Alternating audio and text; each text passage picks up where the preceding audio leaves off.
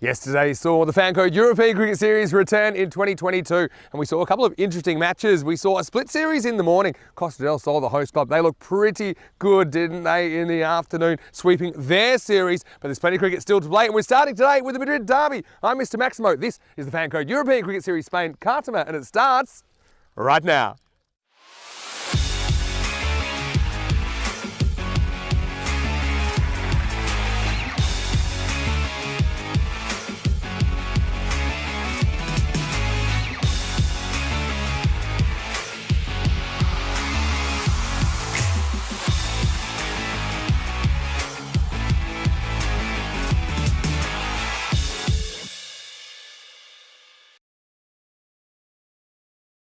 Good morning to you wherever you're watching from around the world, and welcome back to the FanCode European Cricket Series. Well, here we are on day 2 of action. It's just a 6-day series to kick the proceedings off in ECS 2022, and we are here in Cartama, the scene of the ECL last week. It's great to be here, and we did get a full program in yesterday despite some weather concerns. Hopefully today we do get the 4 matches in again, and we're starting with a big one. It's the Madrid derby in match 5. It's Madrid CC versus Madrid United. I know that both these teams have a healthy rivalry. Why don't we go over to the tournament referee, Stefan Gooch, who's with the 2 captains for the coin toss. Madrid CC to call. Tails the call. It's heads. What would you like to do?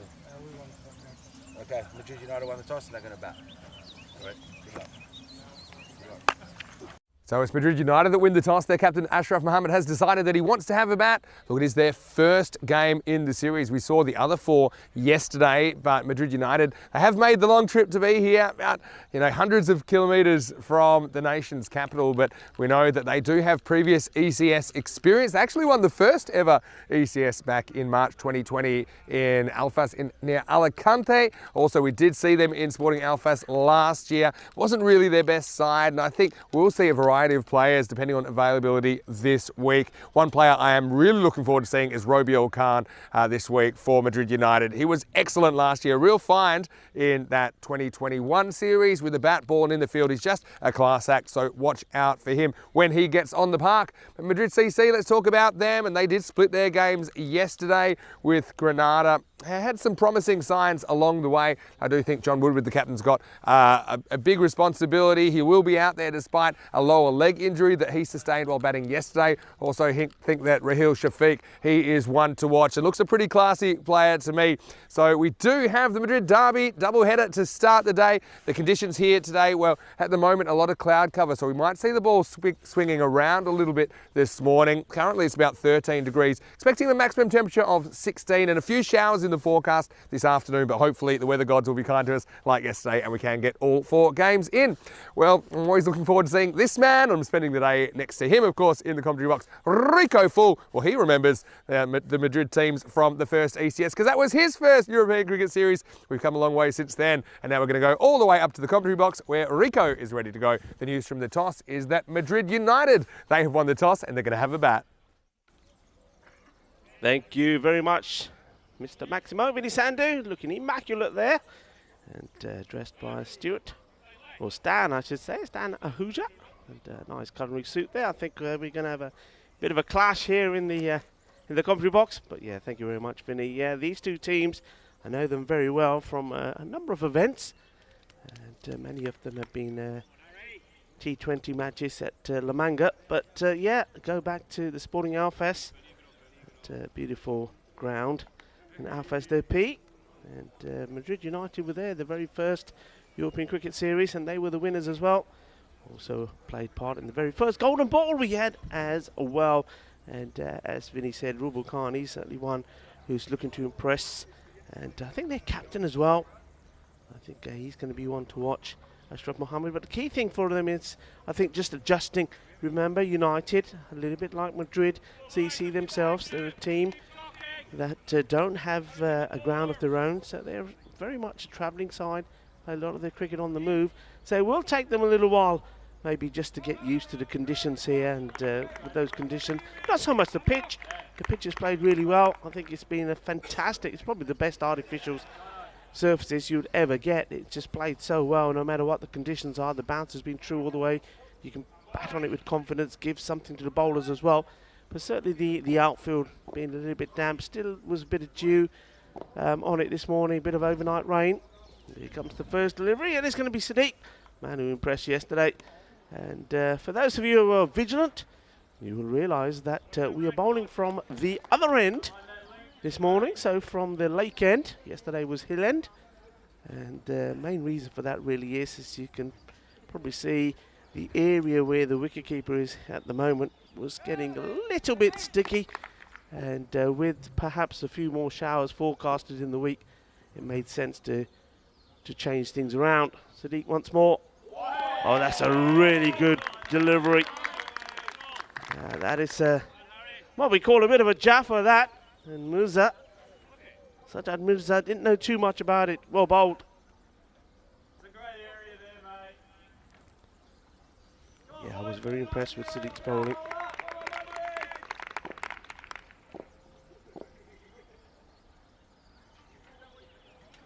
And he comes again. Well bowled. And one thing that I'm asking the question here, it's a quick bit of work from the keeper. But the umpire satisfied that Mirza didn't go outside of his crease. Let's have a look at this. Goes for the shot. He's out here, you see, and then, well, fortunately for him, he does clock what the keeper, Harry Young, is up to. He gets his foot back. Yeah, Sadiq, I think he's going to be a little bit more dangerous from this end, because I think if you get the ball short of a length, hit the seam, you're going to get a little bit more reward. And well, this one is reward for the batter. That's a lovely shot. It's a bit fuller, and that's all that was needed for Mirza to get off the mark with a boundary, just bouncing short off the boundary rope. That's a nice positive shot. And, he'll be feeling a lot happier, Sajjad, now that he's got off the mark. Nice shot. He just wants to change his guard again. Just checking. I suppose. Good morning to the umpires out there as well.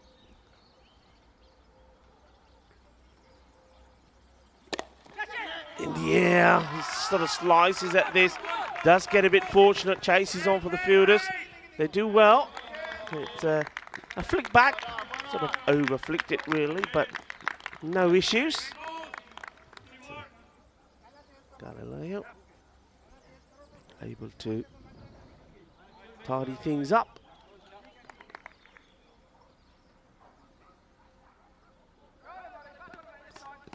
I mentioned a bit of dew on the ground this morning, a little bit wet. There was some bit of rain overnight as well, nothing heavy, thankfully.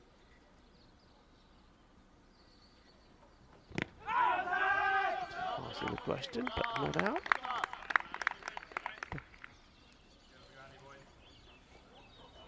And, it's nice to hear the birds chirping first thing in the morning. That's normally a good sign. We're expecting to see some sunshine, but as always, especially the way this week has looked, there's always a chance maybe of a scattered shower as well, but we hope that this Sierra de Cartama, the mountain range here, will keep the rain clouds away. Nice shot, 4 runs. This is a lovely shot, and Sajjad Mirza gets his second boundary in the over, and that's beautifully executed all along the deck, and he splits that field once more. He got lucky with one earlier, which was a bit uppish, but nothing wrong with that. 4 runs, classy shot as well. It's at the end of the over. So 11 without loss. Nice steady start from the team, Madrid United. Yeah, we're saying good morning to the umpires. The umpires today are Ian Rubbage, who makes his way down to square leg, and Tyrone Peters. You'll remember Tyrone from the Bet the Ball European Cricket League that was hosted here as well. The buzz is still around the ground, I can tell you that, and still around Malaga, and even back at base at our hotel partner, the Sunset Beach Club. There's still plenty of people around that were here that watched the cricket last week, and they're still in sort of a little bit of disbelief that the Spanish champions are the champions of Europe. Second over, Shafiq. Just goes a little bit too wide for the first ball for Ashraf Mohammed. And it won't be, because this one won't be registered anywhere because it is a wide. Be encouraged, Shafiq, though, with the movement he got there.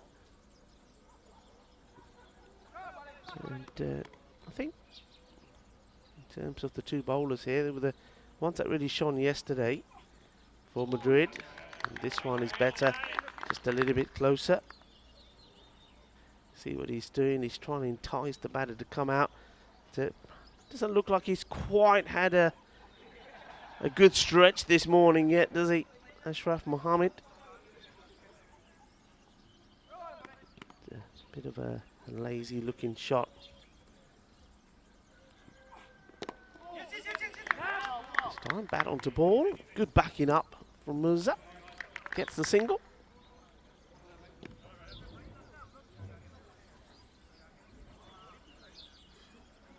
And a very good morning to a very healthy and active chat. Good morning, Maya. Rahib is there as well. Shanto. Liam Day. I'm sure Shafiq coming in again. Looked like he was going to stop there, but I think he was just thinking what was going to bowl. Came up with a short one and gets him a dot. Didn't quite get hold of it. Mirza. Yeah, like you know, that's the YouTube chat, so you can get involved, and there's always some interesting conversation, always interesting topic on the chat, so why don't you get involved? And remember to subscribe, tell your friends, tell your family, and also namaste, salam alaikum, sassri akal, eyeball one to all of our lovely viewers watching in the sub-Indian continent via FanCode. Well bowled and no risk taken there by Mirza. It looks like he's he wants to be batting for the majority of the innings. He hasn't had any rash shots as yet. He's quite happy to respect the good delivery there.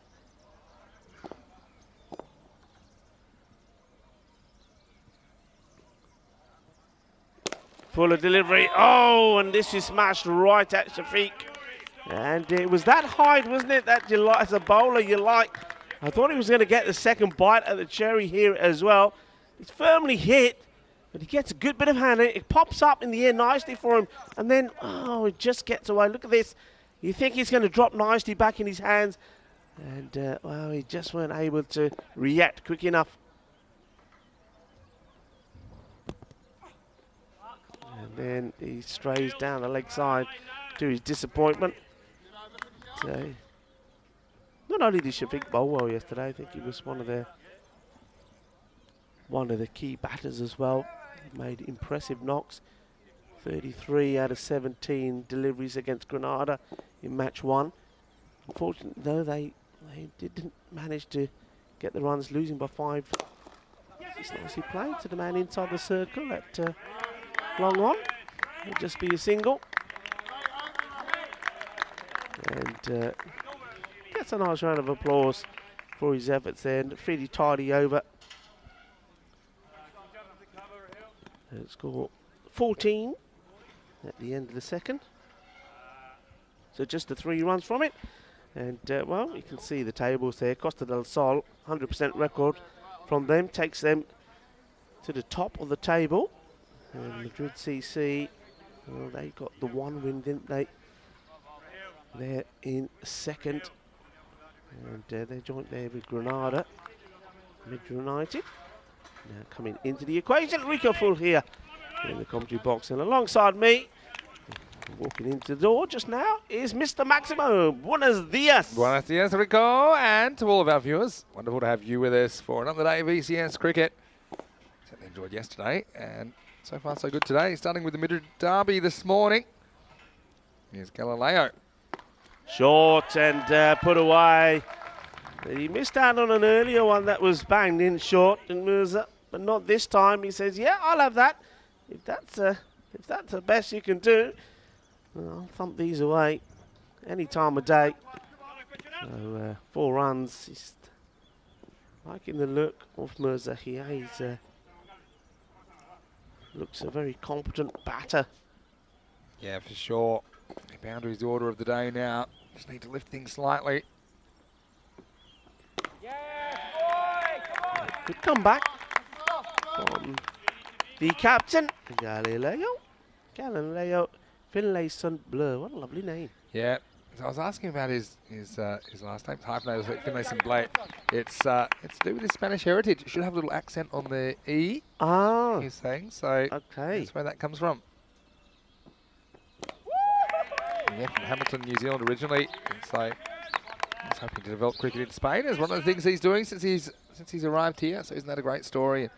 For both these teams, you probably mentioned it before, but with no cricket grounds in Madrid per se, they travel a long way to play the cricket, don't they? They do, both these teams. Known as Leo to most of his friends. And well, he takes him on, it's in the air, and oh, just out of reach from Hakeem. And he's not the quickest, but I think he does enough to get there. Yeah. Sticks out the right hand, but not able to snatch onto the ball. This would have been an all-time catch if you pulled this one in. A real worldie.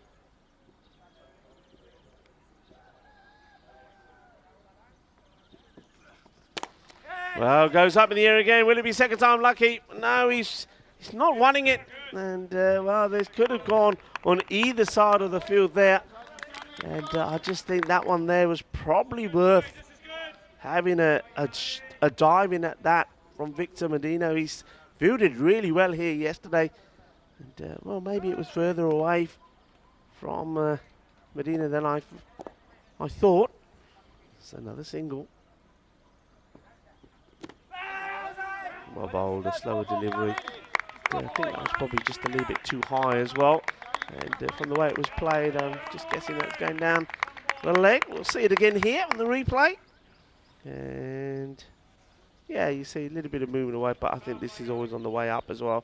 But clever slow delivery though. Yeah, it certainly was. Change the pace, very important. Takes us to the end of the power play. And the score now is 22 for no loss. And yeah, well, Rico, Madrid United, do you think it's a bit of a disadvantage that they didn't play the first day? So 21, pardon me, after 3 overs, but... No, I don't think so at all. I think, if anything, maybe it's a bit of an advantage, because I'm no doubt they would have watched all the likes of Granada, Madrid, and also Costa del Sol play. I mean, they will know, of course, how Madrid play. I'm sure there's been many derbies between these two teams. This is almost like, this is the equivalent of Real Madrid playing Atletico Madrid, I think. It is, these yeah. two Madrid teams. But of course, I think Costa del Sol, and they'll be slightly new to them, some of those players. It's interesting how they fare against them. Had to wait for this a long time, didn't he? Took a while to get to him, James Bentley. Bentley took a wicket of his very first delivery yesterday. He bowled well. He and Hakeem impressed me. No pace was coming on the bowling, but the line was good. And that's what made it difficult for batters that were facing them yesterday. So can he repeat that here today, Bentley? Yeah, he's a recent pickup for Madrid CC. Have some good success yesterday. And well bowled again, and quick thinking from Harry Young, but not quite as quick as Mirza, who just managed to get his foot back in. See here, it's just the bounce from that end. There's a little bit more bounce. You weren't seeing that yesterday. Get the ball in the right areas, and it does do things for you. Well, Bentley just losing his one there. Have to make his way back. Who's that? It's on 16 of 16.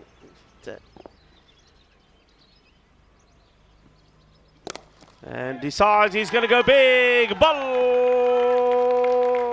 balle, balle.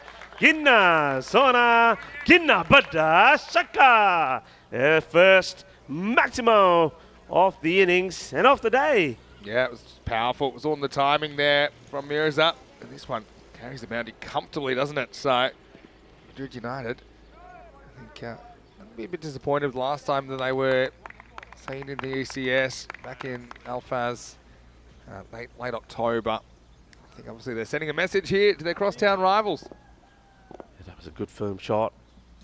And, just got the feeling that he wouldn't have liked the fact that he was going around run the ball, but he changed that with one shot.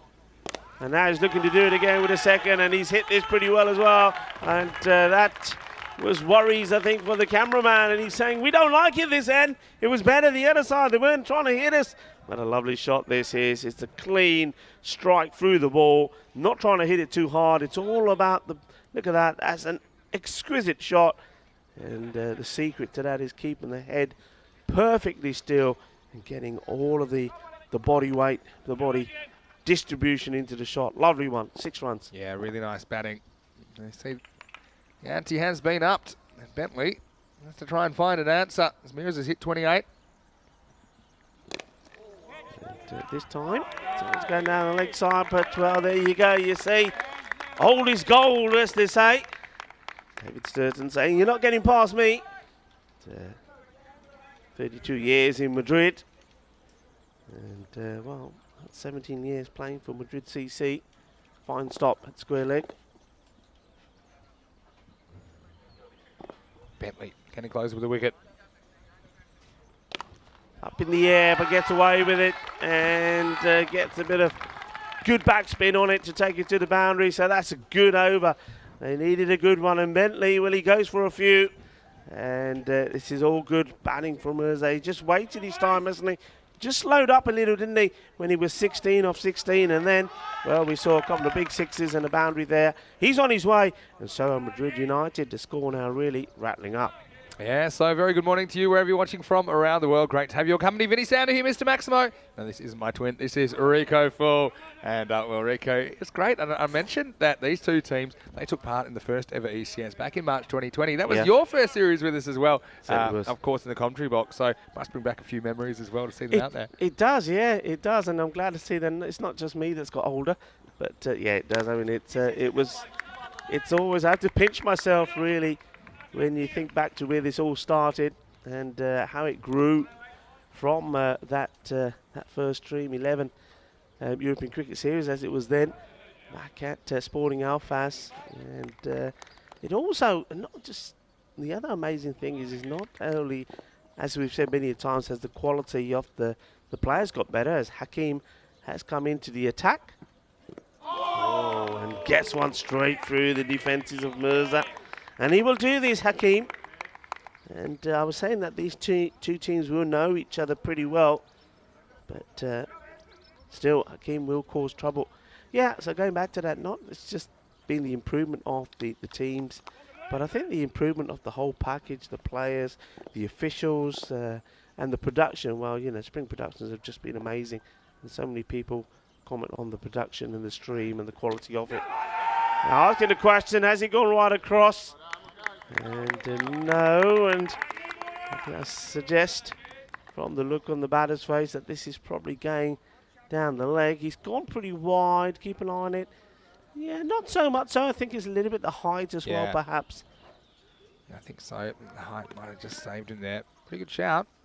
Yeah, well, Hakeem had a couple of things to say to the batter as well. I think he may have also got a bit of glove on that. But Hakeem causing trouble.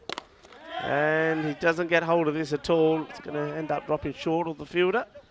He'll take the single.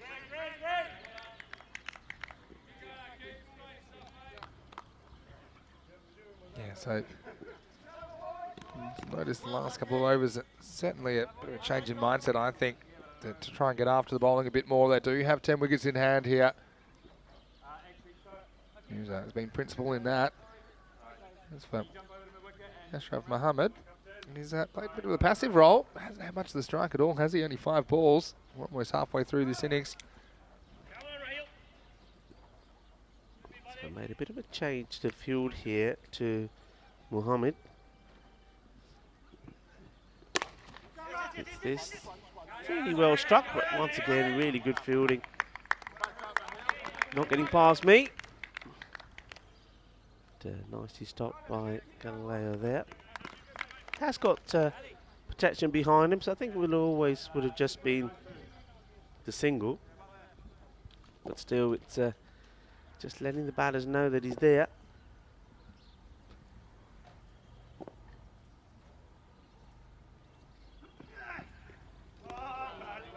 Straight down the leg side, bit of an effort ball from Hakeem.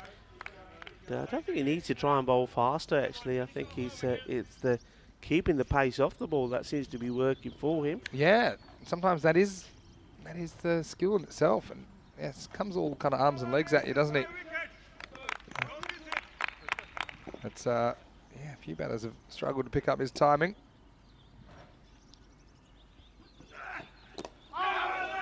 That's well bowled. Good Yorker length delivery. And Harry Young trying to get a bit funky with his feet, but I think the batter was always in the crease. What a good over that is from Hakeem, and as I mentioned before he came on to bowl, that's one thing that he and Bentley have done really well. Bentley didn't quite get it right today. It was just a little bit short of a length that the batters were able to get hold of, especially Mirza, but Hakeem there, well, just the 4 runs. Yeah, he's over. Follows up the over from Bentley. They went for 17, so it kind of gets it back in, I'd say, but even Stevens in this game. Just have a look at that player coming in number 3, Robiel Khan. Now, he is one that I saw for the first time back in October. Yeah. And he is a real professional unit for Madrid United. I think he's their key. Yeah, this should be taken, and it is taken. No mistakes, and Shafiq, well, he's just reminding us that he's from Madrid. And that was a little bit of the Cristiano Ronaldo celebration, cricket style. Well, liking it, Shafiq, liking it. And they're liking it as well, because look, that's the first wicket to go down, but they really have managed to contain Madrid United so far. There's only been that one expensive over for 17. Other than that, it's been good work. Here's the catch. No mistakes there from Galileo. And I'm sure that at some point we'll see that celebration as well from Shafiq. Yeah, well, it was a safe catch, and a good captaincy to be in a little bit off the ring. That one hung in the air a long time. And so it's the first wicket of the day, and it falls with score at 42 for 1. And so gives us a chance to look at Kamil Ahmed, who comes to the crease at number 3. Or maybe they would have batted Robiel, but was he holding him back a little bit? And yeah, good reward for Raheel Shafiq, who, along with Hakeem, he's the only one who in his first over didn't concede a boundary. And a good start, and well, it's a good bit of cricket, because I'd like to see this again, you know. I'd like to see the side on, just how close this was. It was very quick reaction from Shafiq. Yeah, he was home though, I think. They might have a little sneaky at this, but I felt... I like it though. Yeah, I mean, it's fine if the guy's that far out. Yeah, so he's back. But it's just clever play. That's how you get 2 runs. That's how you get off the mark, Rico, in 2022. Hey, also, you're not wearing pads on the back of your legs. That's well, I get a bit worried when you start turning around like that. That comes every bit as fast as a ball getting bowled at you. Probably faster. Yeah, coming on, mate. Probably saying, yeah, okay. I don't mind if every time I hit it, you double the score. Keanu's saying it should be a dead ball after hitting the stumps, but I don't agree with that. Nah. Because I'll give you a scenario in a minute where I think you couldn't have that rule. Well bowled. And he'll have another go, will he? This time he decides against it. One reason, there's many reasons I don't think it should be a dead ball when the ball hits the stumps though, is, you know, let's say the other batter was out and they were both at the same end and you just hit the stumps, and you don't even get a chance to run the other guy out the other end, for example. That's one reason. But yeah, no, so to be honest, probably wasn't a smart throw. He didn't have to throw that. Didn't get the run out and gave away 2. Shot, fielder is there, and well, he's Well, trying to stop it with his foot. He's already got a damaged leg. Woody, use your hands, buddy, otherwise you're going to get another bruise on your other leg. Wow, Woody, this wasn't his best attempt, was it? Well, if he's got 1 good ankle left, he would have had 0. Woody's going to end up with a hook for a foot by the end of this week if he keeps trying to continue these shenanigans. I think they're going to write that down for a fine. That's got to be a fine for John Woodward. That's not the way to do it, Woody. And this one is may plug, you know. It does. I didn't think it was going to go to the boundary. And they're all trying to get behind the stumps now. And somebody's got to stop this. They're still going. Oh, they're going to keep going. I cannot believe how many people are backing this up and nobody's able to stop it. This is just unbelievable. I have a feeling this would have been out of hit the stumps at the other end as well. I mean, what entertainment. Wicket keeper's in nowhere. Nowhere. Harry Young's trying to get back, said, it's over me, boys, over to you. I just got a feeling. Look at this this last throw. Don't know if we'll get a great view at it. I think he would have probably been run out. Almost goes for 6. Well, just Shafiq saying, what do you want me to do with that, he says. Next one's a wide on the side. Yeah, I mean, look, there haven't been big runs, but they're just, they've given a few extras in this one, haven't they? A few overthrows. Questions in their chat about the outfit being a bit slow. Yeah, well, some areas are. We had so much rain last week. And a little bit more yesterday, probably a little bit overnight as well, but it's a miracle how well this field's playing, I think. Shafiq drills in that pitched up delivery once more. It's played out to the man at long off. And there will just be a single. Medina doing the work there. Victor Medina. Into the over, 54 for 1 after 6. So at the moment they're on 90 pace. If you can get, say, 10 and over from here, I think that's probably realistic. If you can get 12, you'll be over the 100 mark, which I think is a pretty good score. Yeah, we just got the 100 once, didn't we, yesterday? And that was in the very first match by Granada, 104. But other than that, all the scores are 80, between 80 and 90. So, and again, that links back to what you're talking about, some parts of the ground just being a little bit slow. We do believe that you get to a 90. 90 is like sort of a 110 score on this pitch. I think if you hit it well along the ground, it will go to the boundary. But anything in the air that you're relying on the bounce to take it, it won't. Well, that is an absolute peach from Hakeem. What a beauty this is.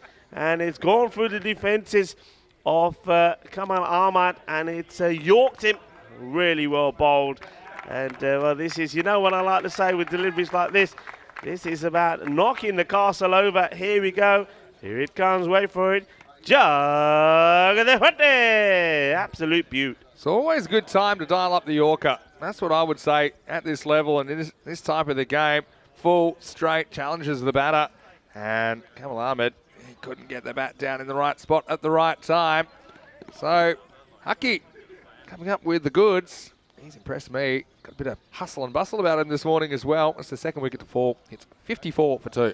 Yeah, absolutely brilliant bit of bowling from Haki or Hakeem. And he is, you know, he is the nicest guy that you could ever meet. He's always got a smile on his face. And the one thing about him, you know, Hakeem, he's got a number of these carpet shops in Madrid. You know, the old, those proper, authentic carpets. Yeah. And from his, that come and are made from his hometown in Afghanistan.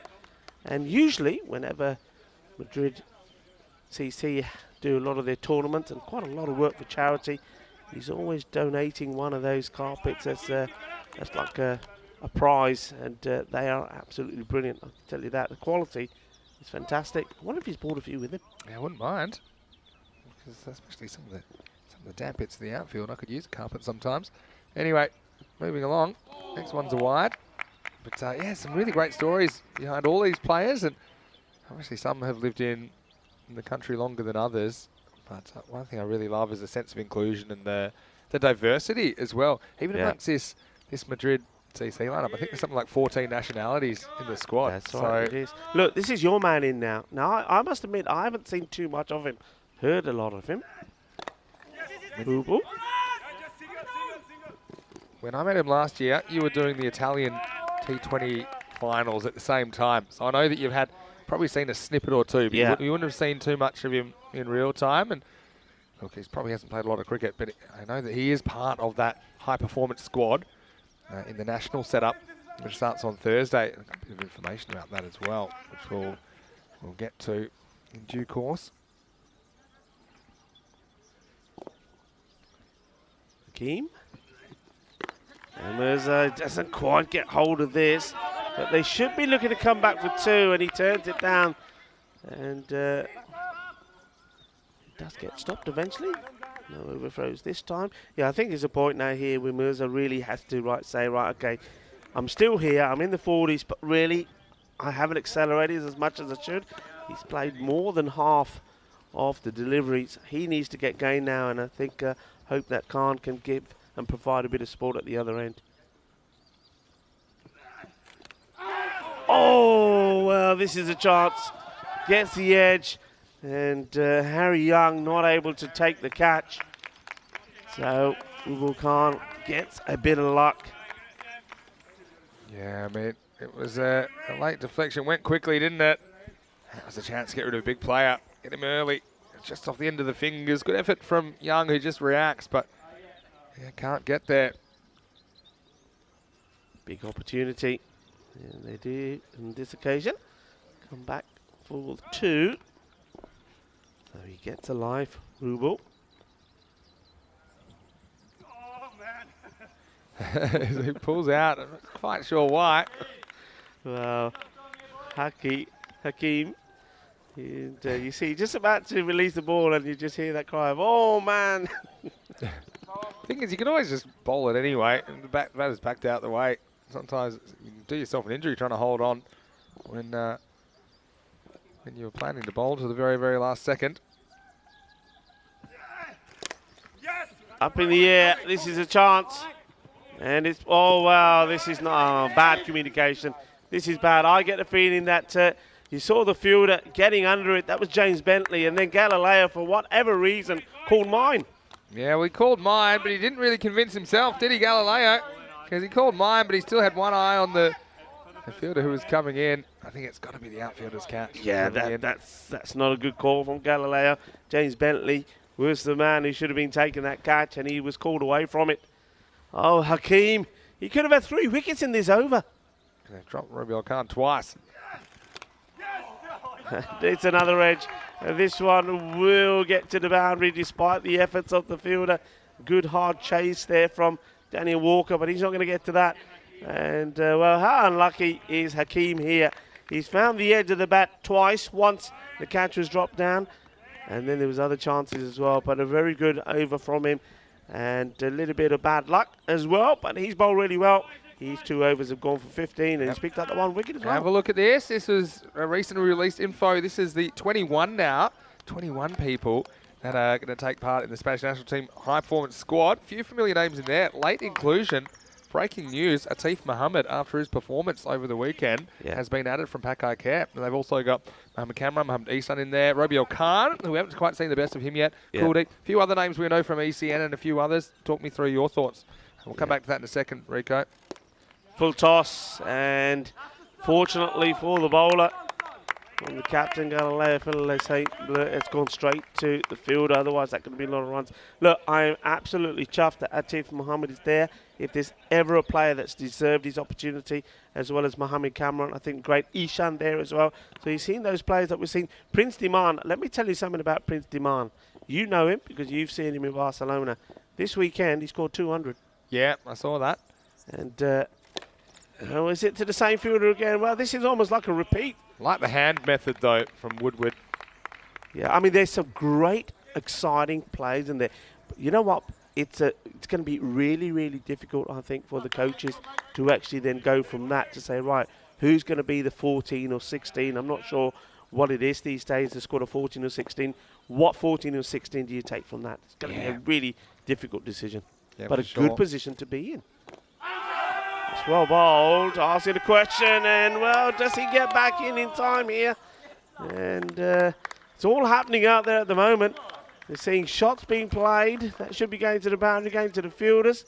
And some celebrations here, so I think There's the LBW. the LBW has been given, has it? Yeah, we'll have a look at this. And it was breaking late. Get your thoughts on this one. It does come in a bit. I think, man, this first point of impact, you know what's... I'll tell you what I think's happened here. We'll let this run, because then it was almost run out. Let this run a bit longer, because then he goes on an imaginary run. Yeah, he's in there. Yeah, he gets himself out. I don't know what you think. I reckon okay, that one's just going to... I'll tell you what's happened here. I mean, that one's fine. But on the camera one, it flicks both pads, right? So what's happened is, have a look at this really closely. Hits the left and then onto the right. So I think this is when those, in slow-mo, it's quite obvious. I think that's hitting the front pad and going down the leg side. Yeah. But what's happened is, the last thing the umpire's seen is the ball hitting the back pad and heading straight for middle stump. Yeah. And that's why I think he's given the decision. So, look, I don't think it's a good decision, but I can understand for sure how in real time you could kind of be tricked that way. Yeah, he's disappointed with it. You can see straight away. He sort of suggested the umpire said that can't be out. It's going down the leg. But look, you know the umpires only get one opportunity to see him. They don't have the technology, and they've got to give it the way they see it. And I think there, Jerome Peters has assessed it. He's thought about it and thought, yeah, in his opinion, it was going to go into hit. He hasn't picked up the little flick off the front pad. That's what's happened there. And when you really slow it down, you can see that that's what kind of took it to where the last point of impact was. But, you know, we'll be fair to him. It's not easy, of course. Got no DRS or these kind of things for LBW, so fair enough. There's up in the air, fielder coming in, and catch taken. And that's a good catch from that man coming in from the boundary. That's Imran Siddiqui. So 2-2. And Madrid CC, that is, are finding the perfect time to pick up wickets. And you can see that that rate, they were trying to get up to around about 10 and over were Madrid United, but with these wickets falling, and especially with Mirza back in the hut, it's going to be difficult from here on in. Yeah, so it's 2-2, and could have a hat-trick opportunity. Haven't had a hat-trick in the ECS yet. We had 5 in the ECL. Just a few people talking about some other names they picked up on there, including Lorne Burns, who we've seen a fair bit of him on ECN over the last few months. What's the little maestro in there? Yeah, Gurungmai Vanshi, he was in there as well. That's good to see. Yeah, he's in there. And Mohamed Yassin, we did mention Mohamed Yassin from Pakai Care as well. And what I've heard about the little maestro, Gurang, is that he's become pretty fit, pretty lean. Yes. And, and he may have grown a few inches as well. He's only a young man. But it's the future for cricket in Spain is so good at the moment. I mean, look, this last weekend just proves it. They just won the Betable European Cricket League. Yeah. They are the champions. They're the kings of Europe, and getting batty all the time. Hat-trick ball. Here we go. Finlayson Blur. And it wasn't the best of deliveries to the left-hander, and it's been smashed away to the boundary. A bit of a full toss, and Waka Hussain says, well, I'm going to walk this to the boundary, and he does. Yeah, I like it. I like the approach, and so it will be wicket 4, takes them up into the 70s. Still 6 wickets in hand, so you can't imagine getting into too much trouble. Remember Madrid United as well, the very first golden ball. They were the ones that won it. They had another golden ball experience back in Alfaz. It's another full toss and almost carries to Imran Siddiq again. So it's the end of the over, 72 for 4. And just a couple of names there from the ECC that just kind of stuck out to me. Chris Munoz Mills, of course, the captain. Always Ahmed is in there, as you'd imagine. Tom Vine, good slower ball, kind of limited overs bowler, isn't he, Tom? As well as Wakans Raja, I think. Quite a few names there that we have seen playing on ECN in various competitions. And yeah, that ECC was a good competition last year. I know a lot of people enjoyed it. Jack Perman as well in the squad. So that's the way to do it. Get everyone together and see who performs. That's what it's all about, isn't it? Certainly, yes. Get him in the one place. It's not easy, of course, in a country as big as Spain. All right, 9th over, and Bentley will start with a wide. But that is the way it's got to be done, isn't it? I mean, you've got to get as many people as you can conceivably get at a camp like that and see who stands out. It's the way to do it. I totally agree with you. And it's nice to see that, we're moving forward in a lot of areas with cricket in Spain. And cricket in Europe in general. It's a question from Liam Day was saying, is Samir Naik also part of the coaching staff? Yes, he is. So Samir there with Corey, and of course they are on the lookout for a fielding coach. So if you know anybody. In the air, doesn't really get this well timed because you know that Samir and Corey probably not the best coaches to teach the guys how to take the catches. I was going to say, and this wasn't on the graphic, but Samir Nayak, he is the assistant coach of that squad. Yeah. What about him yesterday? His little catching issues. Just got the heebie-jeebies for 1 minute, Samir. Dropped two sitters. Yeah, so I like the thoughts on the chat in there. I don't know, there's some questions I won't be able to answer. You'll have to ask Corey when he comes back on commentary in a week. But it is exciting times. And you know what? We're highlighting and focusing players coming into camps here in Spain. It's Bentley. Oh, this is a wild swing, not a good shot at all. But I'm sure it's the same story all around Europe.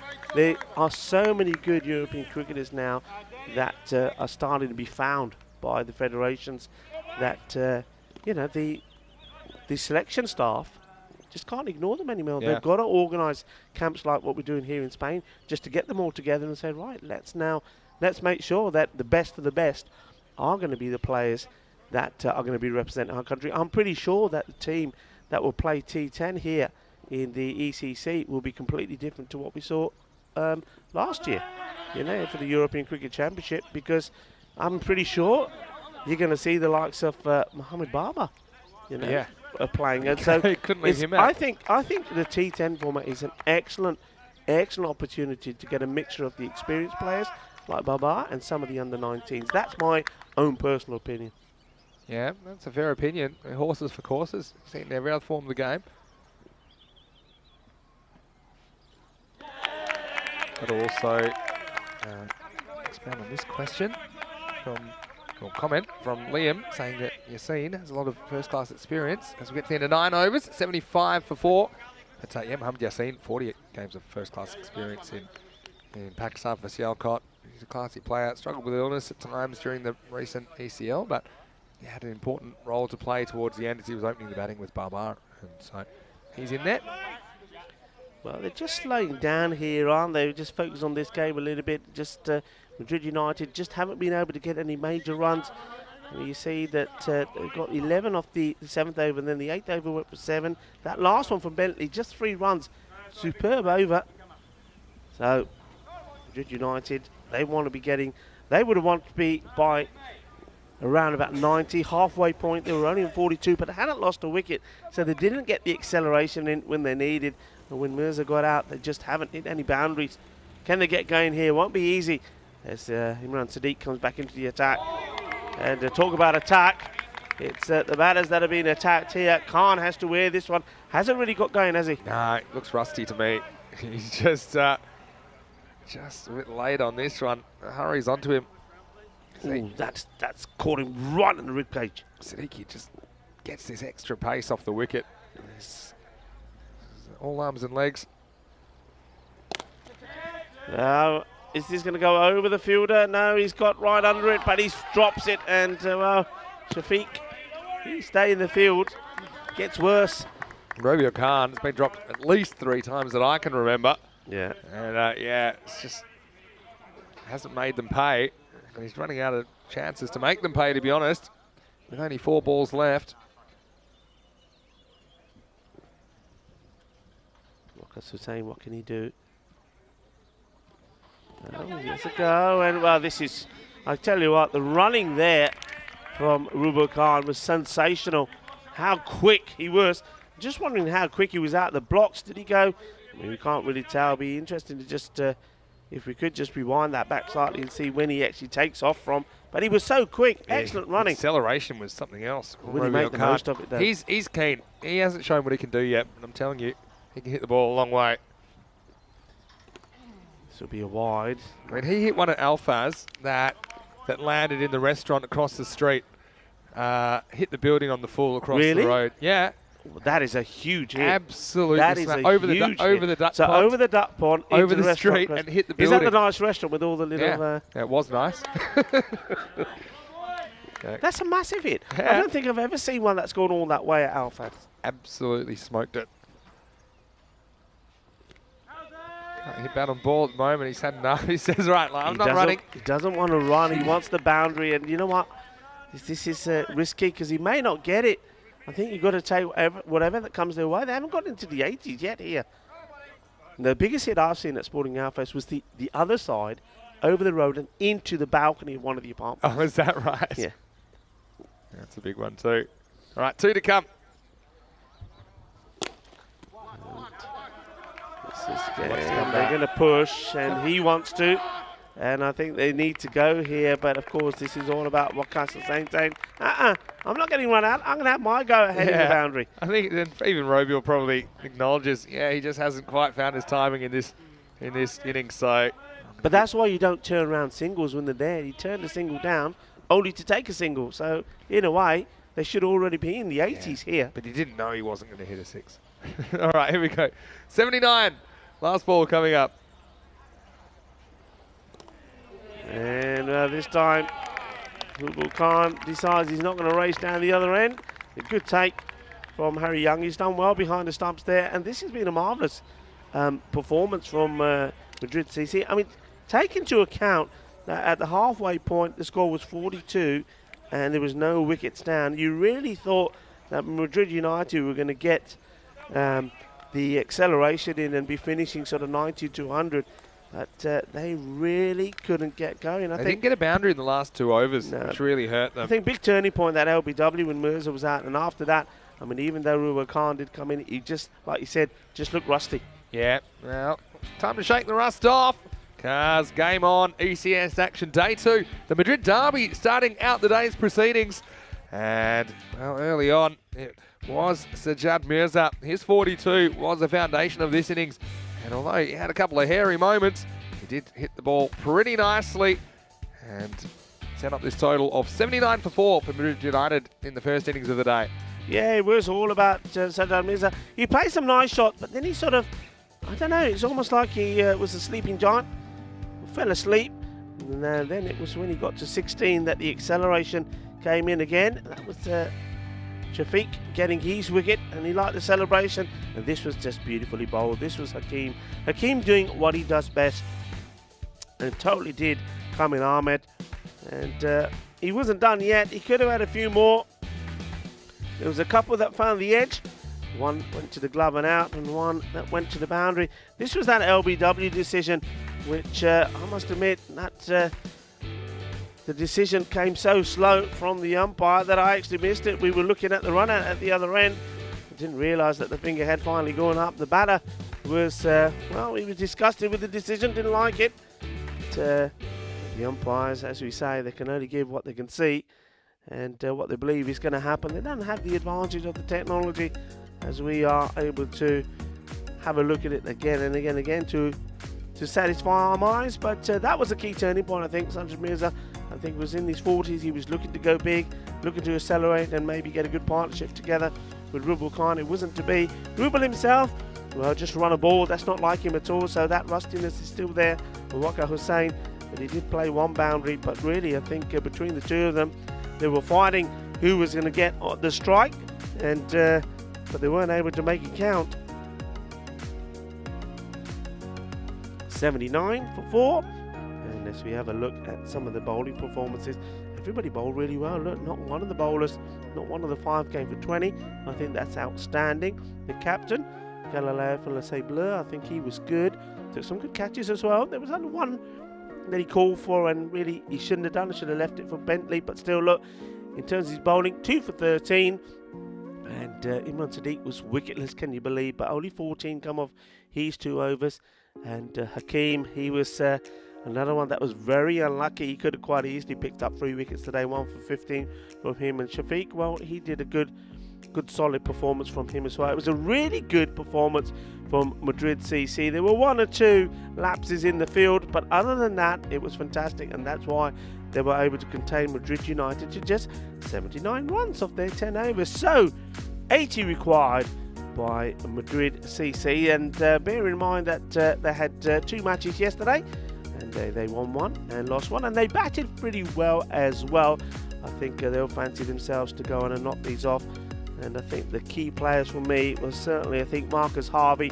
He'll be pretty key. And I think Rahil Shafiq will play a part in it as well. So join me, Rico Full and Mr. Maximo, in about 10 minutes' time as we return to the conclusion of match number 5. Volvemos en 10 minutos.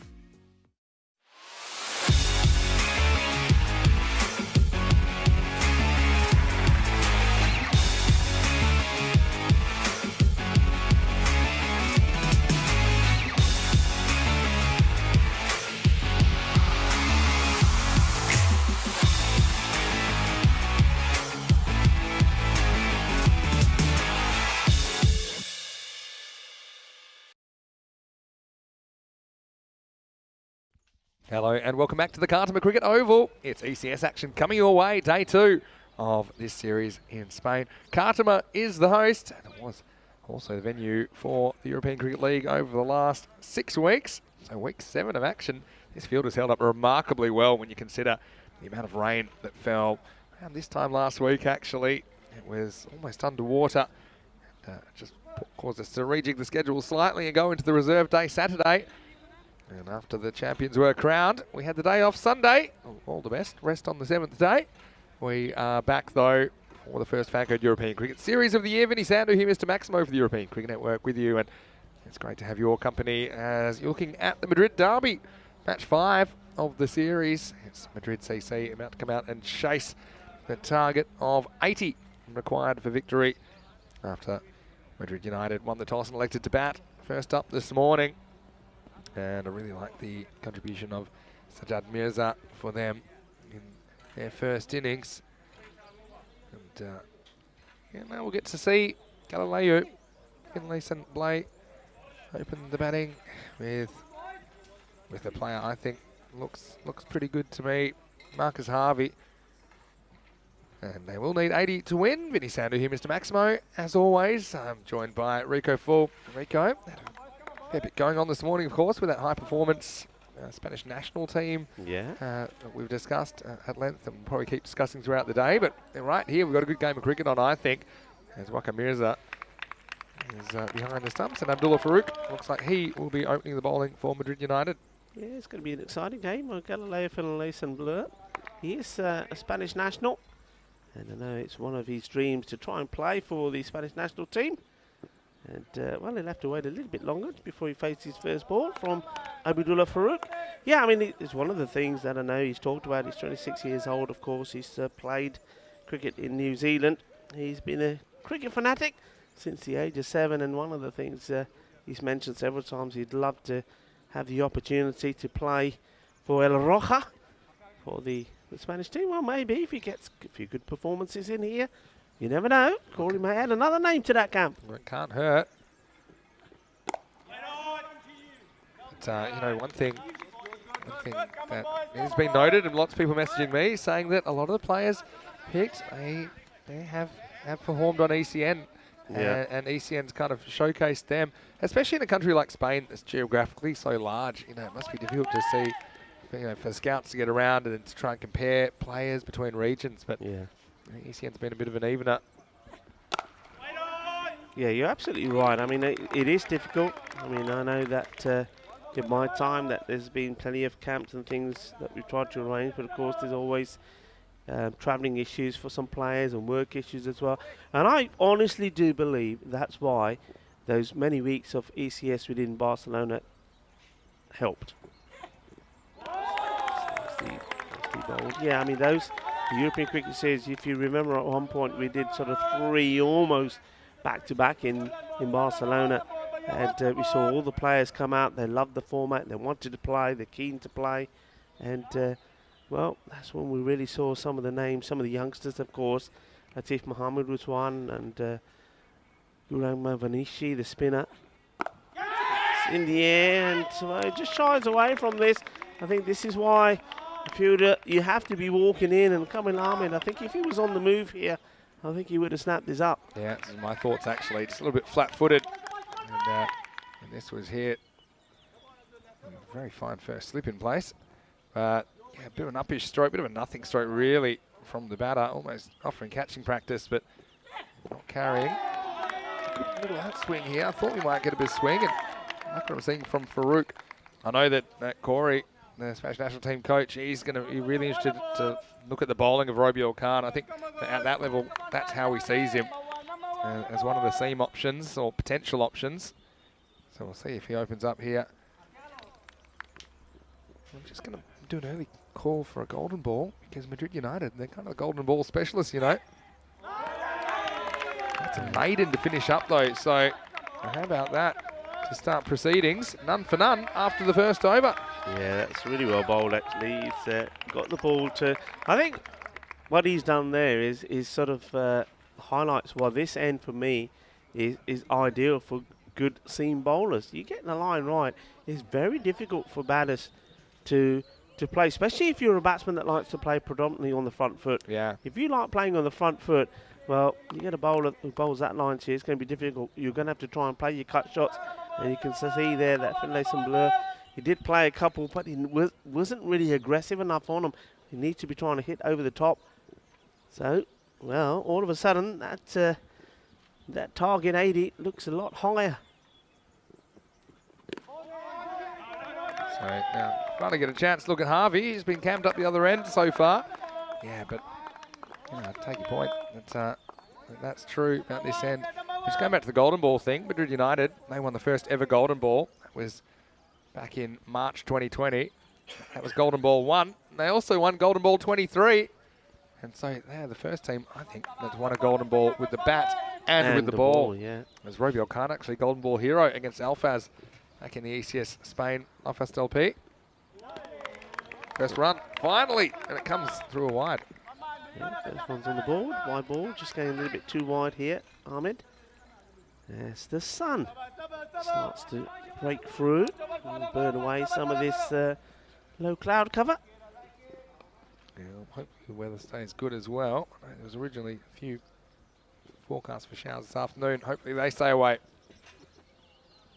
Oh, and there's going to be more runs here, and this may be 5. And yeah, 5 wides. And that's not good. A bit of bowling, tries to over-adjust and gets it wrong. And then the wicket-keeper, well, he wants to dive, but he just couldn't get going there. Waka Mirza. Waka was just a little bit slow to take the first step, and that's why he's always playing catch-up. But correct me if I'm wrong, wasn't it Waka that hit the winning boundary in the first ever golden ball? Oh, now you're testing me. I couldn't be sure. I'm pretty certain. I know what the shot was. Yeah. It went over. Skewed over third man. Third man, yeah. And this one is just over the diving efforts of the fielder, and it's Abdullah Farouk. He gets the dive in, but he can't stop it. 4 runs. Nice shot. It's actually a pretty good shot. It probably would have been a wide as well, but gets in position there and absolutely cracks this to Harvey. Of course, 3 over power play. So despite the maiden over, the second over not quite going to plan so far.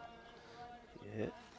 I reckon, listen, you could be related to Marcus Harvey, because he's got a bit of Scottish in him. Yeah. Bit of Australian. A bit like you, isn't it?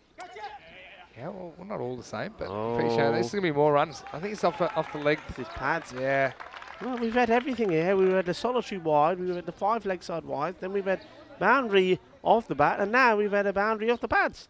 Yeah, I mean, this is all to do with the movement. It's just swinging in a little bit too much, and still the batter makes that shot in a way because he gets inside the line of the ball for the most part. Just kind of flicks off the thigh pad for 4. Yeah, he's an energy consultant, Marcus. You think you could give me a bit of energy? I could do I don't think you need. I think you would be giving back to the grid. Would I? If you were connected. You've got excess energy. Slower delivery, and that's good batting from Harvey. Plenty of runs come off this over so far. Not too many of them off the bat. I think at this level, though, getting those top wickets and top order wickets is so important, isn't it? Just to try and stifle the rest of the batting side. And we know that they probably don't have the batting depth that we see at ECL level, for example. And wants it. Oh, and a misfield from Farouk. If he takes this cleanly, could have been interesting. And well, there's certainly, this is the ground. If you ever want to be on an outfield where you can really attack the ball, this is one. I mean, it's like a carpet. It really is. Just wasn't able to take that cleanly. A very good morning to the Binu family who are watching. Up in the air, doesn't get this time. It should be just the 1. They do take the 1. So Paul, Nita, Nashita and Dhruv. Hope you're all well. And watching from a combination of places, from Madrid and also from Dhaka. It's a fair way apart, those 2 places. 17 for no loss after 2. Yeah, good morning to you guys. Hope you're well, and great that you're joining us for the European Cricket Series. And early in the piece still, this is Madrid United's first match. Yesterday we saw Costa del Sol. They were the most impressive team for me, as they won both the games over Malaga. Today they'll take on Granada in the afternoon. And yeah, I mean, plenty of cricket still to play. Each team will play 8 matches across the first 5 days of action, then finals we'll have on Saturday.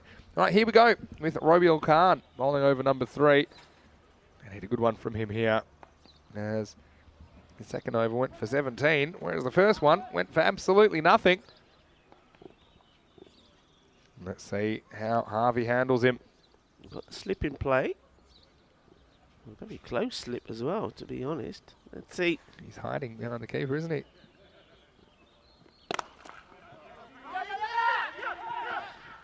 Hesitant single, but does get there. Yeah, I've got to say, the captain Ashraf Mohammed fielding it slip, and you almost can't see him behind the keeper. Yeah, very close. But he just gets a good angle of what the bowler's doing maybe from there. Maybe that's what that's about.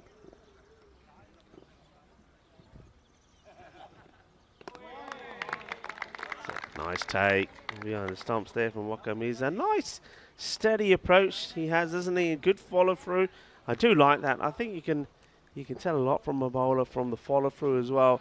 Just the way he's confident. He's got a good sort of build up of energy as he gets into his action, and the release point is good. Also an outstanding fielder. He is one that won't let the team down. Oh, that's a beauty, absolute beauty. And yeah, I think Finlay Simbler just saying, yeah, that was a little bit too good for me. That's a good one. Hey, Keanu in the chat saying if Lords is the home of cricket, is Cartama the home of European cricket? Well, I think there's no doubt about that. This is where we are. It is for sure, yeah. This is where Cartamania started. And I'm trying to work out how many matches we would have played here now. But it'll be about 250 after today. Bowled, and you can see again just what I was saying before. If you're not very good at playing the back foot, you're going to have a few issues from quick bowlers bowling at this end. He's nice and busy, isn't he? Just gets back to his mark. He's accurate.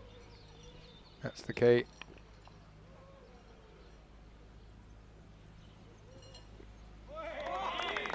And that one goes through again. So yeah, he's certainly got a good bit of pace about him. I say he injects a lot of energy.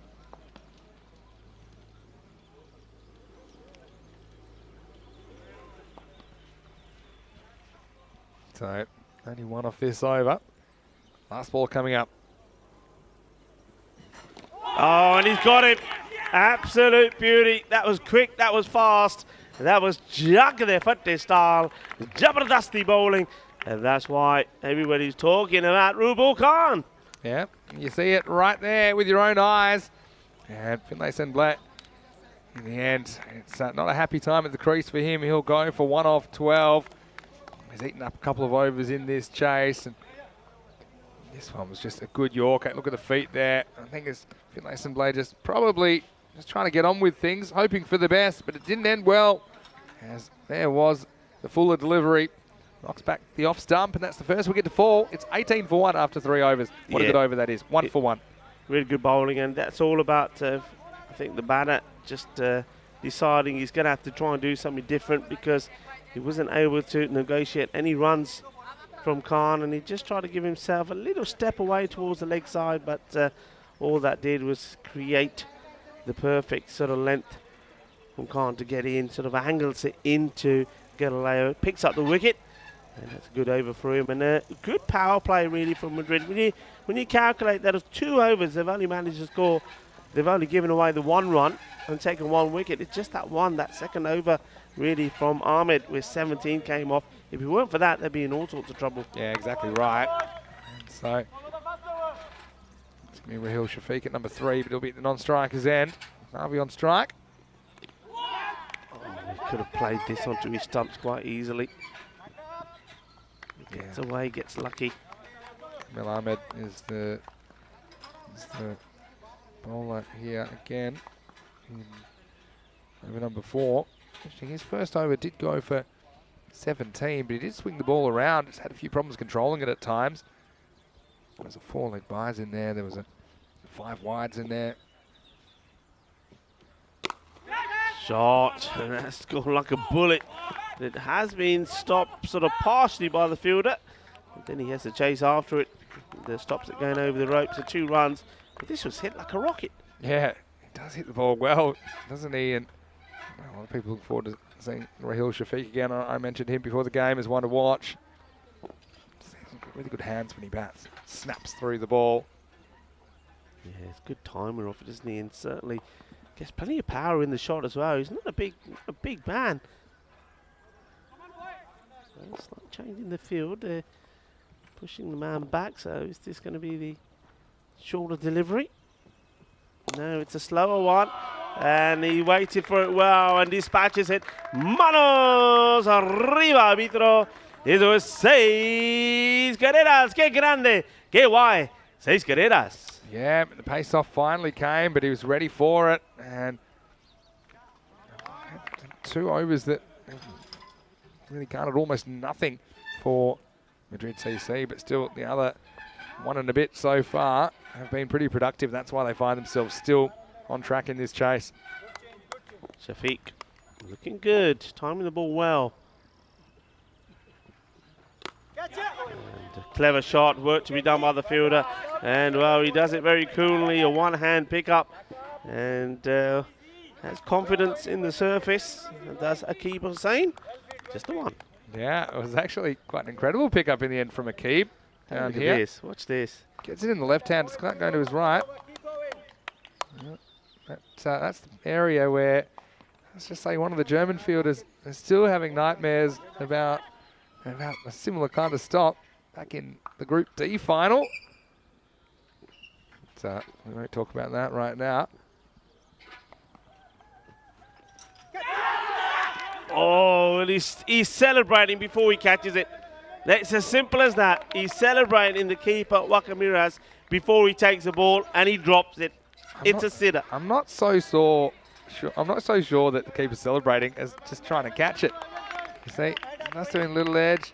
I think everyone else is celebrating. I think he's already moving to do the celebration.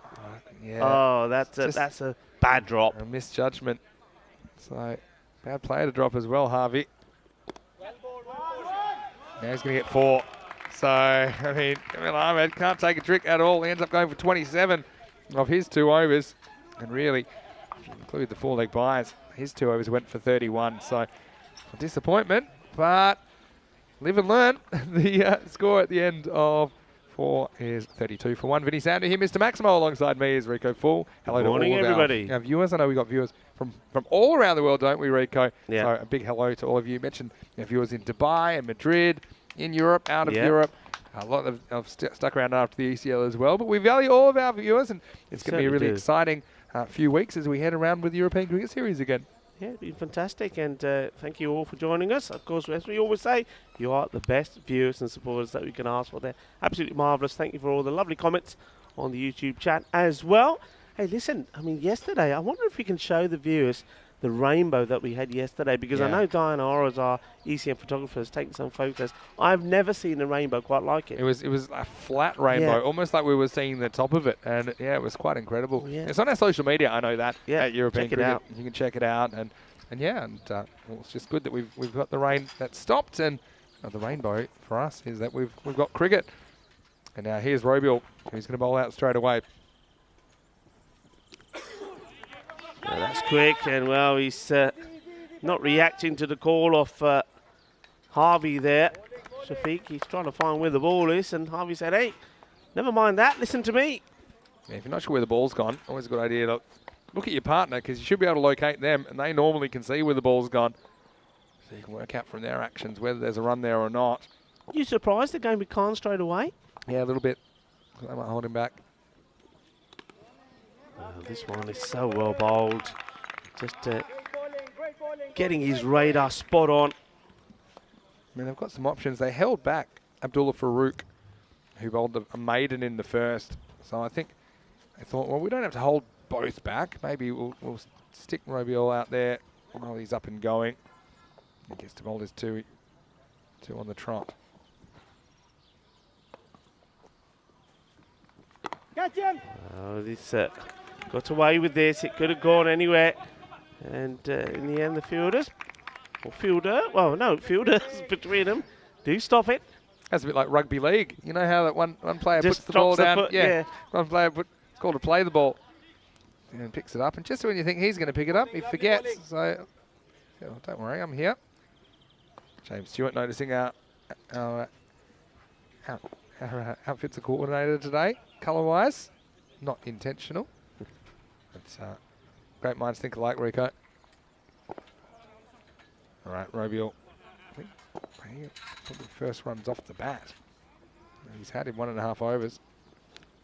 This one was quick. It was really quick now. Is he going to react quick enough here? Well, gets there quickly.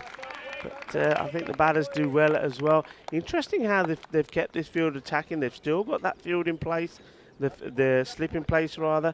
They've still got the fielders in, so they are certainly attacking. I think they believe that maybe the way to It would have been out, you know. get this match is to attack. Yeah, just losing his line a little bit. I think he's trying to bowl just a little bit quicker here now and just losing his line a bit. Just going down the leg. See if he can bring it back into the right areas. That one would have hurt, that last one too. Yeah, it's good full delivery again. And yeah, Robiel, you can see why he's in the national high performance squad this week. He's getting him through. No, he's got to hit.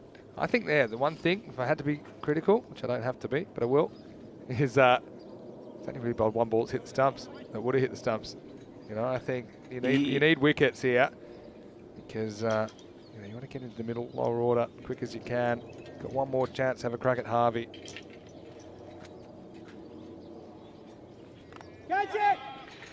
And that's really well bowled. Look, what you don't see, I think, before this ball is bowled, is that Rubal Khan, he signals to his fine leg, says, get finer. And the reason why he does that, because he knew this was what he was going to do, bang it in short, gets a short ball in, and because, and only because he moved his fielder, did that not go to the boundary. Yeah, I mean, again, that's one way to do it. It could have gone for 6, really, but will be a single. I would have thought maybe going to the stumps with one ball left would have been the way to go, but still can't certainly say anything negative about that. 2 overs from Robiel Khan, 1 for 4 off 2. And so halfway through this innings, 36 for 1. And yeah, you got 3 overs of this innings have gone for 0, 1 and 4. And there's 2 overs that have gone for 31. So they're quite inconsistent scoring. As we see change bowling, like I was saying. He is bowling his left armers here in over number 6.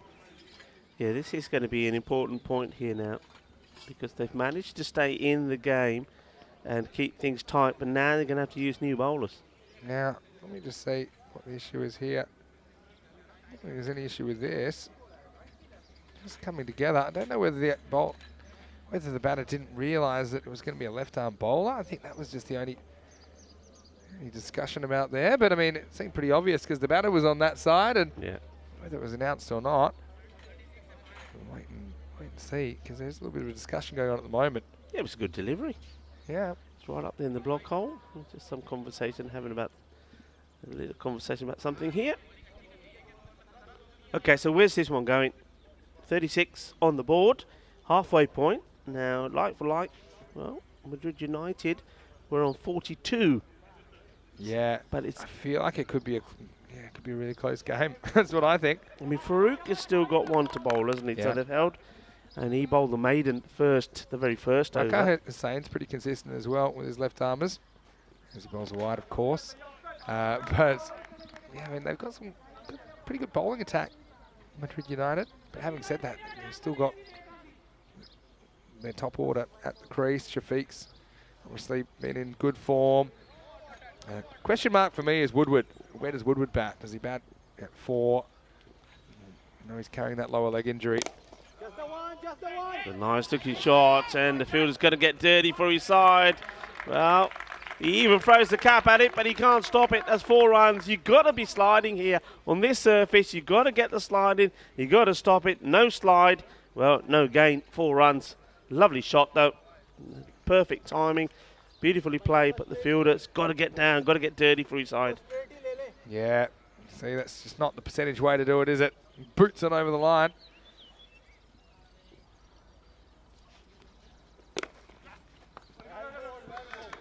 Good batting. After getting the boundary, just takes the single, rotates the strike slightly. I think these two will know that while they're still there, and even though they haven't scored too many runs and too quickly, that a couple of good shots from them and everything changes. And certainly this man, and Shafiq, he certainly looks dangerous. I've liked him from the first shot he played yesterday. Talented player. And well, this one is going to be 4. If you're not going to stop the one before, and if you're going to keep trying to stop him with your legs, two things are going to happen. one, that. Two, you're going to limp off, and there's no Magic Mary here this week. We had St. Patrick's Day last week. There's a bit of Michael Flatley about this. And Lord of the Dance. Don't start me off. You know when we start, there's no stopping us. But yeah, you got to do better there. I mean, look, you got in the key places, you got to have your best fielders, and if that man there can't get dirty and stop him, then he's got to be changed. And I think that might be the conversation here. You can see that the wicketkeeper, Wakas Mirza, is trying to get the captain out of slip, and the captain saying, I'm not going anywhere, I'm staying here. He's kept there for the 10 overs, I think. I don't think I've seen a slip all the way through to the 6th over before either. There's roots coming out of the soles of his shoes. I think he's going to root himself to that part of the ground. He ain't going to move. He's going to produce an apple. Oh, he's moving. He's moving. He's heard us. There he goes. There he is. Goes into that little spot there. And now he's there for the second half. You can bet that he's not moving off there either. Short cover. The grass won't grow. It'll just be a set of footprints there. Ashraf Mohammed getting the opportunity to captain today as we get to the end of the 6th over. Score is it's creeping up there. 48 for 1. So they're right on the rate there. 8 and over, which is what they needed at the start. We just have a look at Farouk. 1 over, 1 maiden. Didn't concede a run. Rabiul Khan only got 4 off his 2 overs. I'm a bit expensive, and likewise that over from Waka Hussain, but I would say that his fielders didn't really help him out that much. No, they haven't done so, which is disappointing. Just interested, I'd be interested to see if there's what the spin options are.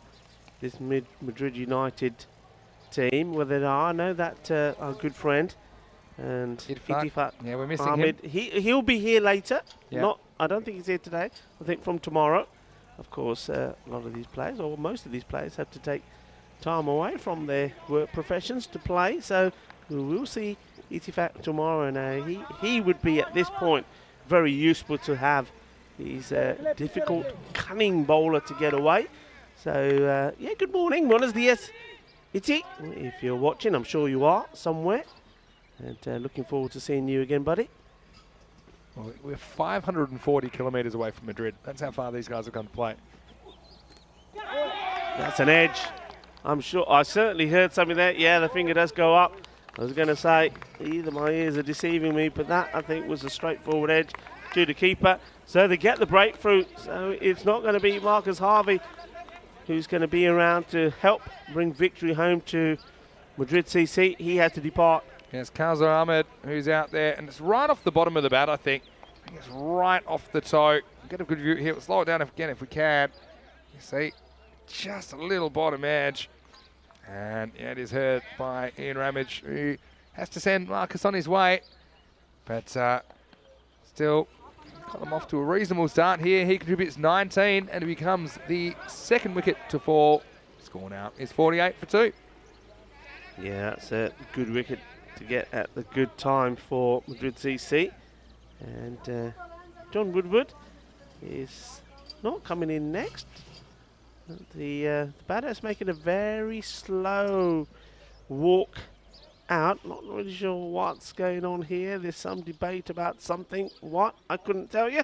Maybe they just want to know if it's a bump ball. Oh, here we go. No ball. No ball called. Must have been for the field. Wow. Is it? I mean, oh, wow. Wow. Okay, they had 6 outfielders. I'm getting the information. So that's why it's been called from off the field. I thought maybe they were checking if it was bump ball, but certainly wasn't that issue. So my scoreboard six scored to pot outfielders. now. Oh, well, Time to get out liquid paper. So, a big moment in the game then, because this will become a free hit as well. And so, well, just like that, Control Z, undo. And they had 6 outfielders. That was the official word that I got. And so, well, there you go. It's all happening here at the Cartama Oval. And so it's not out. not out. Free hit. And he hits it pretty well, and it stays hit. It goes all the way. Bole, Kinna Sona Shaka Lagyao. That's the way to put away the free hit. He went for the slower Yorker length full toss, but well, the batter who gets a new life, Marcus Harvey, says, right, I'm going to make the most of it. Oh, talk about your game turners. You know, from out to not out and 6. Now 25 off 23 acquired. Down the ground. And we'll try and knock each other over there, the two fielders, but they do stop it. Oh, now you just feel immune as a batter. I mean, Harvey, he's been to the pearly gates. He was turned around and he's been sent back to earth. Now, doesn't look frightened of anything. He's on 27. It's a nice little delivery from Koza Ahmed, of course. Koza, he's going to be absolutely devastated. He thought he's picked up his first wicket. And well, he finds that the same batter comes back and hits him for a big 6. Yeah, a couple of dots though, handy. I get the feeling, looking at Koza Ahmed running back to his mark in between every ball, that they may be having some time issues here. They were seconds away from a time penalty in the first half apparently as well. Madrid CC. They'll get a bit of an allowance for that last incident. Push the 2 here, you have to, don't you? And they do, and do pretty well. I remember some of the bowling they've still got to go. Abdullah Farouk, he was unhittable in the first over. Yeah, but man, that just hurts so much, doesn't it? Last ball coming up for Ahmed.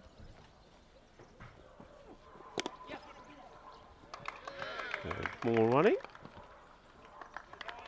It takes us to the end of the 7th. The score now is 60 for 1, so 20 required off the last 3 overs. Again, another big finish coming up here. ECS action, 4 matches a day. And typically you'll get some close finishes, and regardless of how this one finishes, I'm sure these two teams will be out to do well in their last match of the day, the second leg of the double header between United and Madrid CC.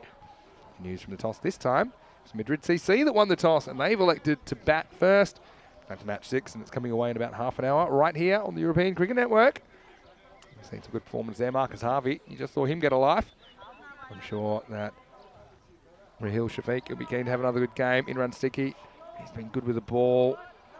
And as far as Madrid United have gone, I think, yeah, Robiel Khan, he's probably the one with the bat. I think he'd probably like to click a little bit more. Technically was impressive with the ball already. As we head into the last 3 overs. And now we are going to see some spin. And to me, it looks like it's captain Ashraf Mohammed who's going to bowl. And let's see if he can keep his team in the game. It's a bit of a gamble at this stage. This is a big gamble. You're hanging in there about run a ball pace. Remember, you still do have Abdullah Farouk to come back, but the captain is deciding to bowl himself here in the 8th. Well, he flights this one up, and the batter flights it even higher. That goes all the way.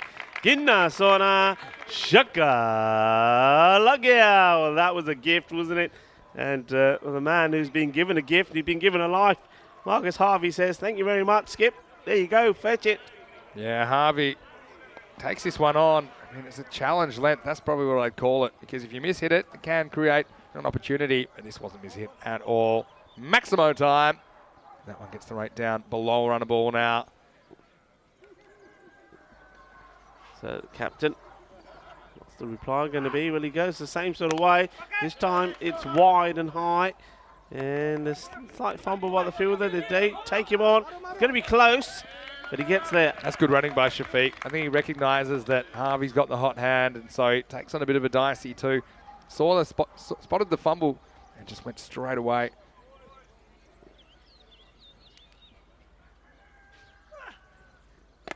And, well, it's just tossing them up at the moment, Mohammed. And it's almost like a free hit for the batters. He's not testing them in any way at the moment. I'm just wondering if he's going to try something different. I certainly wouldn't be giving Shafiq any width. Oh, and they're asking the question. This is very close. And A couple of issues here. Make sure he doesn't get his gloves in front of the stumps. The keeper, Mirza. My feeling is he's probably just out. yeah, because it goes to the keeper very slowly, but I think he's done enough. Let's keep an eye. First of all, keep an eye on those gloves. No problem there. That's fine. Ooh. No, he gets back. He does Yeah, get bounces once, but yeah, I think he does get back. See, at the time the stumps are broken. He's that's down. all to do with the pace. There's no Yeah. pace on it going through to the keeper, so the batter's got the time to go all the way around and do what we call the old windmill. We've seen a couple that with a bouncing bat, where the bat's bounced up, and that's one of those situations that still is out. If the bails are taken when the bat's in the air, through a couple of those in the ECL. Catch, gone, and that's a real soft dismissal. But I'm just saying that Shafiq, you wouldn't want to give him any width because he's very strong in the offside, and he just puts the ball straight into the hands of the fielder. I just think here Shafiq there, he started playing the role where he wanted to be feeding the strike to Marcus Harvey, then play a few shots himself. You see, that's a nothing shot, and he'll be gutted to get out like that. If I'm another team, I'm watching Shafiq against slow bowling, saying, well, maybe that's the way to get him, because he almost got stumped, losing his mind to the ball before. This time tries to be careful, still finds a way to kind of spoon it to the fielder at cover. So a master stroke from Ashraf Mohammed as he brings himself on in the 8th. He roos through a heel Shafiq. Kamil Ahmed takes the catch, and the score is 69 for 2, still 11 required. 13 balls remaining. Oh, would you believe that? Well, what's going to happen here? I think, Imran Sadiq is probably not going to play this defensively. I'm pretty sure he's not. Oh, he goes for a big one. It could be 2 and 2. No, it won't be. He gets enough on it. He goes all the way. He's a big, strong lad, Imran Sadiq. He thumps it. Didn't get it down the middle of the bat, but he gets enough on it for it to go all the way to the boundary. Big hit. Robbie Khan was hunting this down, but even he wasn't going to do it. He came all the way from long on. Over the head. Maximo, 9 overs down. And the score, well, 8 overs down, I should say. It's 75 for 2. 5 required off the last 2 overs. Well, this is where you got to hand it back to your maiden specialist, surely, Abdullah Farouk. Saying if you could bowl another maiden, that would be pretty useful for us. Yeah, look, he does pick a wicket up there, Ashraf Mohammed, the captain, but that was no time for him to be bowling that. I mean, yeah, there was 20 required of 3 overs. You would have gone with Farouk to try and get another really tight over in, and then you're looking at maybe 18 off 2. You're in the match now, really, unless he does something amazing here. But still, even if this is a maiden, 5 of the last, yeah. Easy. It wasn't good captaincy, as far as I'm concerned, from Ashraf Mohammed. Harsh but fair, probably. Anyway, Farouk needs to do a Bulgarian Express and bowl 2 maidens from this end. 7 dot balls in a row. That's quality, isn't it? I always think that when you, especially in this format, you know, you're only bowling 12 balls. He's bowled 6 right at the beginning of the match, and then he's practically done nothing.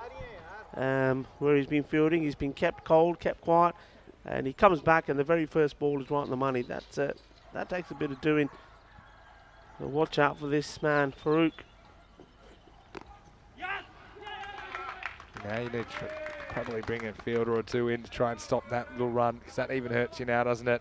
Yeah. No tail enders he's bowling to either. Harvey and Siddiqui. Interestingly, Woodward dropping out of the top 4, maybe because of that lower leg injury. Sustained a blow there yesterday when he was batting.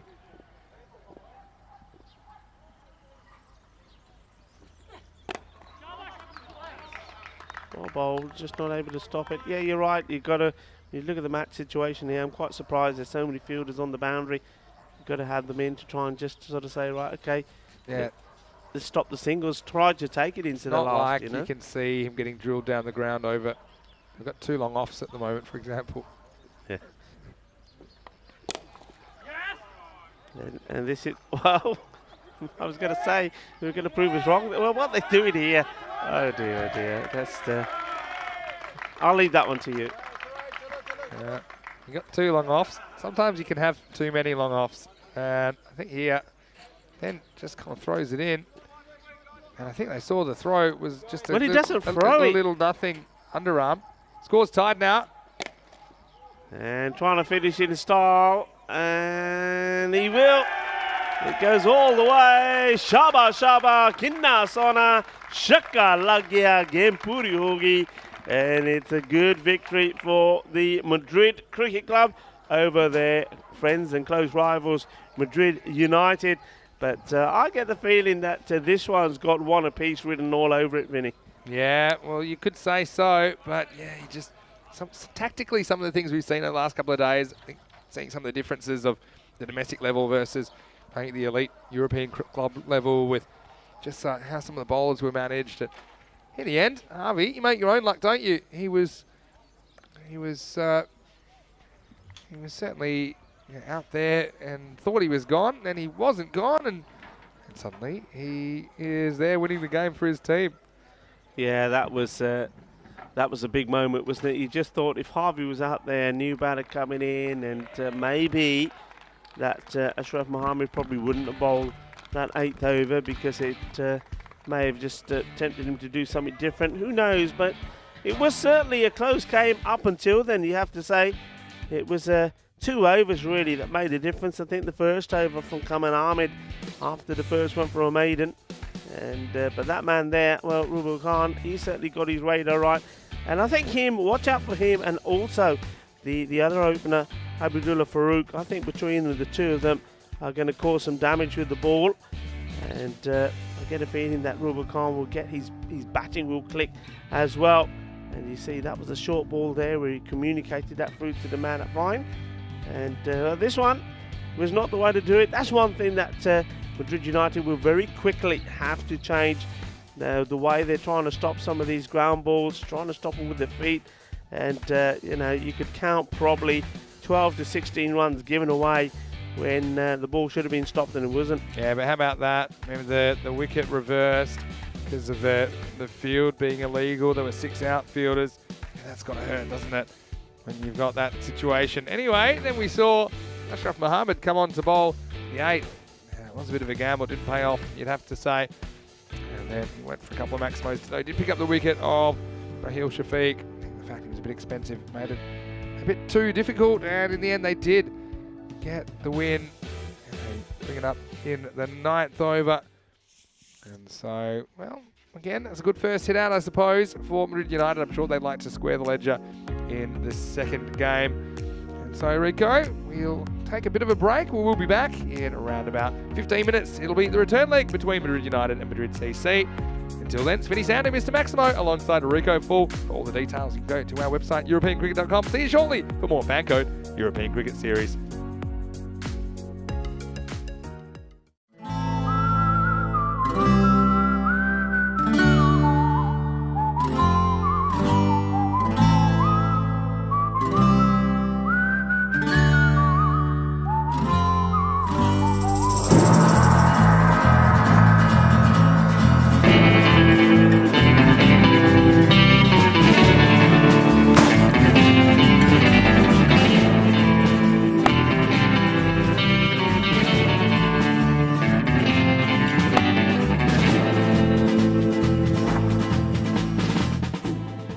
How we play cricket on the Costa del Sol.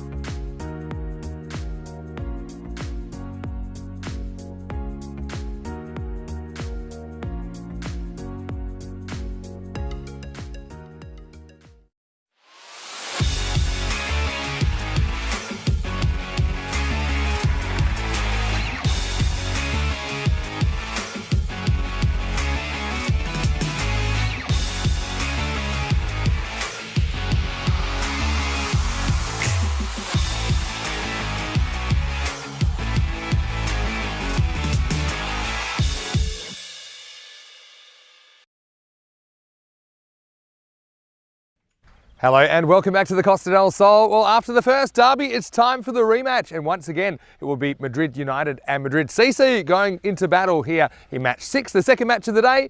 And we've got the two teams now with Stefan Gooch, the tournament referee. Let's go over to the coin toss. Tails are called. It's heads. We're going to have a bat. Okay. Madrid CC won the toss, they're having a bat. So it's Madrid CC this time that win the toss, and they're going to have a bat, so we'll see the innings reversed. Look, I did like Sajjad for United this morning. I think that he really provided some impetus for their innings early on. Had a bit of a rough call, I thought, in the first one. Robiel Khan never really got going with the bat, but we know he's a very good quality player. Madrid CC, though, we know that they are out to get some more points on the board, so I think there's a lot of healthy rivalry between these two teams that are a long way from home. Let's go over to the commentary box where Rico Full is there and ready for the start of match 6. The news from the toss: Madrid Cricket Club have won the toss and they're going to bat first this time. Thank you very much, Vinny Sandu, as we welcome you back to the Cartama Oval here in Malaga, and in preparation for the second match between the two Madrid sides, Madrid United versus Madrid CC. Madrid CC, well, they watched Madrid United put some runs on the board and chase them down in the first, and they were successful. And now, well, they want to have a bat themselves. I think that's a good shot. It's a good toss to win and have a bat first. I think it's a good opportunity to get some of their batters in there and scoring runs. And as we have a look at the fantasy dashboard, Madrid CC, the likes of Galileo, Marcus Harvey, and also Shafiq, I think they've looked good. Him and Siddiqui, I'm loving his bowling. Harry Young's been good behind the stumps there as well. And Abdul Hakim, I think he's the one that's going to just keep surprising us all the time. Madrid United wasn't the best of starts they had. I think Mirza was, as you heard Vinny say, a little bit unlucky. Ruben Khan will get better. But keep a look out for Abdullah Farooq as well. I did like the way that he bowled. And I think they would, after having that first match under their belt, I think they'll be much stronger in this one and a lot wiser. Need to improve a little bit and tidy up with their fielding, that's for sure. But I think they'll be looking to try and contain Madrid CC to around about the 90 mark. And if they can do that, they'll be looking to knock the runs off themselves. They were pretty good with the bowling. They contained Madrid CC in that first match pretty well. It was just two untidy overs, really, that made all the difference, and that was the second over from off the match by Kamil Ahmed. That went for 17 with a lot of extras coming off that, and then I think the captain Ashraf Mohammed, he went for 15 in over number 8. Other than that, it was a tight contest, so they want a good tight start here, and just keep applying the pressure and see if they can, like I say, said that I've got a feeling that it will be level this little mini series between the battle of the two teams from the capital. It's going to be Marcus Harvey to take the first ball from Farooq. Here we go. And well, Marcus goes big straight away. What a lovely shot this is. I didn't see this one coming because well, Abdullah Farooq in the last match, they couldn't get a run off his first over. The first 6 balls were dots. This one, well, is 6 from the first. What a shot this is. Beautiful. Well, if Abdullah Farooq thought he could just have a gentle run in and release for his first delivery, well, now he's got another thing coming. I get the feeling he's going to be fired up for this one. Here he comes. And well, he is. And that's what you've got to do. Come back strong. Yeah, I think the first ball there was just a little gentle run up and didn't expect that. Now he's woken up. Terrific shot from Marcus Harvey first up.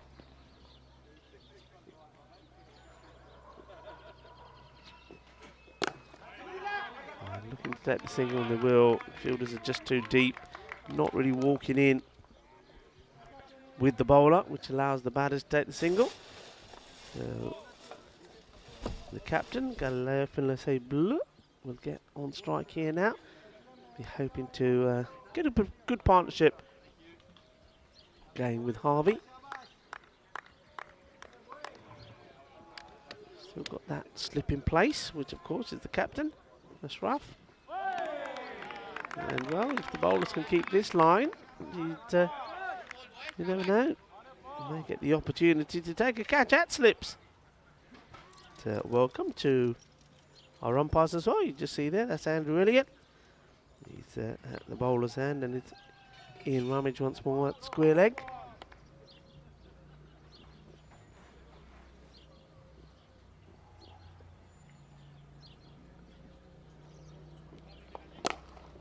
Farouk just a bit over pitched, and Kalala trying to get that through the gap on the offside, but it goes straight to the fielder. No run there. It's Rubul Khan. He's doing the fielding. So far, it's been a lovely day. Not very little breeze around. Sun is coming and going, but certainly not cold by any means. There's a bit of warmth around this ground. Bit of a full toss there. Will they take the single? Normal. The ball to go. Well, that is the over actually. So it starts off with A little bit sick as well. 8 on the board. And plus. And Rico Full here. A good time to welcome back into the comms box, Vidi Sandhu. Yeah, it's good to be back. Hello to all of our wonderful viewers. Looking forward to the rematch here between these two teams. It was Madrid CC that had the early honours, but could we have another split mini-series in the morning? Madrid derby. And it's going to be Robiul. Actually, it's not Robiul Khan. It's going to bowl over number 2. They're going to stick with Kamil Ahmed in the second over. This is the issue we had earlier when he bowled the second over, occasionally just pushing it down the leg side. That was a good take by Waqar Mirza. I double checked because I knew I wouldn't be wrong. It was Waqar Mirza that hit the winning golden ball, the first ever golden ball back in 2020, and that was the game against Levante. Yep. And it was the 3rd of March 2020, so it's over 2 years ago.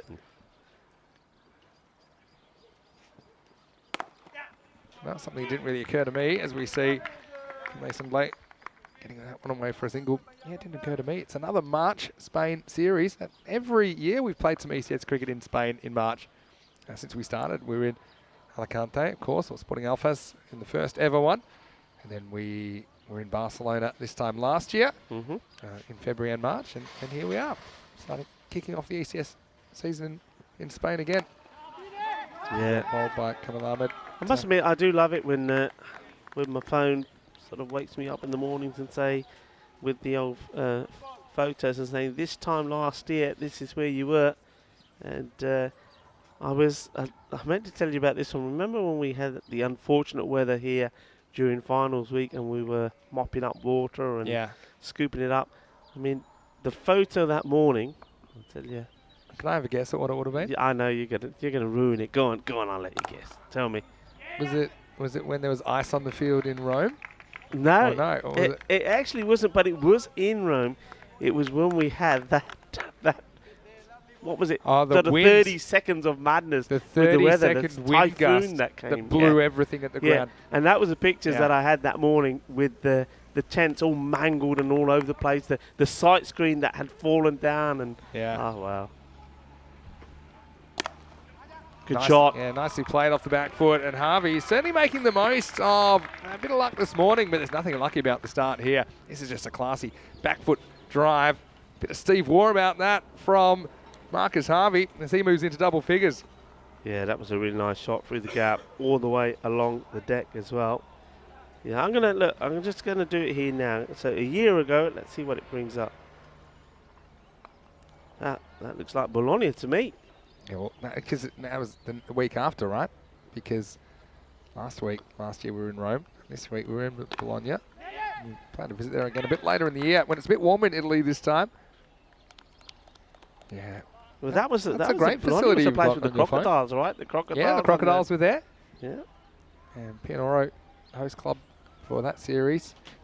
If I had to look at what I was doing a year ago in Bologna, in Italy, it was eating 1 kilogram of gelato on the way back to the hotel. Had to do a couple of laps, but it's the home of gelato, you know. Yeah, you enjoyed. I do believe you enjoyed showing us your pictures of your gelatos. Well, this one could have been a stop by the man at slip, Ashraf Mohammed, but it goes past him. Yeah. Takes single. He's already been christened the apple tree in the chat. But this one does get away from him. It's the end of the second over. The score is 18 for no loss. 2 overs down. Give us a chance to see the updated table. And Madrid CC, they'll be pretty happy that they were able to register that win in the first game today. That's their second win. Takes them to equal on points with Costa del Sol, but we'll see Costa del Sol this afternoon. Yeah. Granada will also get to see them. And I'll be interested to see Kingma against Costa del Sol. He just wraps things up a little bit this afternoon with Kingma. Anyway, we're going to move into over number 3. And here's a man we've had our eyes on this morning, Robiel Khan. 1 for 4 off his 2 in the first match. Let's see how we can go here, because I think in particular, you'll want to see the back of these openers. Right on the money straight away. And that goes to throw left-hander, which you probably can do as well. You can do pretty much everything else with the cricket ball, Robiel Khan.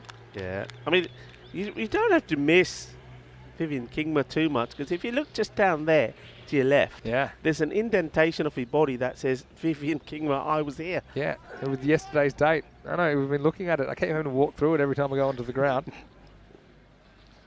All right. I'm sure he'll be bringing some more entertainment this afternoon.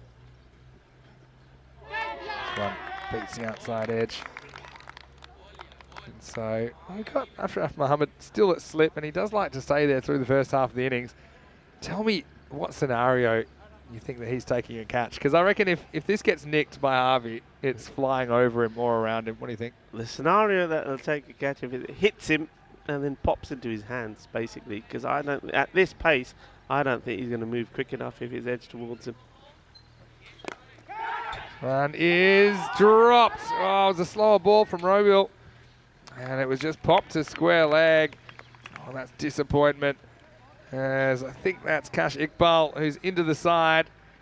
And there's nothing worse than this as a bowler, because you've done everything. You've got your slower ball in, you've tricked the batter, and then your fielder, Kash Iqbal, has dropped an absolute sitter.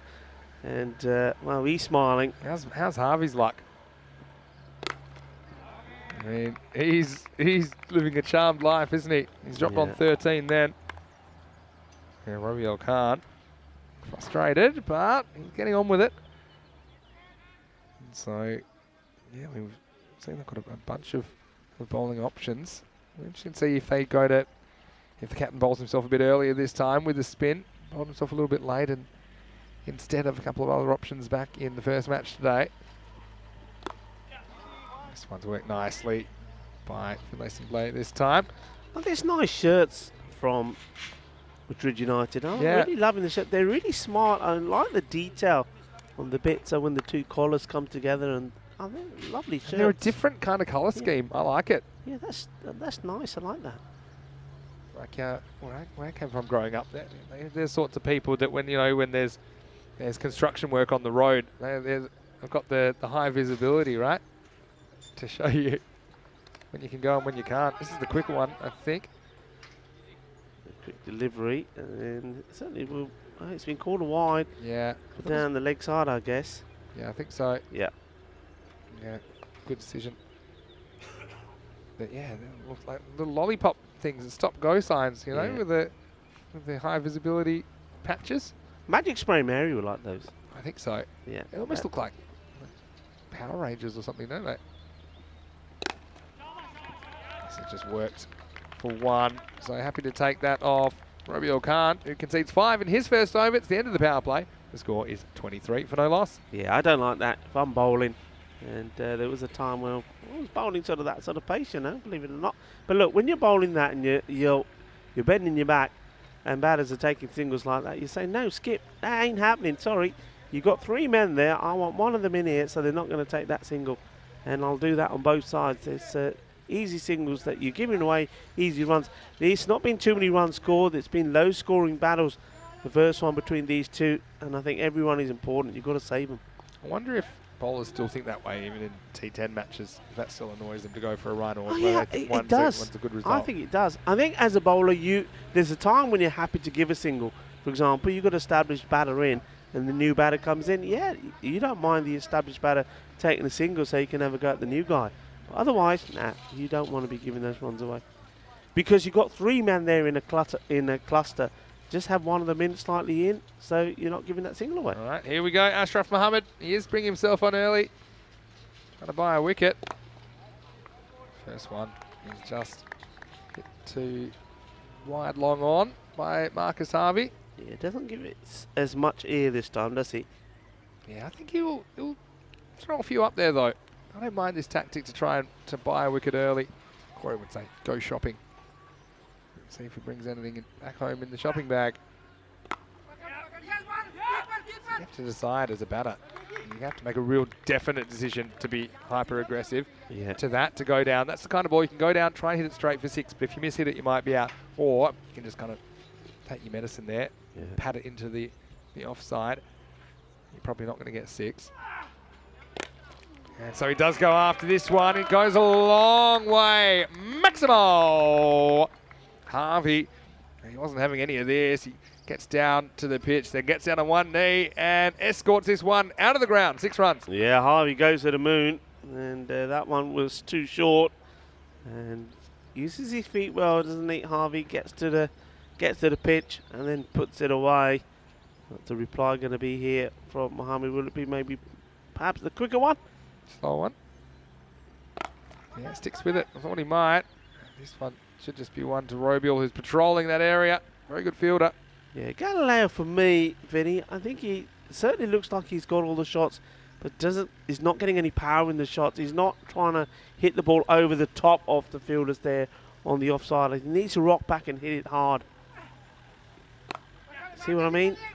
He's happy to get into position and get his wrist and play it down the ground. But I think he's got time to be able to get the power in the shots as well. He probably can go up a gear. I think he might just be thinking he's the support role in this partnership to get Harvey on strike. He's up and going. Oh, he scored 71 runs today without being dismissed. And it goes again. This one is going, and it's gone. Maximo, or Robiel Khan might have caught it, but he was going to be about 20 metres over the fence. And so a big finish to the over. Mohammed ends up going for 16. It's 4 overs down, 39 for no loss. Yeah, that's a big shot. Boom. Shakalaka. And he got there pretty quick, didn't he? Robiel Khan, because he did all of the obstacles and was just ready there to take the catch maybe at the end, at the other side of the boundary. But, yeah, I mean, another expensive over from the captain there. Yeah. I think he's just trying to find, I mean, he tried to bowl a little bit late in the last game. If it didn't work out to plan, he's trying to maybe just get those overs in at some point. Maybe they're missing that one extra bowler. Maybe they're bowler short. We often see them going to spin after the end of the power play, don't we, in the 4th over. So it's not really working. I think the other thing is Harvey, sometimes it's your day as a batter. I mean, he was dismissed earlier. He was dismissed fair and square, but there were too many outfielders. He got called back. And, he never really looked back since then. Looks a different player, I have to say, since that moment.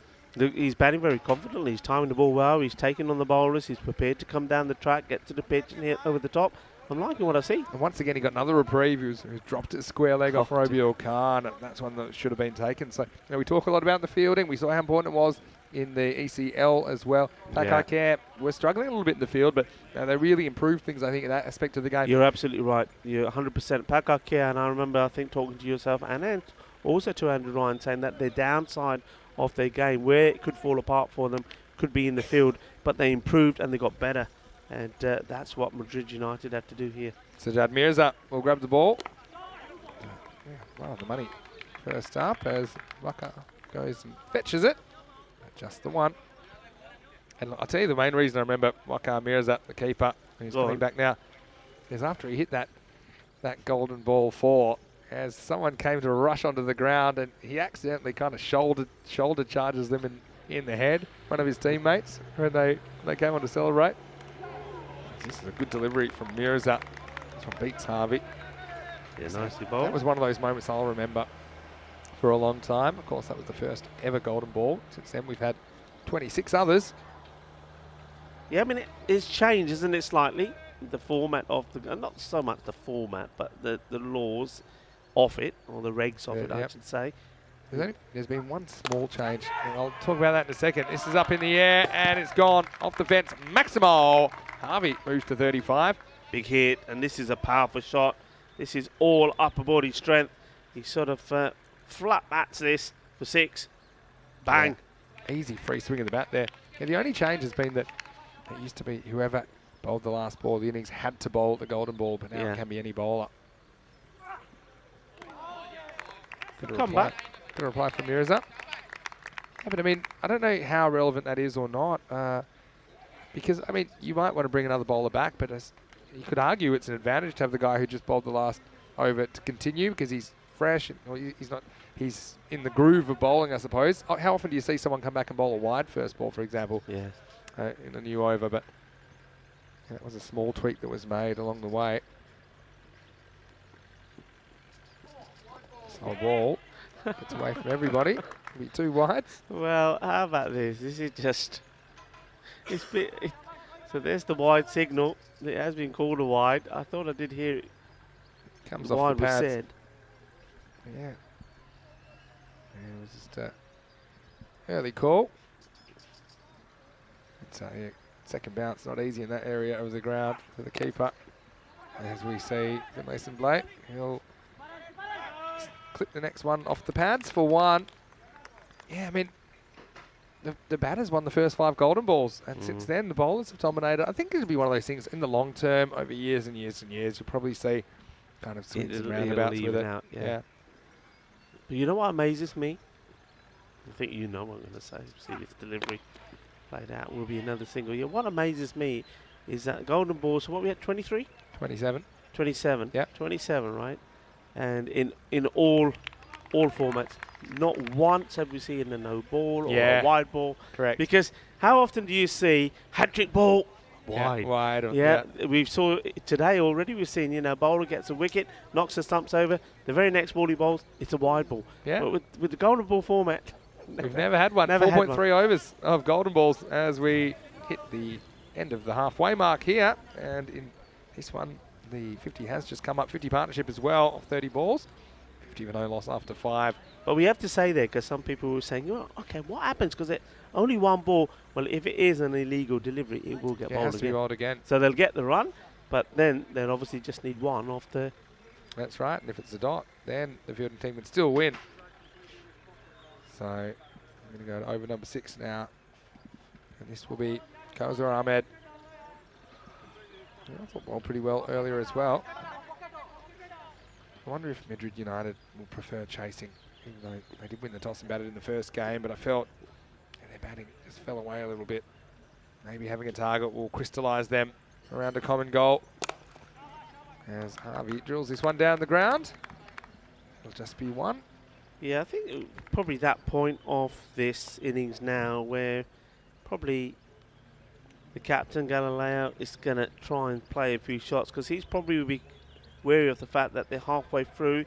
You got somebody like Shafiq to come in as well, who can hit the ball pretty well.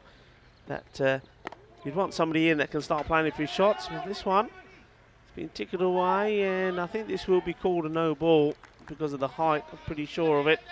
Yeah, and there you go. The umpire's waiting to give the single, so no ball, so free hit.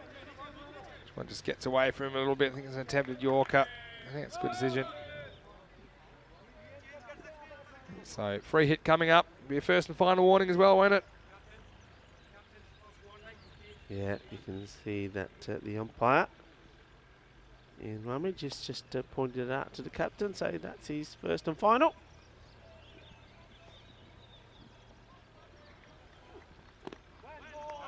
Well, that's really well bowled, and the bowler is not even appealing because he knows it can't be out. It was a free hit. This is a really good delivery. And it's right in the block hole. I was going to say, Marcus Harvey mentioned a bit about his background, Scottish-Australian. A little bit like I am, I suppose. Wait for this one, though, from Kazir Ahmed. This is flat batted, but should be fielded.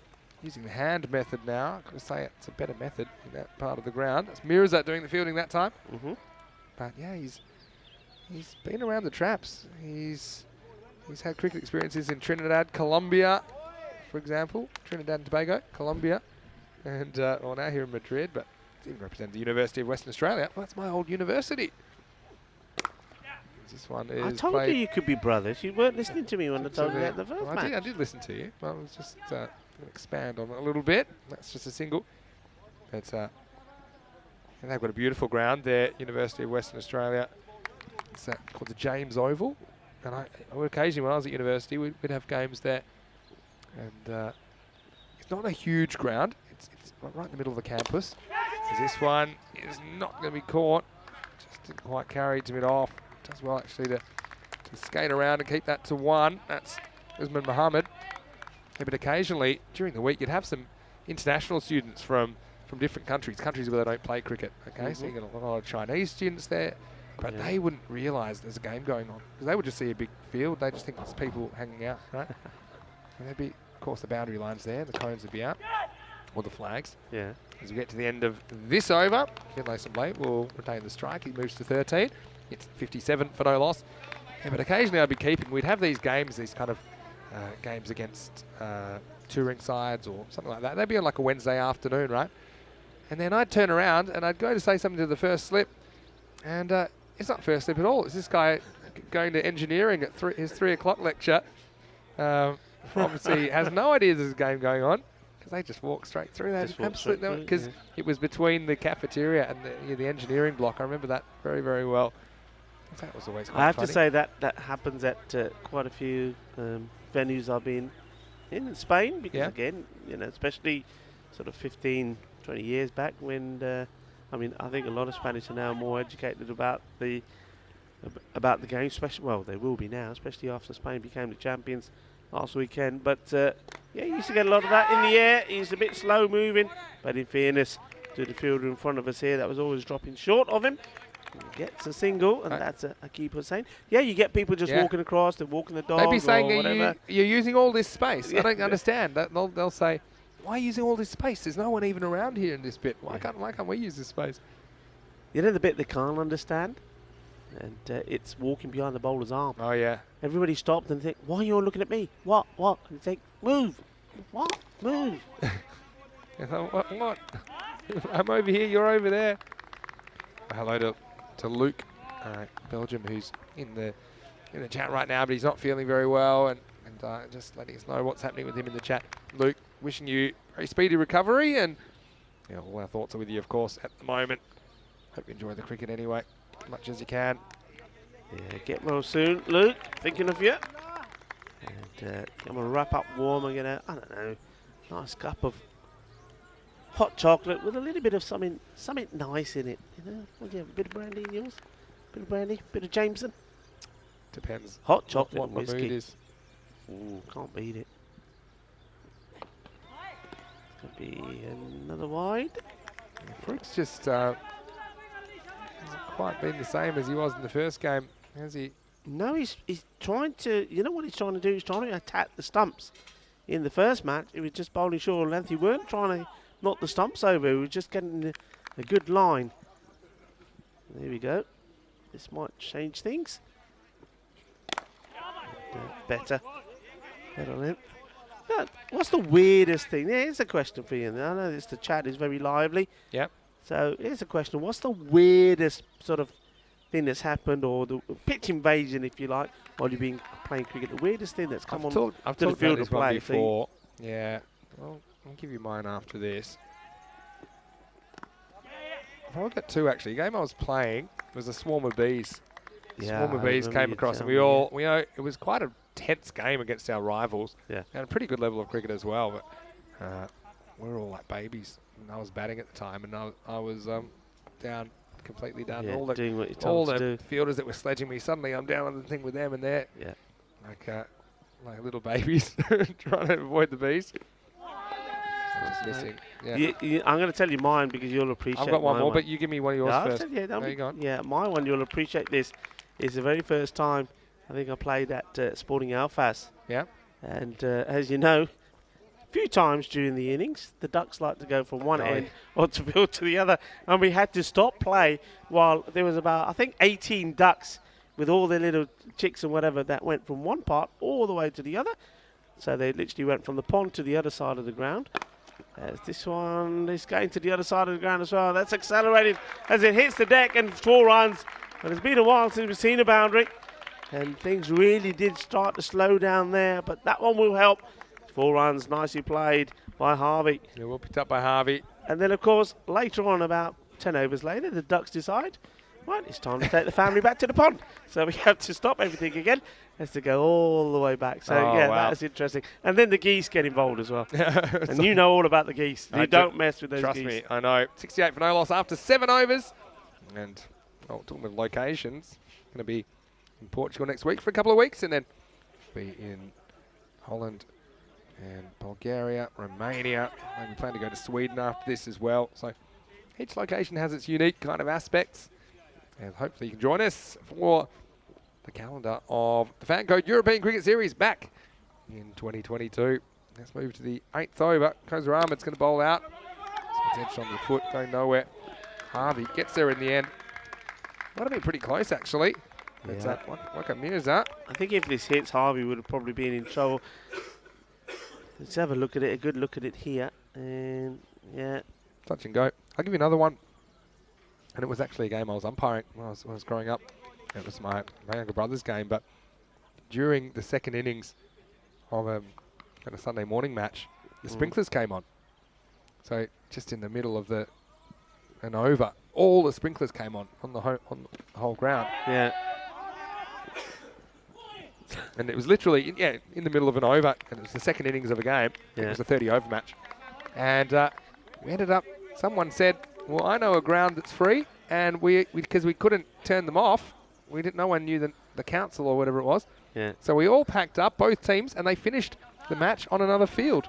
Seriously? That happened. Oh, wow. Yeah, it's all about getting the cricket in and trying to stay dry in the middle of an Australian summer. Goes down the ground this time, Finlayson Blake, but it might be over. Robiel's not going to drop this, and he makes it look very easy. We've seen all kinds of fielding, haven't we, this week, but Robiel can't. He is a top-class fielder, and he grabs the first wicket. It's Koza Ahmed that comes up with it. The end of Finlayson Blake for 16. It's 70 for 1, but still a very good opening partnership, setting up a pretty good score for Madrid CC. Yeah, I mean, this is, I think, probably a good time, if you like. It's going to sound weird, a good time to lose a wicket. I think Finlayson Blake, I think he's batted well. He's tried to get the acceleration going. He can't. He's now gone. You've still got Marcus Harvey, the more dangerous of the 2 openers out there. He's looking set. He's looking to bring up a 50. And I think this is an ideal time with the remaining balls to go for somebody like Shafiq. If they're going with Shafiq to go out there, well, they're not. They're going with Sadiq. Well, that'll help as well. Just somebody to get the momentum going now, because I think they will want to push on to get to the 100 here. Yeah, I agree. I've got a few options, I suppose, so you can mind getting a bat. I don't mind that. Say hello to Craig Higgins in the chat. Well, he's donated $3 to us. Appreciate that, Craig. And he'd like a shout out for his dad, who loves Euro cricket. So, Lindsay, hello, Lindsay Higgins. It's great that you are enjoying what we're doing. We love bringing it to you, and hopefully you keep watching. Wishing you all the best, Lindsay. Hello, Lindsay. This goes Ahmed. Hey, look, this is a weird one. I just remembered another one. Yeah, this is the truth. You're playing cricket. And it's the ground is, there's a park as well with swings and rides, whatever. It's a lovely day. Kids are having fun, whatever. I think this was this in the UK, by the way. Yep. So it was during the summer holidays. I think we were playing in the Bushy area, Bushy. Let's see this delivery and I'll tell you more. A big swing and a miss. And you know me, I'm all up for doing our bit for the environment. And I think it was that sort of time, do your bit for an environment, whatever. Next thing you know, it's a father with his kids turns up. And, well, not too far from where I was, starts digging. Digging? Digging. Decided it was do his bit for the environment and plant a tree. But it was on the field of the play. What? He was planting a tree in the field, but it was not in the middle, but it was within the boundary of the cricket field. Well, this is skewed up in the air. It's going to fall safely. And everybody's like looking at the umpires are saying, whoa, what are you doing? He said, what do you mean what I'm doing here with my kids? I'm doing my bit for the environment. I'm planting a tree just here. Then you can't plant a tree there. He said, why not? I said, well, this is a cricket field. It's backward He square said, leg. but this is a park. And yeah, that argument went for a while. 72 for 1 after 8. So how was that resolved? Did he plant it later? Or was the tree planted? And He did plant it, but he did patch up the hole we made Right. and planted it a little bit further down off the field of play. never heard of that either. He wanted to plant a tree. Well, interesting stuff. And talking of trees, there's that tree, as I've just been reminded. I was I think gonna say, Martin's was just that the reminded me. tree that grew into the That tree at wasn't the tree. Alphaz? No, that wasn't Is that the tree. story? The famous tree at the on the inside the boundary at Sporting Alphaz. You know it well. We do. So hits the tree, 4 runs, no 6. I think I'd make that tree 6 if you hit it on the full. Don't you think? No, it's a standard law. Yeah, isn't it? well, no, Well, the law, it's you not can make standard, it whatever it's- you yeah, like, it's right? your local rules. This one has been lobbed over the keeper. Off the glove, I think. So Harvey will get 1. 2 overs now to go. I just think it's fairer because if you can hit it on the full, it's near the boundary. Yeah. So I think it's more likely to have been 6 than 4 anyway. If you hit it on the full, I'm saying. If you hit it on the bounce, it's still 4. I just think sometimes then you're going to have judgment calls where if it flicks, for example, a ball that's going over the tree that flicks the top branches is technically 4, right? I just think if you could make the rule again, I'd probably make it 6 and take it or leave it. Here's Robiel, though. 9th over. Always surprises Siddiqui, who is no stranger to surprising batters with pace himself. Quick delivery from Will Khan. Yeah, just a bit late on this. You'll see. Bang. It's on him. Bowls with some good pace, Robiel Khan. Yeah. Speaking to Corey Rutgers, he sees him as an out-and-out bowler. I mean, we'll see him batting up the order in this innings at club level, but he thinks he's good enough as a seam to crack it. This one comes back in, and now they're going to take off. And I think he's going to be run out here. And yeah, to me, very much doubt whether Siddiqui has made this. Robiel Khan, not a man you want to take on. Comes in his follow-through, and he makes no mistake. There's a desperate dive. Again, he's dived off the pitch, which I think is probably not the best way to do it. And, we'll see how close he gets anyway from side on. We'll slow it down as much as we can for you here. But he's gone, I'm pretty sure. Yeah, I think when you see it again, the bat was probably still in the air. It's a valiant effort to get there, but a bit of an accident here as well. I mean, look at this, the wicketkeeper goes down and There's the shot. almost takes everybody out. It almost eats the bails as well. It's like there's an explosion there, isn't it? And everybody goes flying all over the place. There's a lot going on, but in the end, the original instinct was right, and it will be the end of Siddiqui. He's run out for 3, and Madrid CC they lose the second wicket at 74 for 2. Still an over and a half remaining. Yeah, so Shafiq does come out eventually. I think the gamble of Sadiq coming in doesn't pay off. They wanted him to go in and get some big hitting happening, so they'll go with Shafiq, and he hasn't really disappointed as yet with the bat. Play some nice shots, but this is going to be a good test for him first up. It's going to be a really good battle, I think, between these two. Robiel Khan to Rahil Shafiq. So Alex Olivier saying there's a beautiful tree inside the boundary of the Peter Maritzburg Oval. I know about that. Always keeps the players on their toes. Of course, in Kent, there's a very famous tree as well, but it's now off the field. This one angles in, and a bit of footwork. This one would have been a wide if Shafiq had got inside the line. Instead, it goes down as a dot. Madrid United, they're out for revenge after dropping the points this morning to Madrid CC. And just not letting him get away despite Harvey trying valiantly. He's got 45 of 27, but supporting players haven't been able to kind of command the stage as much as Harvey has. And so what happens here is Shafiq is just acting cool, like it's a little pre-delivery movement, and so Robiel Khan thinks he's not ready. Yeah. And then he's saying, no, I was ready. I was just trying to psych you out. And he said, well, it worked because I didn't even bowl. He's just like, he's just got a little bit of... I don't think he was ready. No, he is. Look, that's his thing. And it didn't work because he missed it. And now they'll probably run. And now... He's got to hit him. And he does. Well, that is all about getting your radar spot on. What a good bit of work this is. Well, it is, but what they have done is let Harvey steal the strike back. I mean, what it does do is it moves Rafiq for a duck. So, I mean, You can argue whether that's a sacrifice that's worth making just to swap the strike at this stage. But how good's Robiel Khan? And this is exactly why I don't think the ball should be dead when the stumps are hit, because we never would have seen this. Because he grabs it and in one motion throws down the other stumps. Both stumps are disturbed. But the most disturbing thing for Shafiq is he's going to have to go. He's run out for a duck and it's 74 for 3. Yeah, gone for a duck. That wasn't what was on the agenda. And this man there, coming out now, it's, well, the president of Madrid Cricket Club, a man who's done outstanding work, not just for Madrid CC over the years, all the different positions he's held before becoming the president, but also does a lot of outstanding work for Cricket España. Comes out with a smile on his face, and he'll be hoping to latch onto a few. Yeah, well, so Harvey does get it back, and he works it a long way towards the boundary. In fact, it'll get there. So, yeah, they did run out his partner essentially, but in the end, might be a sacrifice worth making as Harvey moves to 49. It's the end of 9th over. The score is 78 for 3.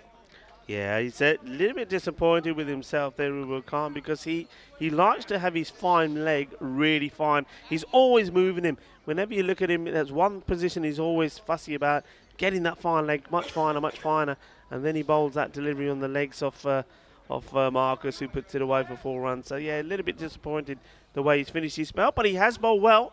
He's only gone for 11, and though he wasn't able to pick up a wicket, he was involved in that terrific run out. So, Madrid CC 78 is where they're at. I mean, Madrid United scored 79, batting first in the last match, so they really do need to get going here. And John Woodward, he's going to try and clobber these away to the boundary. Be eyeing up mid-wicket for sure.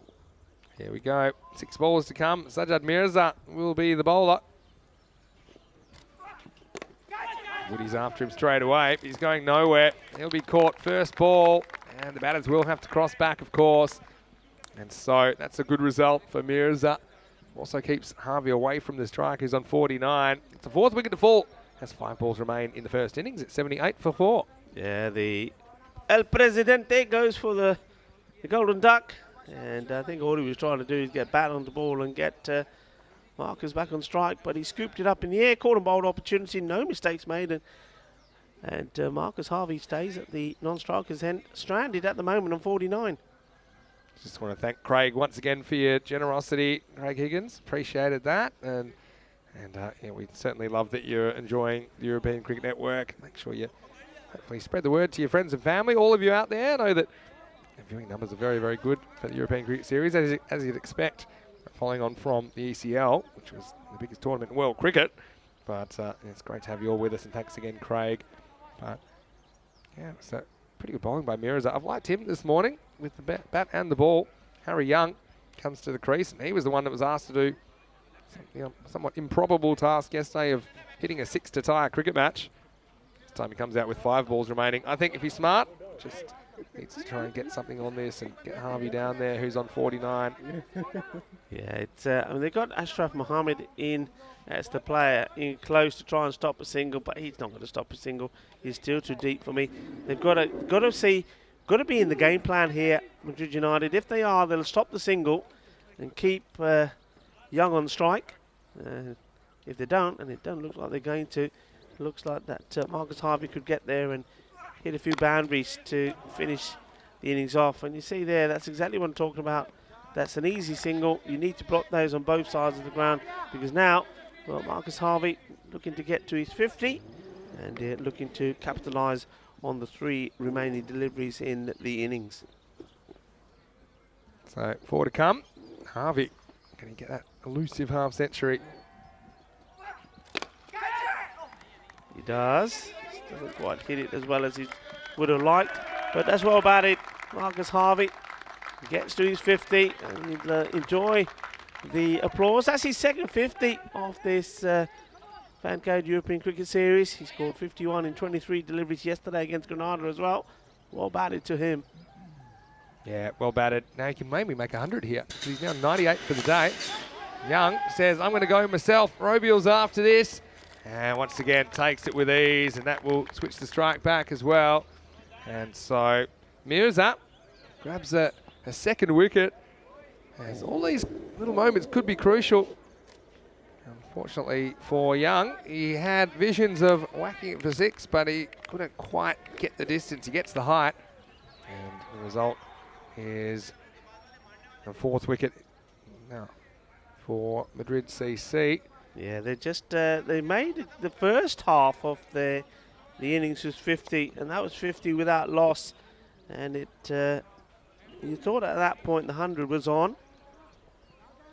There was a good 6th over from Kawsa Ahmed, and that just went for 7. And then there was 11 of Abdullah Farooq's over. And then after that, it's just been 4, 6, and this one so far 2. That's again a good fight back this from Madrid United. So 80 for 5, I should say. After that one, Daniel Walker comes out, and this one grabs a bit of the arm, I think. And will this go to the boundary? It does. I think this is probably, well, was it off the off the gloves? Yeah. So he's going to get 4 here, and Walker, you can see in the end that Harvey was pretty happy just to take 1, but I think it's a good result that they get the 3 extra runs. The boundary. Iqbal trying to chase it down, and almost causes a bit of damage to the boundary fence there. Couldn't stop himself. Yeah, that's a bit of a result. So ball to go. We're in the 80s.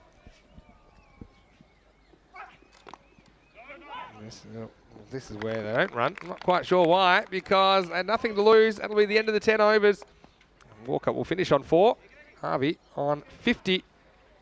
Maybe they were unsure about how many balls remaining there, but I can tell you that will be it. And Madrid CC has had a competitive score of 84. I think Madrid United, though, they'll have visions of getting on the board.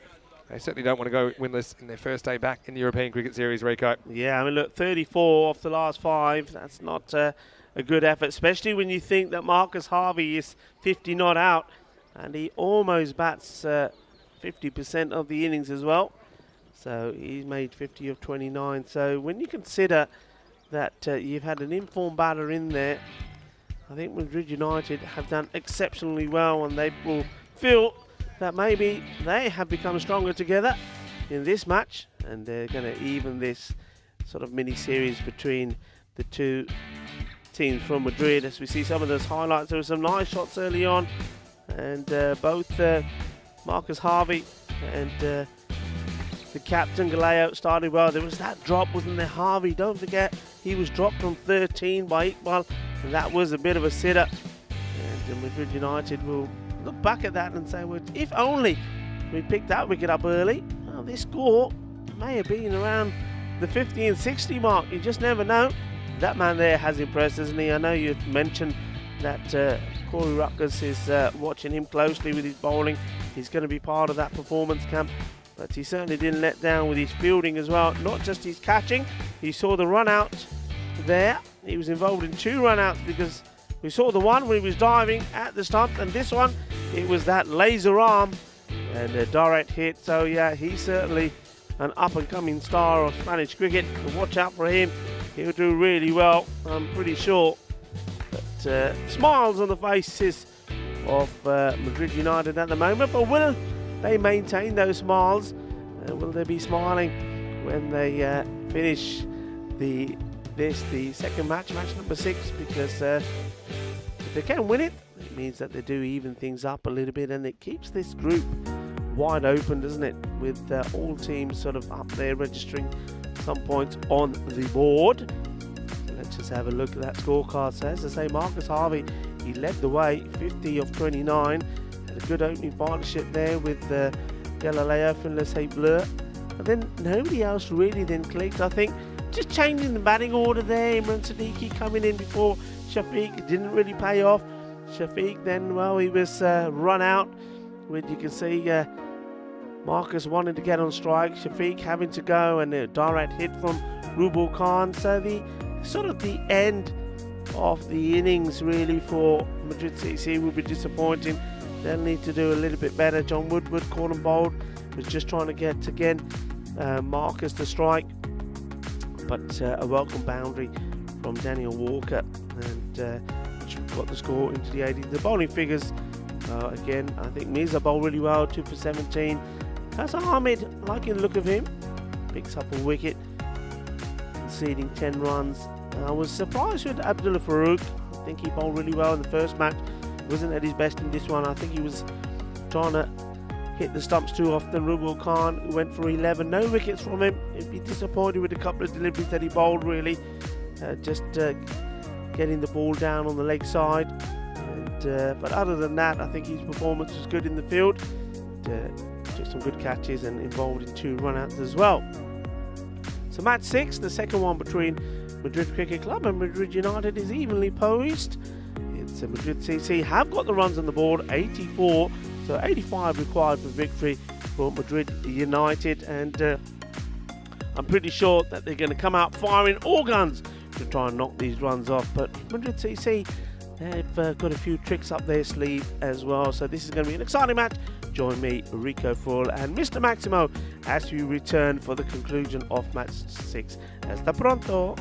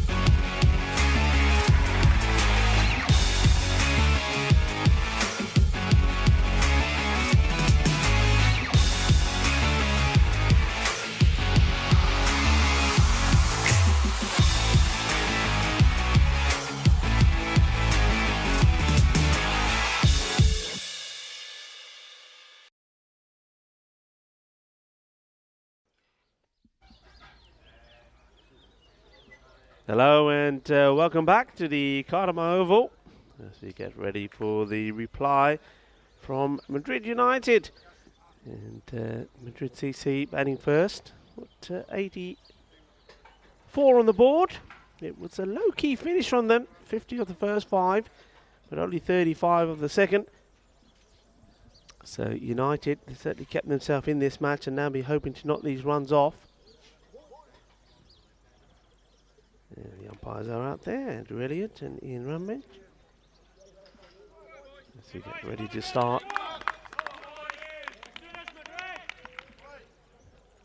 So Sajjad Mirza opening the batting. Bowled very well. Let's see if he can do the same with the bat. It's a short, wide delivery that David Sturton had to deal with. He's behind the stumps in this one. A man who's been in Madrid over 30 years now, 32 years, 17 years with Madrid CC. So first one's on the board, courtesy of a wide. And that's a firmly hit shot, but really well fielded. Good cricket there. James Bentley getting down, getting dirty through side. That goes through him. That's 4 runs. That was really well hit. Such as Mirza.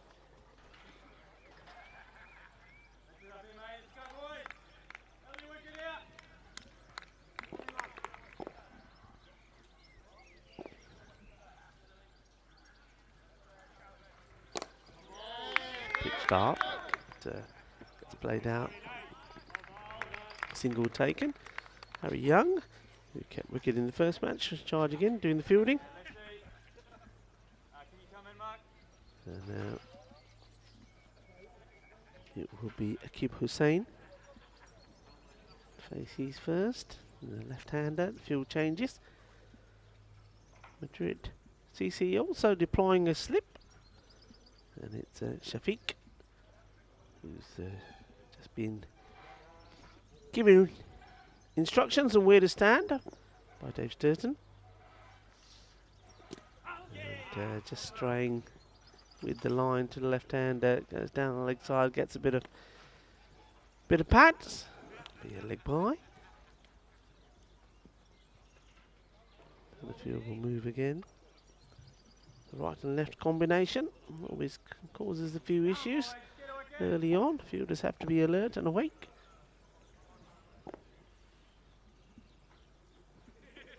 Imran Sadiq goes for the short one again, and this gets a bit of the batter. Gets him on the gloves, I think, but doesn't carry through to the keeper. Yeah, off the gloves, and he's very lucky to see that drop short of Dave Sturton.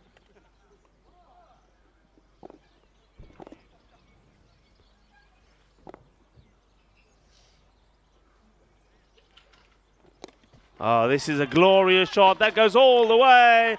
Balle, balle, balle. Kinna sora. Shaka Lagia. Picked this up really quickly. Quick hands. And it wasn't the best of deliveries.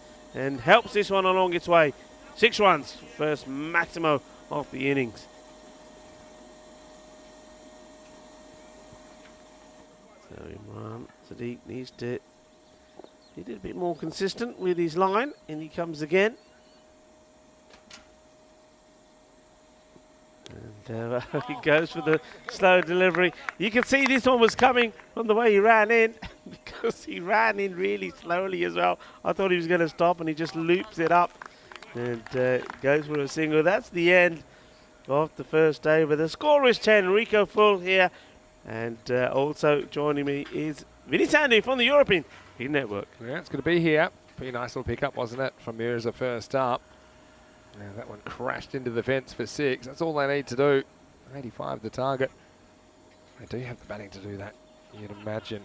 Well, they have to deal with a tough little period here. Rahil Shafiq, he's going to come on and bowl over number 2. Could be a very interesting match. We're talking about the Grady 80s. When teams score in the 80s at ECS level, you often get some pretty good cricket matches. Here's Shafiq. Goes straight down the ground and pumps this one out of here. Maximo Mirza. Not mucking around. This was just pitched up and yeah, well balanced. Good contact point. 6 runs. Yeah, that's a really nice shot. I like the way he keeps himself nice and steady, and you see that little bit, he just sort of ducks down, picks the ball right up as he launches himself or propels himself upwards. Hits that for a big 6. The welcome that Shafiq was expecting. This next one's full up more of a block whole length, and it's Dan Walker doing the fielding down at third man. Yeah, so you've got to get Mirza, don't you? And we slate Hussein's out there as well. We've seen Madrid United threatened with the bat, but hasn't really clicked. It was Sajjad Mirza they relied on a lot in the first game today. When he departed, they had a bit of trouble keeping the innings going, but they've gone for Akib Hussain here. Left-hand, right-hand combination at the top of the order for United. And that's exactly what left-hand, right-hand can do. This is pretty well stopped by Sturton, but he's stuck in the quicksand, can't get up, and the result's going to be 2 wides. Yeah, certainly does really well now. Well, his cap comes off. He's going to have to put it back on his head. He's full of sawdust. Be careful. Good stop, though. He dusts himself off. Yeah, so yeah, just the difference between the right hand and left hand lines you have to bowl. It's as we see umpire just wasn't ready there, as Shafiq was debating whether he should go through with it anyway. He decides no, give the umpire a chance to get in position. Hope they don't get done for time penalties by 15 seconds. Goes after this. Probably would have been a wide. It's a good effort by Dan Walker. Wow, that's a proper wipeout. The result's going to be 4, but you can't fault the effort from the Madrid CC third man fielder. Daniel Walker, he throws everything at this. बहुत अच्छी try की थी fielder ने, काफी dive मारी, but लग गया चौका. And I think he just winded himself going for this. Just needs to take a few seconds as he gets back onto his feet. Terrific effort. Getting Woody consoling him, but that's probably no good. I mean, Woody's already down to 0.5 good legs. It's a handy boundary for United. And goes straight down the ground. This will be 4 more. This is a better shot from Mirza, who he just identifies mid-off, mid-on, both in the circle. He knows that he can go straight, and he does. Goes straight well. It's cuatro carreras. Yeah, there is a bit of swing on this delivery for Shafiq, but still, I think just a tad too short. And the way that he's seeing it at the moment, I think anything pitched up, he's going to be hitting it straight over the top. Question from Helix in the chat: do they play cricket on turf wickets here as well? And the short answer is yes, they do.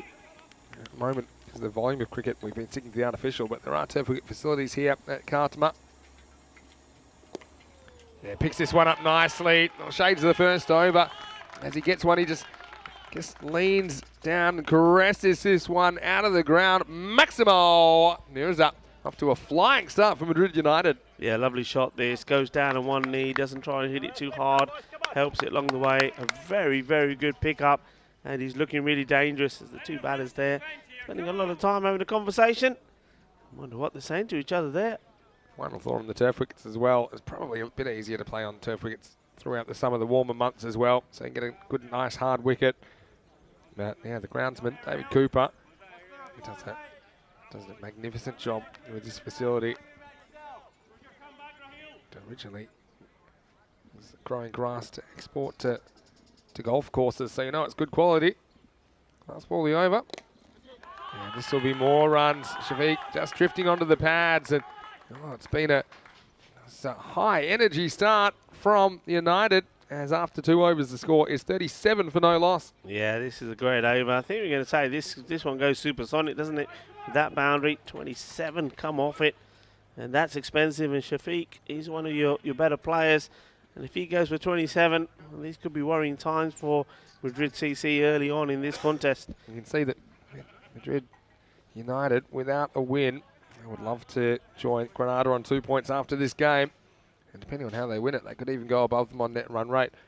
Yeah, it wasn't quite supersonic. It was 27, so high magicals. They're finishing 4-4-6-4. There's the 6 at the start of the over as well. So, yeah, not the over Shafiq would have wanted. He's having a bit of a game to forget so far. Remember, he was run out for a duck when he tried to scramble one when the keeper hit the stumps. He was run out by Robiel Khan. And so, well, they need something quick. Well, it's Haka time. Hakeem coming on, and well, let's see what he can bring to the party. Yeah, short and fielded by Bentley in there at short square leg. Yeah, I don't mind Hakeem as an option here, because I think you know, he doesn't really come onto the bat as quickly as some of the other bowlers we've seen so far. So just changing the pace. We know his accuracy, that's his main thing. Abdul Hakeem. This one's in the air, and it won't quite carry. Walker's up and about. Another meeting with the ground. This time it's not as intense. Hussain off the mark. Yeah, just tickles it away, and I think Hussain knows what his job is here straight away. And that's just to keep feeding the strike to Mirza. He's hitting it so well. 3 a ball at the moment. That's a stupendous pace. This will be an interesting contest. You can only deal with the slightly slower offerings of Hakeem. Well, this one, somehow he's found a way to get himself out. This is short, and I'm just going to say it was slow, and that change in pace completely does Mirza, who departs. Big moment in the game, as Woody, he wouldn't know, he was on a dodgy ankle because he prowled across to that one, took the catch, captain leading from the front, and Madrid United lose their first wicket. It's 38 for 1, but 33 of those runs came off the bat of Mirza. Yeah, I mean, you've got to hand it to Hakeem here. I mean, he normally, as you said, he does bowl full and straight, and he obviously made a decision that he was not going to pitch the ball up to Mirza, who's been hitting big down the ground. I'm not going to say it was attractive, but he thought about what he wanted to do, bowled a couple of short ones in there, and Mirza wanted to put this one away, but it got some good height on the ball. And John Woodward coming in, taking the catch. El Presidente does the job.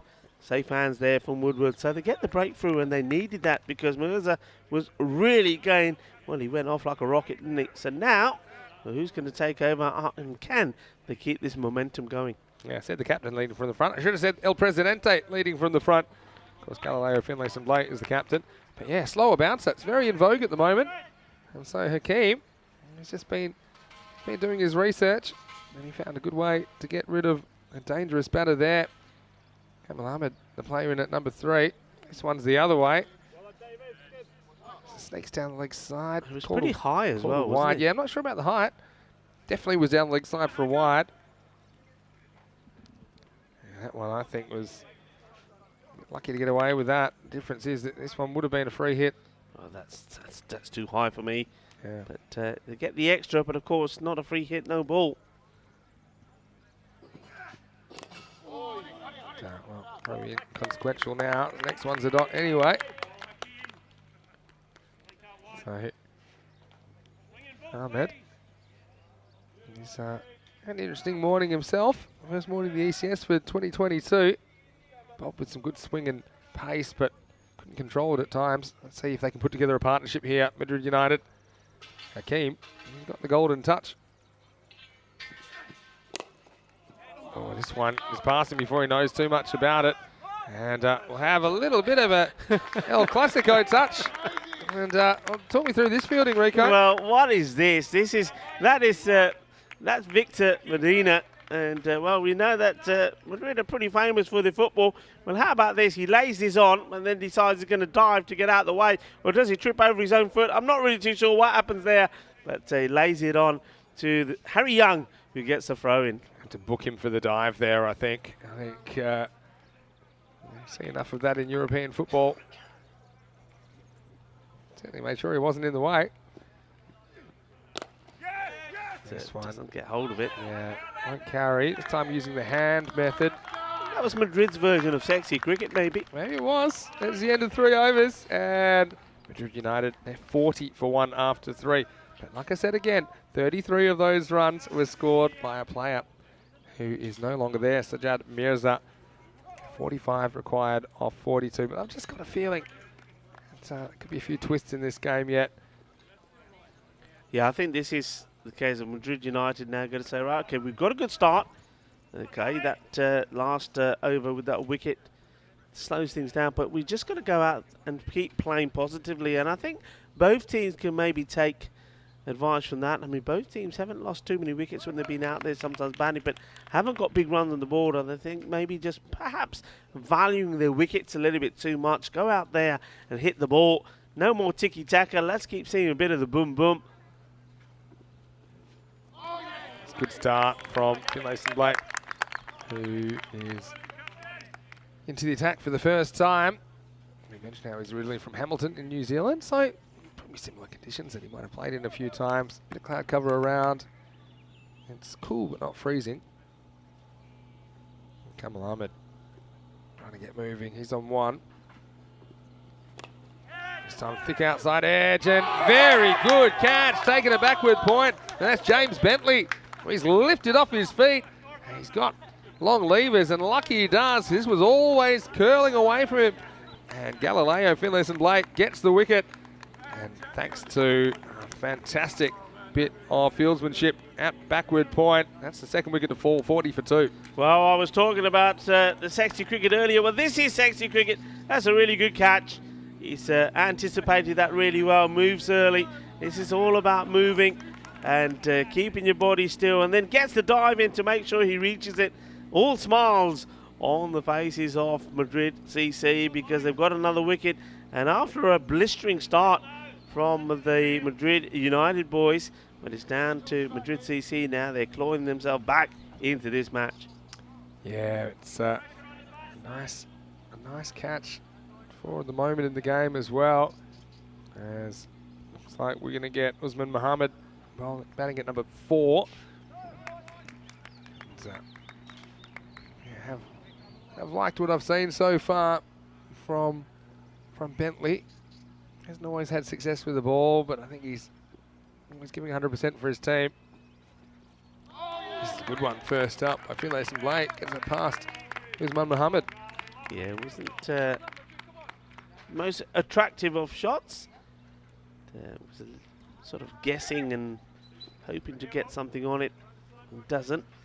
That would give confidence to the captain from Madrid CC.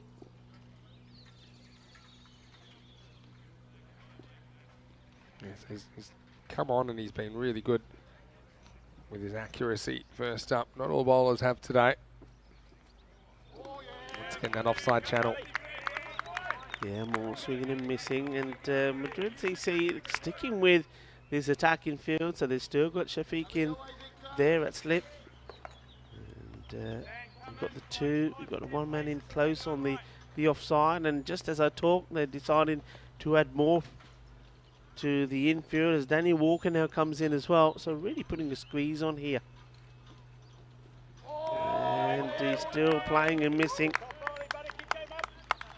Just suspect that this one is just moving away from the batter, and that's why he's not able to get anything on this. Look, standing right in front of his stumps, and yeah, look, there's that movement away. Very little foot movement, and you see he's a candidate for LBW. If the skipper, Galileo, can push this right up. Oh, this one doesn't miss by much at all. Just a bit of extra bounce. Took that over the off stump, I think. What a good over that is. It's a wicket maiden for the captain. So this game has turned on its heels. 4 overs down, and it's 40 for 2. Yeah, I mean, they're in a bit of bother here now. You said it yourself. All of those runs coming off one bat at Mercer, and now he's gone. They're just swinging and missing, not moving their feet at all, not getting to the pitch of the ball. You're not going to play too many shots if you're just standing still all the time, Yeah, are it you? was kind of an issue they had back in that last ECS where we saw them in Sporting Alfas in October, where they left it to too few, and if they didn't get going, then sometimes we'd see them falling in a heap. They did get better as the week went on as well. That's something to think about. We know they're missing a few players due to availability issues. They'll have to kind of juggle their squad a bit. Of course, we're about 550 kilometres out of Madrid. That applies to both these teams, I suppose. As we start a new over, and it's Abdul Hakim holding over number 5. And we'll have a look at this first up. Or maybe just sneaking in, but the issue there, again, he runs in front of the umpire, I think. So I think that was 50-50 call. They'll let that go in the end. They need to start moving again, Madrid United. Back over the wicket. So it's just something we see at European cricket level sometimes, don't we? ECS level, about bowlers just not getting out of the umpire's eye line. It's going to be very hard to get decisions going your way. Yeah, I mean, I think that's all the umpires will say to the bowler. Say, look, I mean, we have seen it as well. Yeah. You know, just say, look, yeah, okay, I know it's artificial, so you go in there, but look, one thing I will tell you is that if I can't see it, I can't give it. So will be a wide, as it was swinging away from the left-hander. I think he probably will enjoy bowling to the left-hander, Hakim, but he's just got to start a bit more to the left because he gets that really noticeable left to right swing, the in-swing to the right-hander, out-swing to the left-hander. Yeah, Sain's just struggling to get going here. He's been there all the way, but he's only scored 1. For these two batters, 10 balls between them, 1 run. Oh, what a stop this is, and that's all I'm going to call it. It probably was a catching chance, but this has gone so quick. We've already seen him take 1 brilliant catch, James Bentley. This was motoring. This is a stop. An absolute bullet, wasn't it? I mean, it was hit so hard. Well, if he takes this and shut the gate, that's the catch of the year. Get a good view of it here. Bang. Oh, imagine that. Does make the stop, though. Yeah, that's a great stop. This next one gets a bit of something on the way through. They're just putting pressure on themselves. I mean, this is not good cricket from Madrid United here at the moment. They're not able to, not putting any runs together, and when they are there, they're not taking them. Where's the backing up there? That should be taken. That should have been the run. To Hakim, you got to not back away. The ball will keep following you. You have to stand your ground. If anything, get across a bit. So if those ones sneak down the leg side, you'll get wides for them. Don't want to get in the way. So chipped away and... Well, they're going to take two, but could be trouble. I think he's gone here. I don't think he makes this, you know. I really don't. I mean, this is just crazy. I mean, when they should be running, they don't. And when they shouldn't be running, they do. And, well, he's very confident that he's got him, Dave Sturton, and I agree with him. Yeah, I have a feeling that this is going to be gone. And first, it was the captain that dropped the catch. But then this one here, oh, yeah, I think he's gone. We'll go that back and we'll slow that down a little bit for you if we can. But I think you'll see here, the money shot's coming. It's just here. And he's gone. Gone by about a foot. So great keeping as well by Sturton. Gets in good position. Raheel Shafiq, I should say. It was a perfect throw from him. I don't know if Galileo will take some of the credit for palming it off in the first place, but the result is the run out of Usman Mohammed, and he departs at 43 for 3. Yeah, and well, I don't think that's probably a bad thing, you know, because I think Madrid United, they got the good start thanks to Sadat Mirza, and then I think the other batters just haven't been able to get back onto ball. They haven't been playing smart cricket, so just to have somebody new coming out there, and I think it is Rubel Khan, maybe that could change things, because otherwise they're in danger of eating up a lot of balls and getting very few runs on the board. So you just need somebody to go out there and be a little bit assertive, be brave, score, hit a few boundaries, and all. And with that, Madrid United will be back in this match. Exactly right. Well, I think they're already back in this match, to be honest. And now Waka Mirza gets a chance. This hits him pretty full. Maybe going down. No, he's gone. It's given. I was looking for reasons that you wouldn't give it, and there was a bit of in-swing, but I've got to admit, my first instinct, well, this was a really good shout.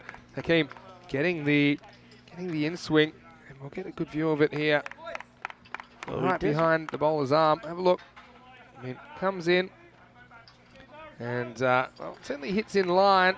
It's just a matter of whether it's continuing on to hit the stumps or not, and that's one of those ones. Probably goes down as an umpire's call for me, and the call didn't go the way of Waka Mirza. It was the golden ball hero 2 years ago, but today he's going to have to go for a golden duck as he falls off the last ball. The 5th over, it's 43 for 4. Yeah, I mean, there is swing here, and you can see the loop on the ball, and he does come from a bit wide as well, Hakeem, but the umpire is standing wicket to wicket, has to make the assessment and deciding that probably was going to go on and hit the stumps, and puts his finger up. Yeah, this is what I would say. You just got to remember, a little bit of the ball needs to hit the outside edge of the stump, and I certainly don't think with too much confidence you could say that was missing. You could argue that maybe it was.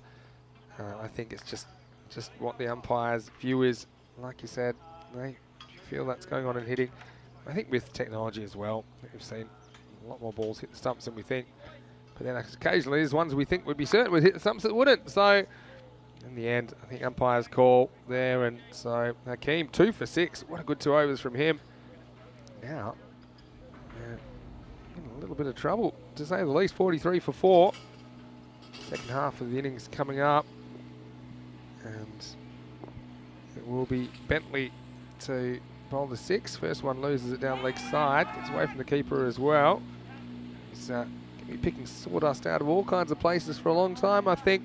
David Sturton, but this will be 2 wides to start the 6th over. Yeah, they need runs whichever way they can get them at the moment. That rate, it just continued to go upwards after, well, it started well, didn't it? The first 2 overs, 10, and then it was 37 of 2, 40 off 3, a great power play. But you can see since then they can't get out of the 40s. Still a lot of cricket still to play. This one, yeah, doesn't come back, so it will be a wide. Don't want to get too Robuel focused, but he's another one that hasn't batted yet. Not batting in the top 6. He did look a little bit out of touch earlier, but I think this also might be about making sure that everyone gets a chance with the bat early in the tournament. Don't want to leave anyone sitting out there too long without getting a hit. Bentley getting some good swing, as we've seen this week, but this one just a little bit too wide, called correctly. Yeah, I think because he's bowling so short, the swing is kicking in early, and just needs to get the ball fuller, and then that swing will be beneficial to him. In the air, it gets over the man in the infield, and then another wipe out from Dan Walker. And, pretty good throw for a man lying on the ground, but we'll get back for 2. I do like the way that Walker isn't afraid to throw himself around in the outfield. Yeah, he's prepared to get dirty for his side. And speaking of dirty, just have a look at his kit. Well, that's certainly going to have to go in the laundry today. And, he's taking a little bit of Cartama back to Madrid with him, I think. This one's not a good delivery. Gets away from Sturton, and Walker's going to have to put in the big ones here. And yeah, this one's okay, I think. It's going to be extras for sure. And there'll be 3 wides in the end. You could see Walker quite calculating there, just working out exactly how much energy he'd have to use. Sturton stuck in the sawdust again. Yeah, he's rescue me. He says, rescue me. And well, this is not going to plan this over so far. Too many wides, too many extras. And well, that's what happened. You bowl a straight one, you get respected. Abdul Farouk an opportunity. And yeah, I mean, the extras just kind of playing Madrid United back into the game. Talking about how they've been reliant on Sadad Mirza for their batting this morning. Same storyline playing out here. This is hit and they run on contacts, and so Harvey a bit disappointed not to handle this cleanly. They do get a single. Yeah, it was struck well, probably struck too well if it was taken straight away by Harvey, because there would have been an opportunity perhaps for a run out. They do get a single, so starting these two to get things moving, courtesy of a few extras. Bentley can sort out the line to bowl a left-hander here. Down leg side. It's always going to be a risk. He gets a good swing. That little tip that I got when I used to bowl outswingers was, as we say, Sturton there, struggling again. Totally loses this. He says, look, he stops it, and then afterwards you see he's looking for it. Where is it? Where is it? Where's the ball? Where did it go? He's sitting on it. All right, disturbing. You couldn't feel that. This is better. And the tip I was going to say about bowling outswing to a left-hander is if you're struggling with balls going down the leg side, rather than try and aim outside the off stump, because then you kind of lose your natural movement, is actually start your run up a little bit wider so that you're approaching with a better body angle, and then you can still do all those things that are getting that swing movement, but you should just be kind of facing in a more useful direction. So anyway, got a blockbuster finish here, I think. Bentley, couple to come. So it's been pretty well located and well knocked down by Finlayson Blake in the field. So just the one. Yeah, I mean, it's a big contrast, isn't it, between the two teams here from Madrid. The one is prepared to throw themselves around and stop those balls in the field. Madrid United were not. Could that be the difference in results between the two of them?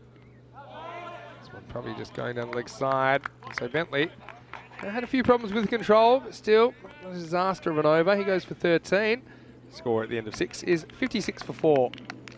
Yeah, 56 for 4. That over just helps to bring that rate down a tad. It was hovering around the 8 mark, now just under 7. So they don't have to do anything crazy here, Madrid United, but it's very important that they don't go back into that shell within just not getting any runs. Remember, it took them an age to get from the third over, where the score was on 40, to get out of the 40s. They only just managed to do it in that over, the 6th. Yeah, well, the 3 overs from the end of the 2nd to the end of the 5th, only 6 runs. So yeah, things really ground to a halt. They need to get moving again. Finlayson Blake hasn't conceded a run yet, but he has now bowled a maiden, wicket maiden in fact, in his first over. So now he's back in the 7th. Is this game up for grabs at the moment? I think you've just seen a few batters struggling to get going. And one of them is Aqib Hussain. Now he's happy to take one, but Hussain, he did open the innings, and normally you wouldn't expect that you'd be 3 after batting for 6 overs. Okay, sure, he hasn't had a lot of the strike, but He needs to make sure that he gets a bit more productive. Otherwise, this run rate required could climb again. Swing and a miss. Yeah, it was a surprise, wasn't it? Because the keeper saying came in at number 5 and only lasted 1 ball in the first match, and that's got him promoted. Yeah, My captain wasn't so good. Probably already kind of planned in advance, but still. This one will be a wide. There's, again, good movement, not always controlled. This one just leaves the right-hander. Just have a look at it here. It's a good weapon for a bowler to be able to swing the ball, no doubt about it. 14 wides now, and they've got to be worried about the time here as well. It's a really good point that you make. This one's going nowhere as it just jumps on Farouk slightly. Yeah, we did have a slightly delayed start to the second innings due to a technical issue. And I think we've still got about 10 minutes, so look, they're probably going to be okay, but certainly not involving too many of those extras. 26 off 20. That's well fielded. Bentley, it's a really good fielder to me. He always pulled off an impossible catch earlier in the innings. Yeah. He doesn't mind basically gambling in that really short cover position. So there's just absolutely no chance of a single if the ball's hit near him. Well, this is skied in the air. It's hanging in a long time. And what a good catch that is. Excellent catch. Siddiqui is the man that is able to pouch it, and well, Bentley will appreciate that, as he set that up with a good stop the ball before. We've seen some very good catches in that position, haven't we? Yeah, you see, just going with the shot, wasn't he, Abdullah Farouk? And went higher than it went long. He had to 7 overs, 59 for 5. It's this game really tightening up. Yeah, very good catch this from Imran Siddiqui. It goes up in the air a long way, and you can see that it's moving in the air, but he keeps an eye on it. He even watches it go over from sort of left to right as it goes over his shoulder, and then takes a very good catch away from his body. Good safe hands, and well, as this one looks like it's going to be a climatic finish. Let's have a look at what we've got coming up. Yeah, I'm looking forward to this afternoon. Costa del Sol, they're 2-0. They were very impressive yesterday. Granada had a bit of a mixed time of it, and the return of Paul Fletcher. That's not one thing we're looking forward to, but Costa del Sol, they won the toss. They'll be fielding first, but yeah, Viv Kingwa in particular, I think. Let's see what we get out of him. And that will be Game 7, starting in about half an hour from now. This one just somehow goes over the stumps. Marcus Harvey running straight down between middle stump and middle stump as well. Just needs to get off the pitch. And Harvey's been the hero with the bat today. Let's see if he can do it with the ball. Big over. Rabiul Khan has come to the crease, so this could be a big moment in the game as he faces up for the first time. Gets a wide first up. Yeah, it's you see there, he's trying to. There's only one man out there on the offside, sort of at the extra cover point. So he's trying to get this over point, I think, lofted. This one again, just a little bit too wide. Good eye by Rabiul Khan to let this one go. This game for me right now, it's 50-50. It is 50-50 for me. But Madrid CC, if they lose this, will look back at the extras they've given. It's been expensive. A little bit of an edge from Rabiul Khan. Yeah, the problem is, Hussain, 4 off 11 shows he's just had trouble with dot balls. And this is where, at a bare minimum, you need to be getting 1 a ball. Don't let that rate climb up any further. He's waiting to unleash, isn't he? Just gets one out of the middle of the bat, and then everything can change. This one won't be. It's another wide. Good work again from Dave Sturton. Down leg side here. Sturton's certainly earned his keep in this game, hasn't he? Behind the stumps. Harvey will straighten it up to the left-hander. Another wide. Yeah, it's becoming criminal, isn't it? As far as the extras are concerned.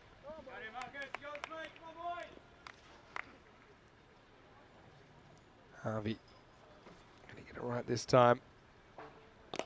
Better, and hit straight and hit really well. Well, that's the breakout shot if ever I saw one from Hussain, who goes Maximo.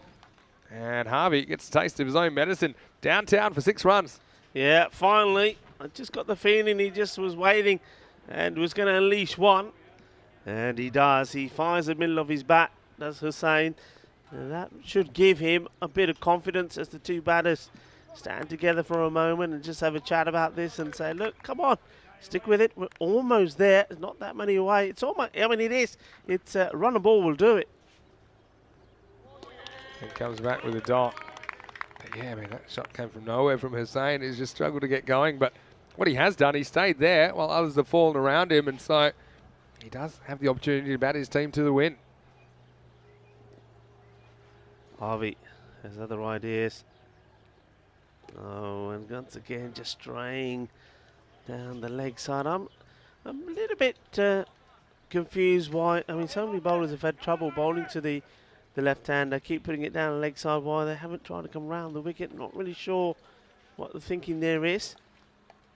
But that's a good delivery, and that's right through him.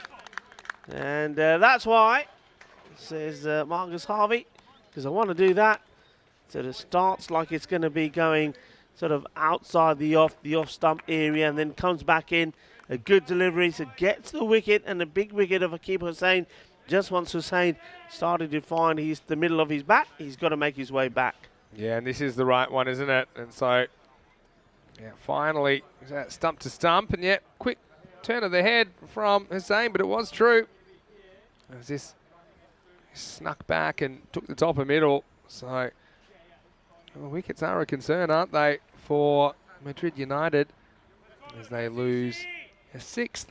The score now is 72 for 6.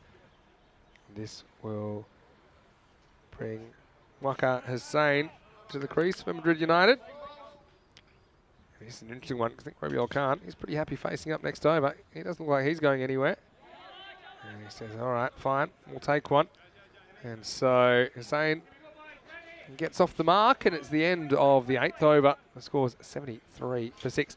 But what do we always say about games where first team scores in the 80s? We call it the Grady 80s because you get great games of cricket, and that's what we've got right here.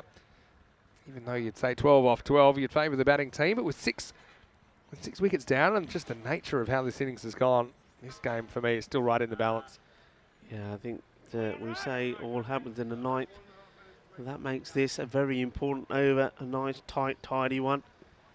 It's going to make it difficult to get those runs off in the last. And well, the umpire wasn't quite ready. Yeah, saying right arm over. So, yeah, I'll probably see that because he's steaming in. But, all right, here we go. Siddiqui, big over. Pretty good shot, but well fielded. I mean, that's one you don't want to get through. And guess who? That's Abdul Hakim. Yeah. Been very good for Madrid CC in this series, hasn't he? Hasn't he been good? And we saw him use his knob, as they say, thinking about what he's going to do, and says, yeah, I know what I'm going to do. I'm not going to pitch up to this man, and he didn't. And then when he needed to pitch up, he pitched up. Oh, this is skewed. Yeah, this should be out as well. He's not going to drop this. And so Harvey takes the catch. And that's a big player gone. Romeo just cannot get going with the bat today.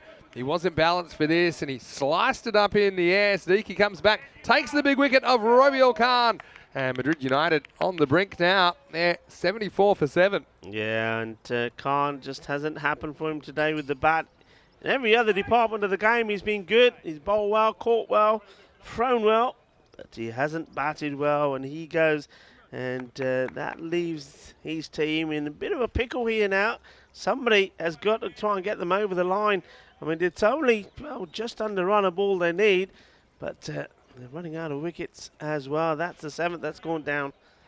And yeah, Siddiqui, he's just on you a bit quicker than you think, and that's why I think Rabiul Khan is late on that. That's where it ends up going up in the air. I think it's, yeah, I don't know. I still think I'd just favour the fielding team now to defend this. Yeah, I mean, Siddiqui finishes off this over well. Maybe, you know, they may scramble a couple from it. And I can't see them scoring sort of more than 8 runs in the final over. Need a bit of luck, though, as well. Kash Iqbal is a man in the hot seat. And this one going nowhere. He's gonna. And, well, he had Shafiq in there pretty quick. And sometimes you don't know where the ball is. You can't see it, but sometimes you can hear it, and sometimes you can hear footsteps. Yeah, that was one of those occasions. It'll go down as a dot. He's just got to find a way to get off strike here, Cash Iqbal. He's got to swing and swing hard. And, well, he does swing hard. He normally knocks himself over with that swing. Look, this is the right shot to play. You get an edge on this. It's 4 runs. You can't blame him for not swinging hard enough. Back to live action. Another dot ball. So it's getting really tough now. You've got to hand it to Sadiq. It's been an excellent over. He's done everything asked of him here. Yeah, he's just hobbling a little there. I've just noticed when he goes back to his mark. Imran Sadiq. So, big moment. Can he get bat on the ball? Let's pull the over. Oh, there is some bat on this. And now they will get one. And they won't be able to get back for a second. So Iqbal does get off the mark. But he retains the strike. We're going to the last over. 9 overs down. It's 75 for 7. 10 runs will be required by United off the last over. Otherwise, they're walking away from their first day of action winless. Well, Iqbal probably does what his team didn't want him to do there. Gets back on strike. He was the villain. He dropped Harvey on 13. And we know that Harvey went on to score a 50. Can he be the hero for his side as well by, well, somehow getting the runs that they require? They need 10 off 6 balls for victory. Or will Madrid United, the golden ball specialists, take us to another golden ball? Well, let's wait and see. Interesting. Pretty good bowler to bowl here, Shafiq. He's gonna close out, but just remember, his first over went for 27. Yeah. All right, here we go. 10 to win. Oh, swing and a miss. That hurts. I mean, Hussain is the man that's desperate to get up the striker's end. He's going to have to find a way to get there. I think the message is to Hussain, get to the other end, run. Well, let's see if Iqbal gives him the chance. Well, I'm not sure what's going on here. I think this is Madrid United getting a bit excited and shouting all sorts of things from the dugout. He was yelling from off the field. But just tell you, you're not used to playing with a crowd though, where you can be interrupted by someone from the peanut gallery. Yeah, Shafiq just stopped himself there. Well, yeah. Iqbal. This is a great game of cricket. 10 off 5. Miss. Thing with Iqbal is every time he's swinging, rather than thinking of running forwards, he's going backwards. He's got to have a swing and run, and they're just not doing it at the moment. I think it's not just running. I mean, you want to just try and find a way to get Hussain down there now. Iqbal, he scored 1 off 6, and that was the one that basically kept him on strike. 10 off 4, running out of chances. United. Well then, this is all right. This is in the air, but how far is it going? It is out of here. Maximo! Well, if you live long enough, you'll see everything. And I've got to admit, I didn't see Iqbal hitting the 7th ball that he faced out of the ground. And 7th heaven for Iqbal. And how about Iqbal? The fielder? This really was a catching opportunity, you'd have to say, on the boundary. And it went down. Finlayson Blake, he couldn't grasp it. He couldn't keep it inside the field. Ooh, and he couldn't take the catch. So 4 off 3. This is probably back to 50-50 now. Here we go. Now, what now they're going to run. Oh, they've got to run. And he might get run out here anyway. They missed twice. They missed twice. No they way. missed twice. First, the two batters just stood and watched each other. Then they decided to go. There was one shot that was missed from Sturgeon. And then it came back to him because with another miss, they got one. Well, this is like Wimbledon. Just goes across the net once, and then he's kind of shepherded out by the guy who's about to run him out. And he was at Siddiqui the second time. He misses. So what's that? 3 off 2. That'll be a bye. Oh, golden ball's on here, isn't it? 2 singles for a golden ball. Madrid United. Madrid United are the golden ball specialists. They had golden balls in 2020 and 2021. Yeah. Anyway, 2 to tie, 3 to win, 2 remaining. Misses. Now they're going to run and they're going to miss again. So that's another bye. And now we've got Iqbal, who's one of my favourite cricketers now. Cash Iqbal is going to try and tie the game, needs a run. Dave said that I'm not taking him temping bowling with me. Yeah. He's not. He's in your team. That's another gutter He's ball in from your Sturton. team. But here's the thing. If they do that again, we'll have a golden Can ball. you imagine if they don't run? They have to run. I mean, everybody's been brought in here. So 2 to win. This is a ridiculous last over. Listen, what are the odds that he's going to make contact with this Is and it's anyone- going to go over? Because look, there's nobody back. If he hits it on the leg side, which is his shot, they've won the game. They're all crowded in. Someone has to take the bowler stumps as well, right? In case they run. But you need 1 to tie, 2 to win now. So Iqbal getting ready. They want the win though. Madrid CC. If they can prevent a run, Madrid CC will win it right here. Okay, 1 for a golden ball, 2 to win for United. He misses. They got to get. Oh, this is going to go right down to the wire. Oh, they're going to have to check this. I honestly don't know if he's made this or not. I think they're checking whether does he have the ball with him all the time is the other question. I just think they're checking if he's in or not. They don't look very confident. Have a look at this. I think we're going to a golden ball. If he's run out, the Madrid CC win. How about here? He's made it. We're going to a golden ball. We're going to a golden ball. And Sturton, he didn't want to throw it. And you can understand why. And here we go. Golden ball 28. Oh, well, he didn't want to throw it. And yet, you're right. After missing twice, they went for it. The batters got in. We go to a golden ball. And, well, this is like a penalty shootout. Real Madrid versus Atletico Madrid. It goes to a penalty shootout. We got the golden ball. These two teams from Madrid What a going to be decided on a golden ball. What a game. You take they've hit 1 ball out of the last 12 and still scrambled about 10 runs to somehow tie this. And this is where we're going. Golden ball 28. It's our first golden ball since the 10th of February. That was in the ECL between Star CC of Luxembourg and Helsinki Titans of Finland. So this is what's happening. That there has been a tie, and I can't believe Madrid United have got another one. So now, whoever gets to face, good luck whoever that is, probably Hussein, I think. Oh, who knows? It could be any batter. It can be any batter. It can be any batter that has come out. Yeah, so it'll be one of these two that's here, you'd imagine. Hussein's 2 off 3, Iqbal's 7 off 9, but 6 of them came in 1 ball. And they might even be making a switch as to who is coming out to run, because also running's important, right? So who they're taking off? Here's the thing. If they decide that Waka Hussein is the man that's they're getting rid of Iqbal, though. Iqbal is our hero. Yeah. Well, he's said, I've done my bit. What more do you want out of me? I don't really want to run anymore. Yeah, but look, how important was that catch? I mean, if you're in a close game, he went for the catch. He would have been better off, Galileo, just pushing the ball back in and saving the boundary. Well, I still think to do that, you have to catch the ball first or get close to it. I mean, here's the end. Talk about social distancing or lack thereof. I mean, everyone's rushing in. This is like Malta all over again, isn't it? That's unbelievable to tie the game in that circumstance. And now either batter can face here, because you've got 2 batters that aren't out. So anyone can bowl. That's what Shafiq is checking there. He's saying, can he come in? Can he bat? And they're saying, yeah, anyone can. Yep, they're not out, so it's not an issue. Let me take you back to golden ball number 1 in Alicante, match 7. It was the 3rd of March, 2020, Madrid United. Who has come in there? Just checking who's coming. Well, Waka Hussein is already in, and Kaza Ahmed, who hasn't batted yet, he'll be the non-striker. So I think that is because... because they think he's quicker. So that's smart. Yeah. That's Cash Iqbal, if he's not going to face, they think that they want someone that's quicker. Yeah, so golden ball number 1, it was Madrid United who won with the bat, edging over 3rd man for 4, and it was Wakas Mirza on that occasion.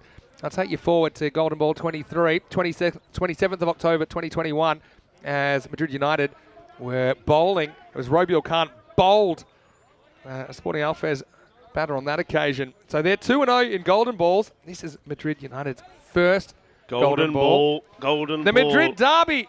They're going down to the wire, and with 7 wickets down, you'd have to favour the fielding team here. But, excitement plus. You know the other thing that interests me here? We talked about never seen a wide. Yeah. Left-hander. Yeah. Left-hander. Agree. So it's going to be the captain, Galileo Finlayson-Blake, who's going to bowl it, and he needs to prevent 2 runs. And it's going to be Waka Hussein, who needs 2 to win. Here we go. Golden ball 28. He doesn't get it anywhere. They get 1. I don't think they're going to get 2. It'll be run out. And Madrid CC sweep the mini-series this morning in golden style.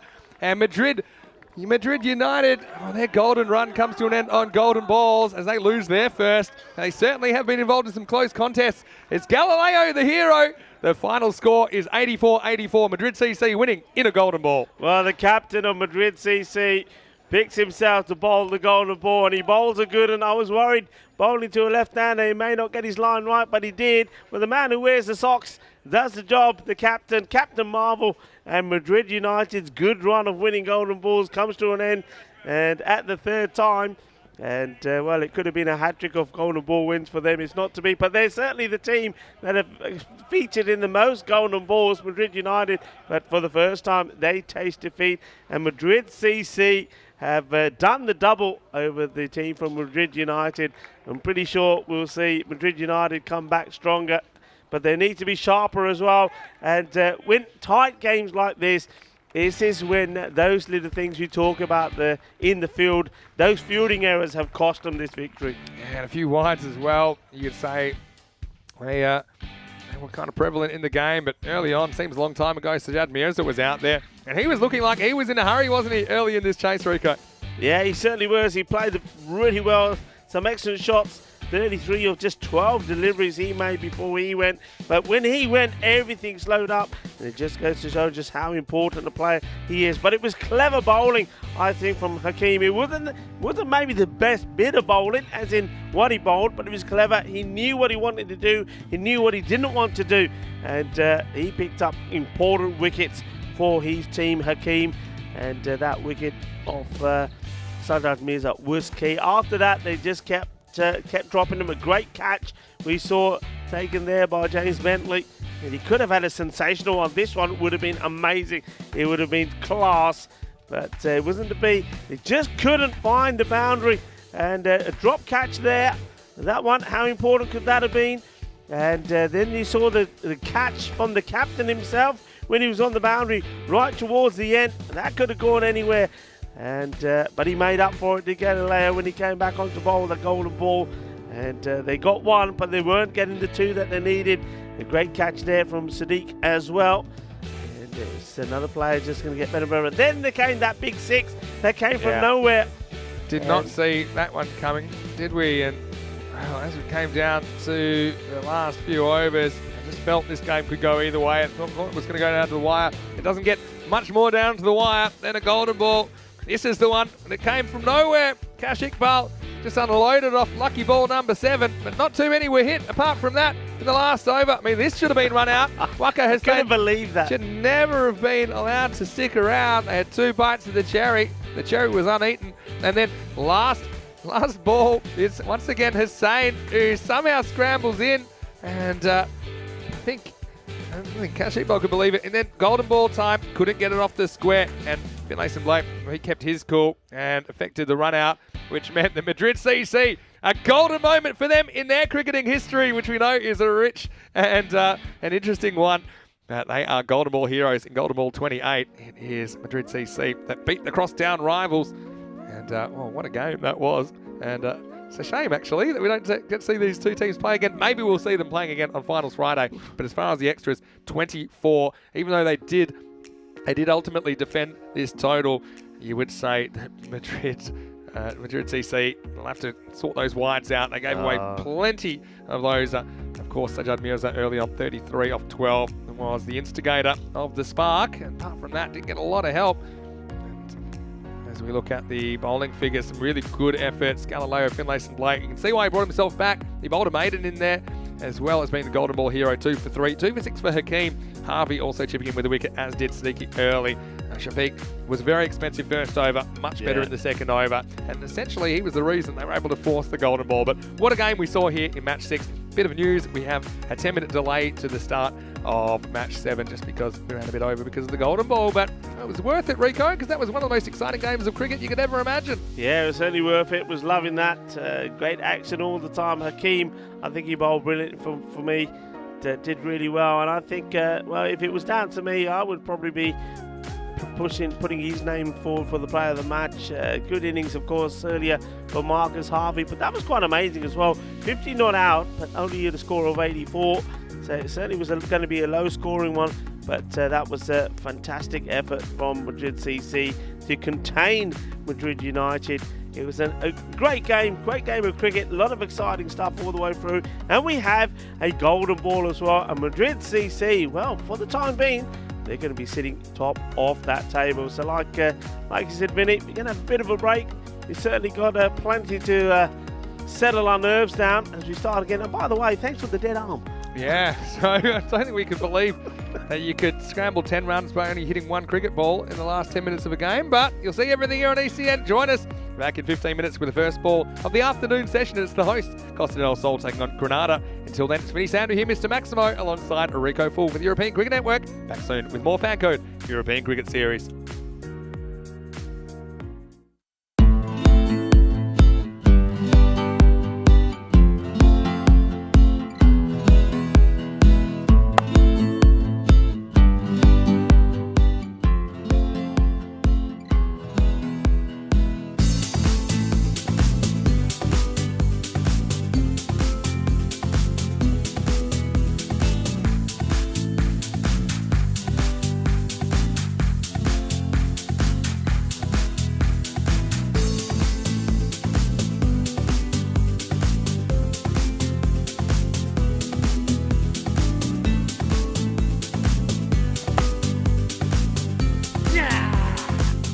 This is how we play cricket On the Costa del Sol.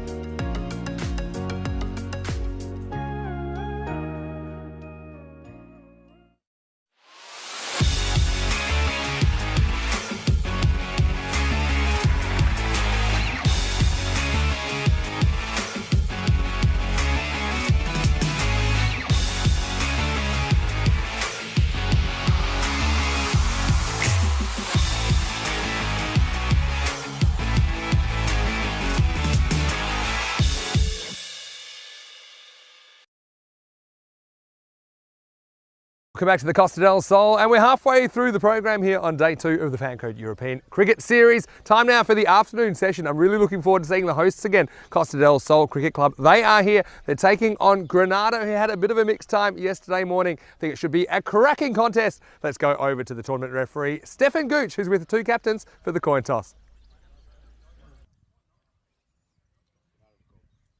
Heads the call. It's tails.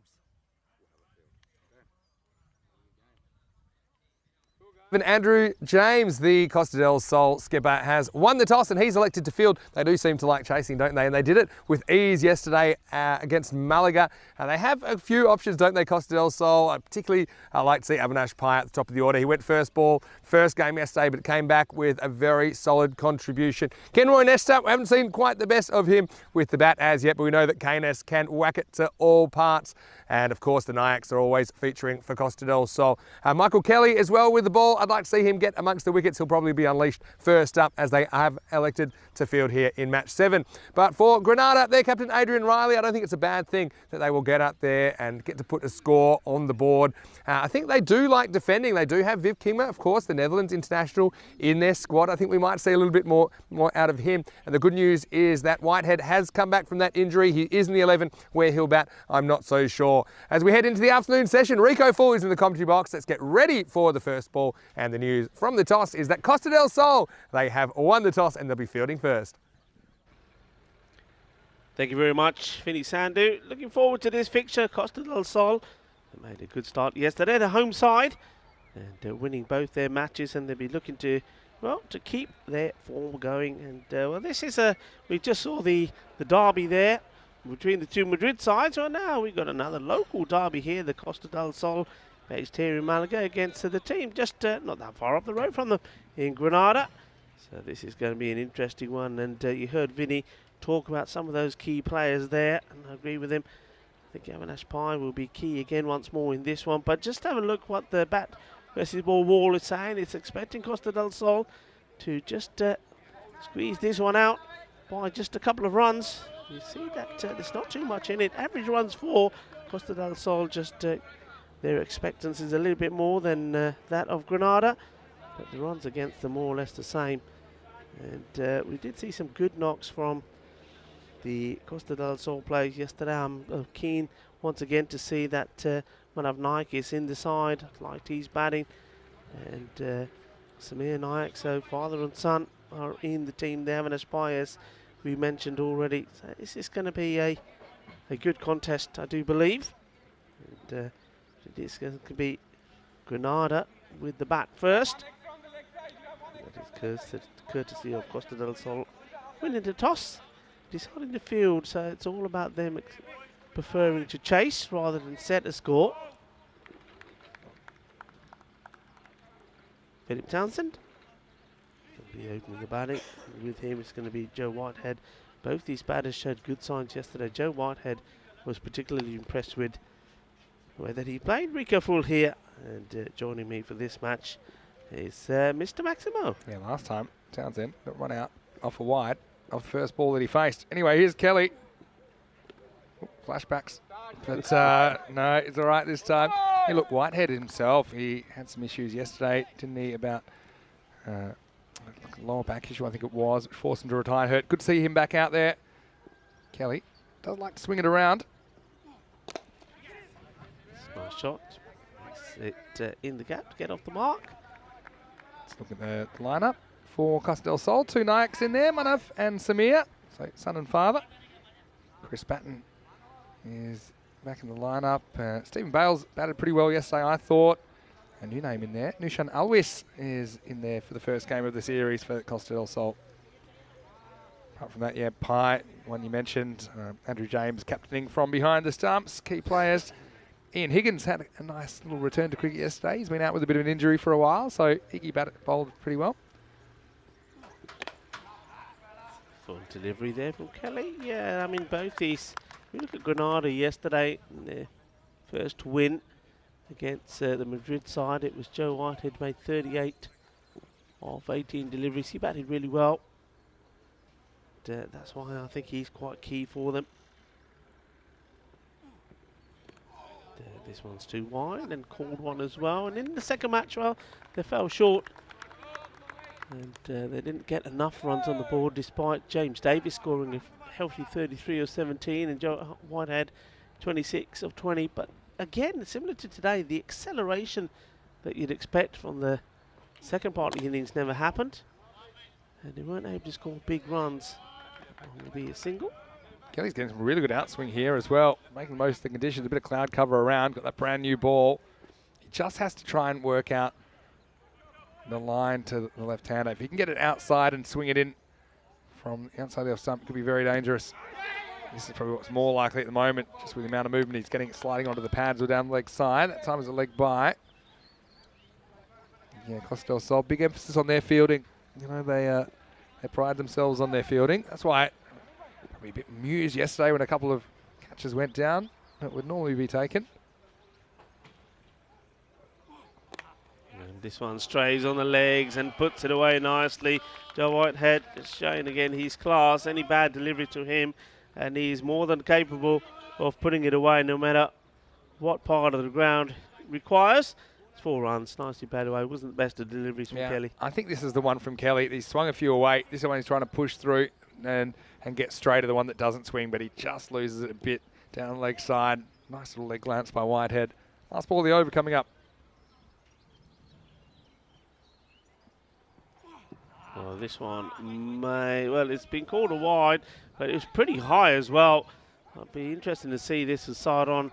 And I can't really see why this one wouldn't be called a no ball, to be fair. We'll see it from there.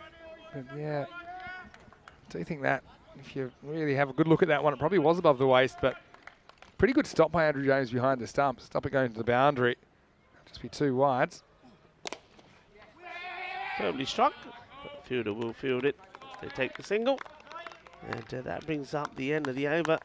11 on the board. I mentioned some of the good batters for Granada. Well, bowling-wise, Costa del Sol, it was in their first match, the victory against Malaga. It was Samir Nayak, took 2 for 13, and as you mentioned, Higgins was in good form, 2 for 18, and in the final match, victory by 10 wickets. Costa del Sol over Malaga. It was all about the bowling of the youngster bowler, so they've got a good mix of experience and young players in the squad, which will always give them a little bit of strength and depth. And one of the man I was talking about, who bowled very well in the first match, is Samir Nayak. He's going to have a bowl here now. He had a good player of the match performance as well, didn't he? When he scored 54 in the first match against Malaga as well. So very much in form player. Yeah. But, go on, tell us the but. Well, the 2-drop catches. I already mentioned it once. We're only in the first over, but we'll lay off Samir today. Assistant coach of the Spanish national team as well. Here he is. And just prodded by Joe Whitehead for 1. Yeah, it must be easy bowling spin in the power play. I often think spin, traditionally you think about getting some fielders back and protecting, but you can't really do that with only 2 outfielders allowed in the first 3 overs. Yeah, he's a very intelligent bowler though as well. He knows, I mean, these guys would probably know each other pretty well, so he's setting the field exactly where he wants it. A lot of our viewers, they just can't wait to see Paul Fletcher out there. And a lot of chat about it in the live chat at the moment. We won't see Fletch just yet. May or may not get a bat. That second half we'll see him fielding. And probably going to be fielding right in front of us because of the change of ends, Rico. See, Townsend goes back and, wow. Ooh, this might be out, you know. Ooh, does he get this bat back in I time? got a feeling this is gone. I mean, just looking real life. Because Andrew James is really quick at getting the bails off. I don't think he thinks it's out. I mean, I'm not saying it's out. I'm saying this is going to surprise you. Look, it is. Oh. Very close. I think it's very just close. it. Oh. Just. That's the one. Oh, one frame. I reckon this one here, or one back from that, I think. Yeah, I think he just gets Probably there, just Vinny. in. Just gets there, and he has to reach hard. Otherwise, he would have been well short. It's lucky the bat doesn't plug as well. Won't be lucky this time. This is going to be stumped, and I'll get a replay of this up for you. But yeah, Samir Nayak just slides this one across him. So it was a close call the ball before, but if you ask any keeper, they'll take a stumping any day over a run out. And a nice bit of keeping to finish it off. Samir Nayak, this was the very next ball. See, it's a bit of a nothing shot, wasn't it, from Townsend in the end. He knew as soon as he missed it, he wasn't going to be able to get back that time. Excellent bit of wicket keeping by Andrew James, the captain, to create the first wicket of the day for Costa del Sol. And it leaves Granada with their opener in the shed. It's 12 for 1. Yeah, good bowling. I think that from Nayak. I like the way he's got this to drift wide off the left-hander. And as soon as it's past him, he's already committed himself. He's not going to get back there. But yeah, tidy hands from Andrew James gets the wicket. So 12 for 1. Good start for Samir as well. So gives James Davies bat at number 3. He impressed me yesterday with his all-round contributions for Granada. But yeah, Samir Nayak, not an easy bowler to get away. Oh, this one drifts in, and I think this is bowled him. Bowled him. Well, how about this? And I don't think anyone saw this. I thought I was about to go up for a big LBW appeal. I think it probably just flicks the pad, perhaps, and then back onto the stumps. We'll get a good look at it here.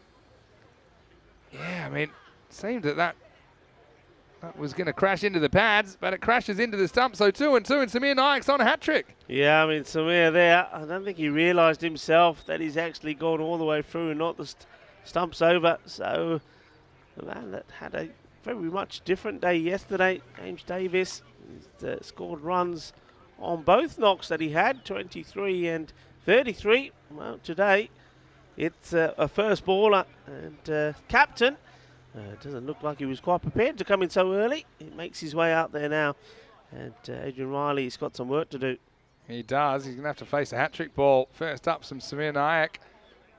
He's putting those memories of yesterday with a couple of his his less enjoyable cricket moments to the world. But, I mean, he'd love to get a hat-trick here. Anytime you get a hat-trick special, if you can do it in front of millions of television viewers, it's even better. Adrian Riley is at the crease, the captain at number 4. He's regularly an opener in the longer forms of the game, so let's see if he can try and turn this around at the moment. Nayak 2 for 1, and they put in a slip and a leg slip now. Putting the pressure on the skipper of Granada. Here we go, hat-trick ball. Samir Nayak. And well, it goes through. Sort of nothing, no shot sort of played, sort of delivery this from Riley. He didn't want to get anywhere near it. Keeping the field in, why not? Got him! And it's another. And Samir Nayak is over the moon. And he's not in the mood for messing around. And oh, well, the captain, Riley and Samir, have a few words. This one, just an absolute beauty. Just love the way he drifted in, takes the stumps, and there's a few words here said. I'm not sure what it was. I think, hey, Riley, well, there's no point you saying anything. I think you just got to go. And when you've been done, Samir was happy about the decision, but I think the Granada captain, Adrian Riley, probably said a few words back to him. I think that's friendly, but I mean, you never really know in the heat of the battle. It gets 3 and 4. And what I'd say is both of those guys would have spent a lot of time working with each other around the ground during the ECL, so they know each other really, really well. So it's, I think it's probably just a little personal battle, but I think really you have to hand it to Nayak. What an over that was, 3 for 1 and 12 for 3. This innings in tatters now. I think you have to bring him back after an over like that. Yeah, you have to. You really do. And Todd Davey is the new batter comes. I mean, Joe Whitehead is still there. I wonder if he's going to decide that he's going to change the way he has to bat here now, because with wickets tumbling, he'll have a good idea of what's left to come. And you may find that he decides he's probably got to start to just play it a little bit more aggressively than normal. To start off with, he's quite happy to take a single and say to Todd Davey, there you go. So it's all happening while he's at the other end, though. Those 3 wickets falling, and all falling just for 1 run as well. Davey. Oh, well, this is a plug and a half. The bat does a somersault and almost does the perfect landing. And you can see he wants to get back to the other end, Joe Whitehead. And, well, this was going to be close. And with the bat plugging, you just know a direct hit and you're in trouble. Yeah, you find out the hard way. Don't try and slide your bat here. And, oh, poof. Carnage.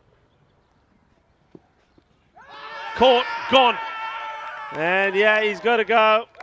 That's a really good bit of bowling. And Bodder, that's another one that I mentioned who bowled really well yesterday. He gets the prize wicket there. Well, Joe Whitehead, he wanted to run and get back to the danger end. It was the danger end because he had to stand up, dust himself off and face Bodder, but could only last to 1 ball. That's an absolute gem. Just hits the seam, gets through him, and takes a little bit of the bat on the way through. A bit of extra bounce, almost takes the shoulder of the bat. And so disappointment for Whitehead and Granada. After a promising start, they are collapsing here. It's 14 for 4. And, well, that's the big wicket as well, because just added 8 runs on the board.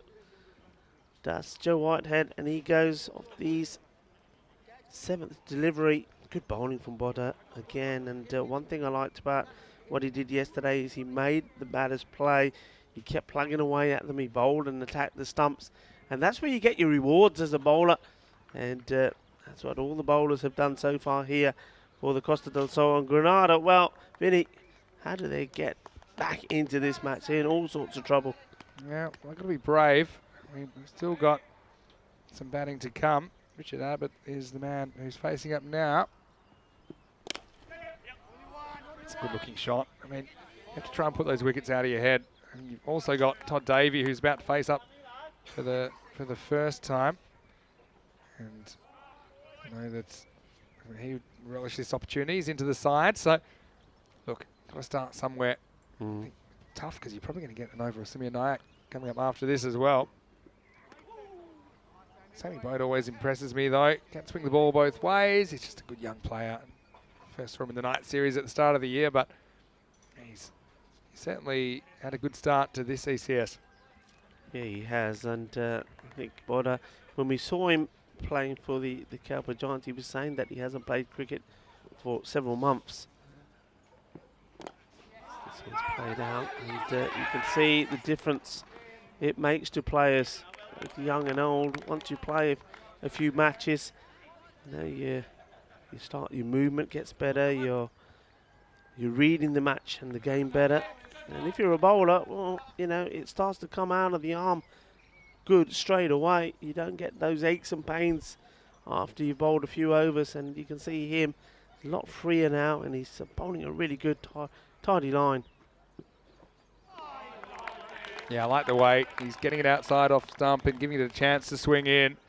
And even if it doesn't, if it holds its line slightly, it won't probably be a wide. So, yeah, Boda, really good over from him. That's 3 overs down, and they are in a bit of trouble, to say the least. That's 16 for 4 now off 3.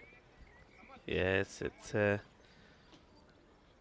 long way to come back into this match as we just have a look at those tables. So Madrid CC having done the double over Madrid United, leapfrog Costa del Sol to the top, but of course they have played 2 matches more than the Costa del Sol, who are looking to get right back up there, and they've got a superior net run rate as well.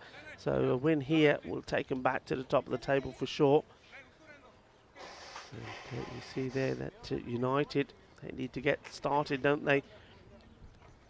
It's a difficult start for them today, and losing twice to their neighbours, Madrid CC, means that they have to come back strong tomorrow.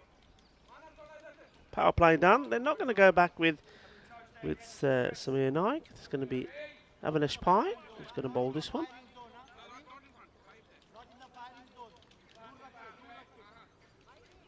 So Avinash just checking his field. And here he comes bowling to Richard Abbott. Nicely played by Abbott. Gets back inside his crease. Plays it down onto the offside. They look like a good unit, don't they, Costa del Sol? I mean, we've seen that more or less for every match they have 1 or 2 new players in their lineup as well. So they have plenty of availability of players. I suppose it does help being the home side. You're not having to drive 500 kilometres to come and play cricket. This one's been hit pretty well, and that goes all the way. Nice shot. Ginna Sona Shaka Lagya. Yes, they replaced one spinner with another. Avinash Pai coming on, replacing Samir Naik, who took 3 wickets in his first over. This is a good shot from Davey.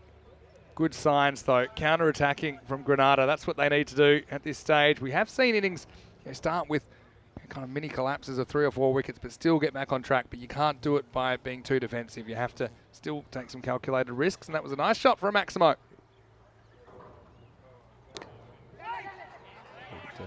Good come back. Doesn't put it there. Get the same spot. Jimenez just holds this one back a little bit. Thought about the single. Decide against it. Bless you. This one is pushed through. And just going to be one dot, I should say. Pai's a pretty interesting cricketer, isn't he? I'm leading the Cowboy Giants for a time.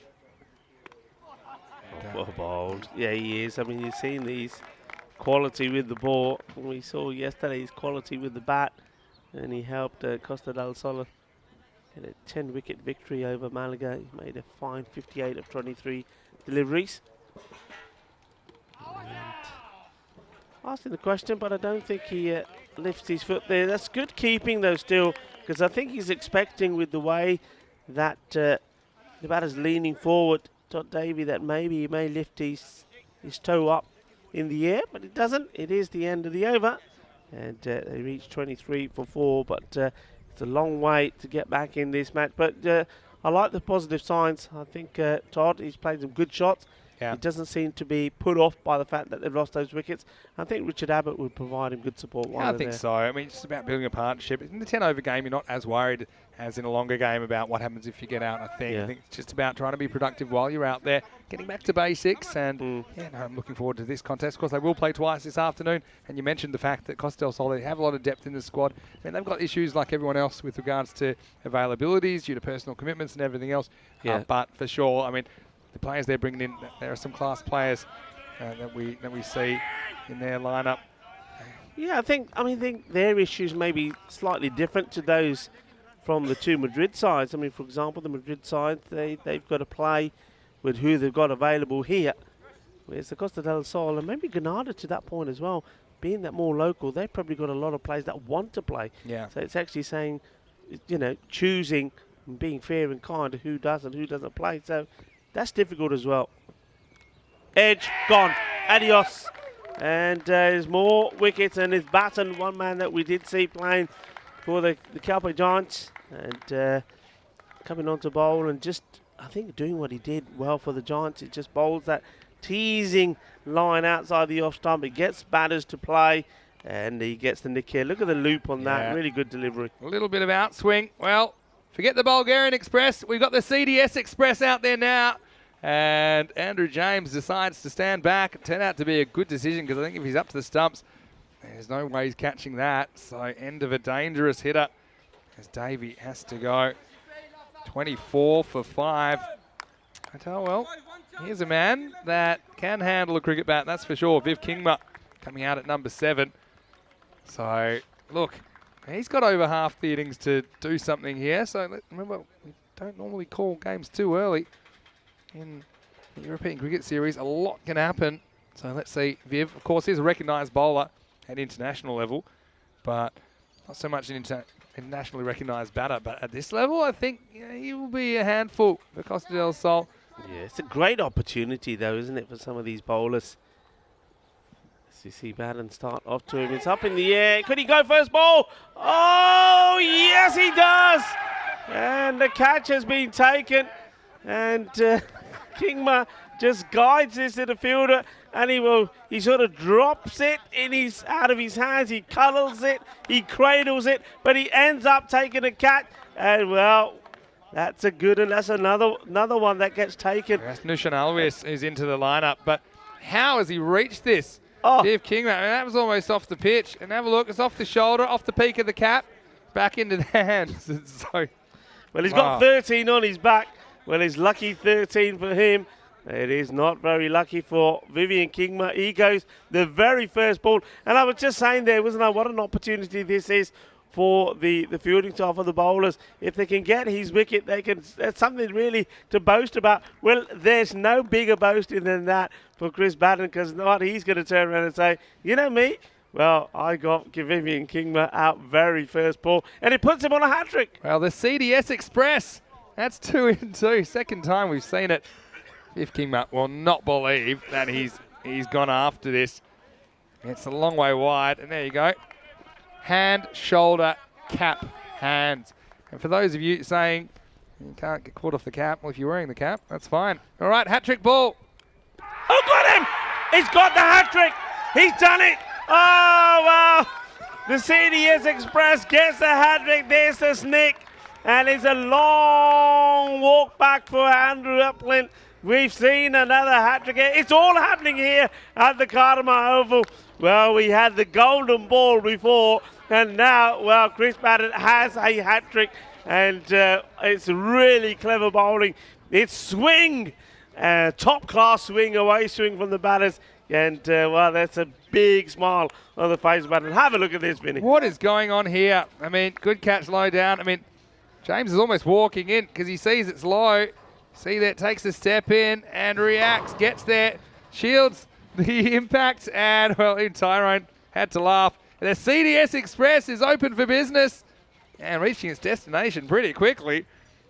And not only is it a hat-trick, it's a hat-trick that includes an international player in the middle leg. And, wow, well done, Andrew James. 2 catches out of 3. Can you believe what you've just seen? 24 for 7. And he's still got 2 balls left in the over. Wow. You're running out of ink there on your sheet, aren't you, Rico? I'm running out of ink. You're absolutely right. And, well, you can see me scribbling things down very quickly. What about our scorers as well from the blue crew? They certainly having to work pretty quickly. But this innings, well, from Granada has gone from bad to worse. And Batten, he's not finished yet. He's got the hat-trick. 3 for 1 so far, his figures. Can he go? Can he go one better and go 4 out of 4? We've only ever seen it once on ECN, 4 and 4. There we go, he's bowling to O'Brien. Cherry O'Brien, your turn. Just leaves this one. And this one's just a little bit too wide. What has just happened? Sigh of relief from Kingma came out, and I thought, right, Kingma's he's doing the right thing. He's held himself back to 7. He's going to come out, probably whack a 50, get them up to 90 or 100, and then he's going to come and bowl like the wind. Maybe not. It's nicely played. They'll take a single, and now it's a case of trying to rebuild. Well, I tell you what, the sun has come out for Chris Batten as well, and he's going to relish this moment for a long, long time to come. That's the beauty of this European cricket and this European cricket series, because it's there forever. You can go back and look at it over and over and over again, and it's a moment that he'll be sharing with everyone he knows well. And Granada, they'll be looking at that and think, well, that's a number they've got to dial for help, because that's what it resembles. 1-800, it's toll free as well. 1-800-73-001. That's right. But he's 59 years of age, Chris Batten. I'm not sure if he's taken a hat-trick before or not, but I'm sure he hasn't in a televised game. 25 for 7. This innings in ruins as Ian Higgins, Iggy, as we know him, he'll be bowling over number 6. Hard act to follow. Oh, this is a snick on this. You say hard out for follow. It could have been a wicket straight away. Well, they're not running really well. There's going to be a run out. Oh, would have been. And a bat plug. Look at this is carnage here, Rico. Well, a better throw that the keeper could have handled, and it would have been run out. They were running nowhere. You know, Samir throws this right-handed, right? They can throw both hands. Yeah, well, he should stick to the left because it wasn't a good throw. Yeah, I mean, look, Andrew James probably gambling to try and take that quicker, but it'll be 2 runs. It's another edge. Well, Iggy, first 2 balls have been edges. And Samir this time. I mean, Samir came and took 3 and 4, and we thought, well, that'll be the highlight of this bowling innings. Yeah. And then CDS Express, Chris Batten comes on and takes a hat trick, including Viv Kingma in the middle. Kingma's steamed up, I reckon. Keeper might wear an extra pair of gloves. Now, it's not just a survival game, really, isn't it? It was a very unusual shot, because first, it was a very wide delivery. And secondly, he didn't try and put any power in it. He just tried to paddle it. And he paddles it to the fielder. He was trying to not be silly, but actually had a silly result, because he went after a wide. What a moment for Nushan Alvis as well, though. He's included in the lineup of this one. But the way he took that catch, I want to watch that again, because hand, shoulder, peak of cap, hands. Yeah, all over the place, but he holds on to it. He was still running while he was trying to take the catch. Almost runs to the boundary. All right, what's the best case scenario here for best Granada? case is you have a bit of time after this game to lick your wounds and come back for game 2 this afternoon. Yeah. I don't know, seriously. I think you've got to try. It'd be an achievement if they bat out the 10. That's one thing. You've got to show some grit and say, right, we're not getting all out here. We're going to bat the 10 overs. You've got to be brave, though. If that means you can somehow get to 70, I'll take that. I'll definitely take 70 from here. That'll be the end of the 6th over. Iggy only goes for 6. Doesn't pick up a wicket, though, but not too bad at all. Granada, they're 31 for 7 after 6 overs. Look, I mean, run a ball from here. It's not looking particularly good, is it? It'll be 55 if they get run a ball from here. You can get up to 60. I mean, you need a miracle, don't you? But, I mean, you've got a bowl like Kingma in your lineup, and let's see if maybe that Golden Duck fires him up a little bit in the second half of this game. Yeah, it'd be interesting. But then, like you said, you still got, when you look at that, every bowler's just bowled the 1. Yeah. So there's good bowlers who will come back, and Batten, he is coming back. In the air, Samir takes a catch. Well, bravo, bravo. Well, Samir Nayak, third time of trying, does hold on to a catch. Well, if he drops this one, I think we're just going to march him off the field of play and say, right, you stay off, we get the 12th man onto field for you. But he does take the catch. He smiles. Well, everything's going his way today. He's picked up 3 wickets in his first over. And then he takes a catch as well. It's another wicket that goes, and Richard Abbott, who was seeing everything happen from the other end, goes for the big shot, slices it up in the air, and Samir does well. Good anticipation. And if you're wondering who he's looking at there, well, he's looking straight at me and Vinny to say, there you go, guys, I can catch. Yeah, well, we know that, Samir, but how about the CDS Express? A 4th wicket for him. He's got 4 for 2 off 7 deliveries bowled now. 31 for 8. This is something that I wasn't expecting. You know the best Seven. bowling figures in ECN? I think they're up for grabs here. Well, at best he can equal them because there's only 2 wickets left, right?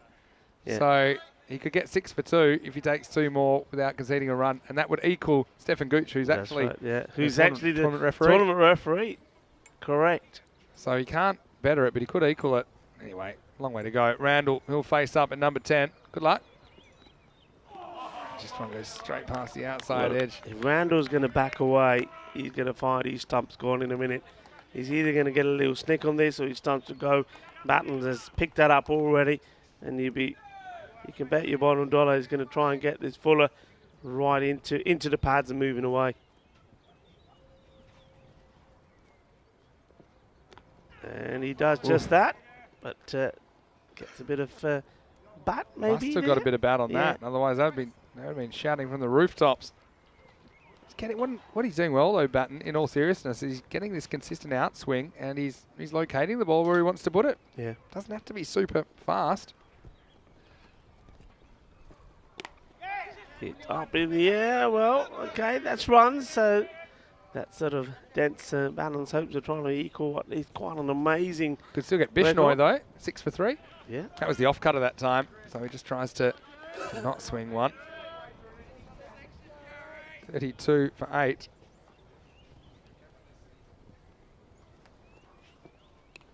Oh, good stop there from Kelly. Diving to his left. That's away.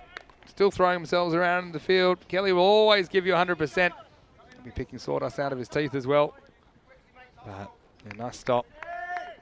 Yeah, good stop. I mean, first slip. I mean, he's really not at slip. Otherwise, he would have caught this. Well, they do get a slip in here now. So Iggy comes in the slip. Well, what an unusual field this is. A slip, look at a floating slip, and a very short gully.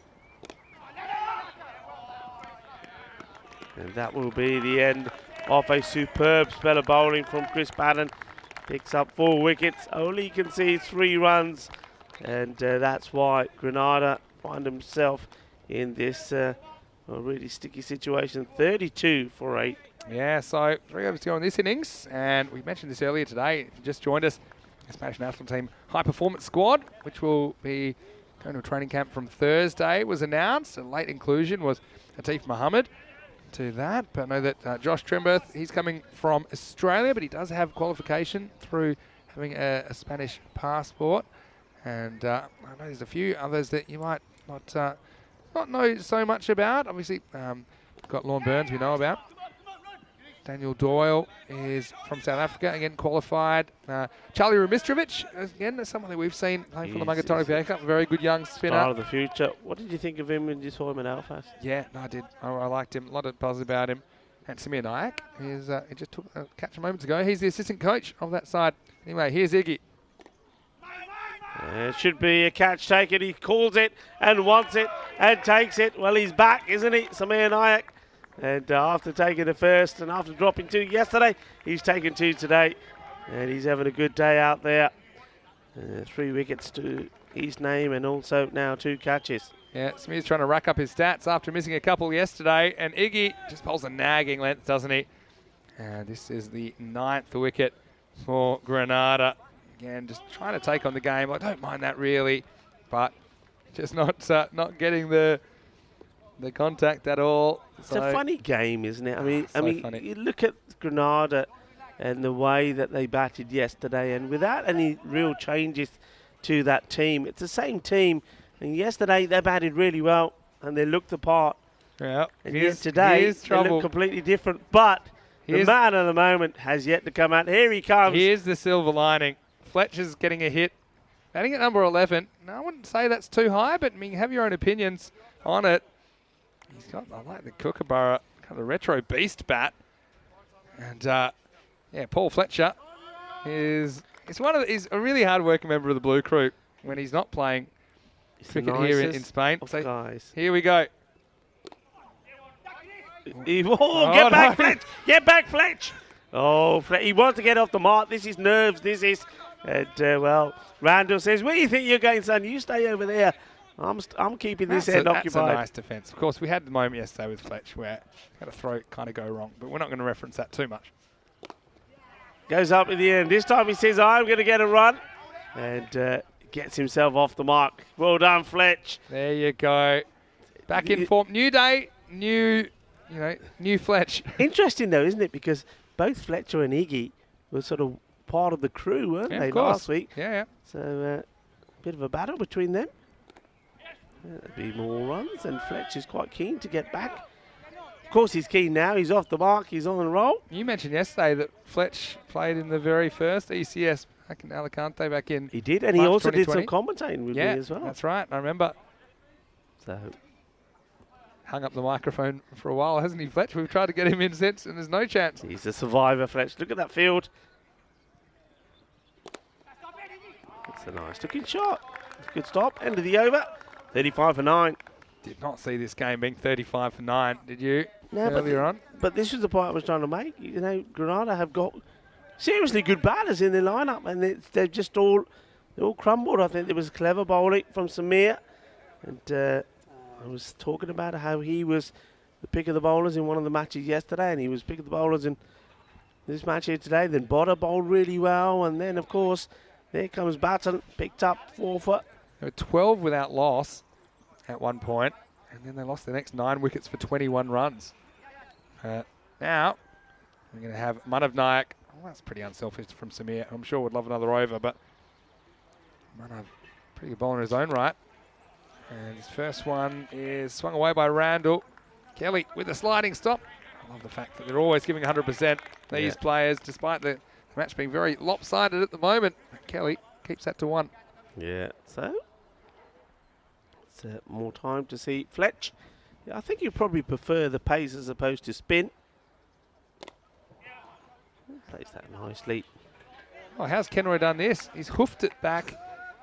You know, when you've got size 57 shoes, and they do get in the way sometimes. Have a look at this. Through to fielding.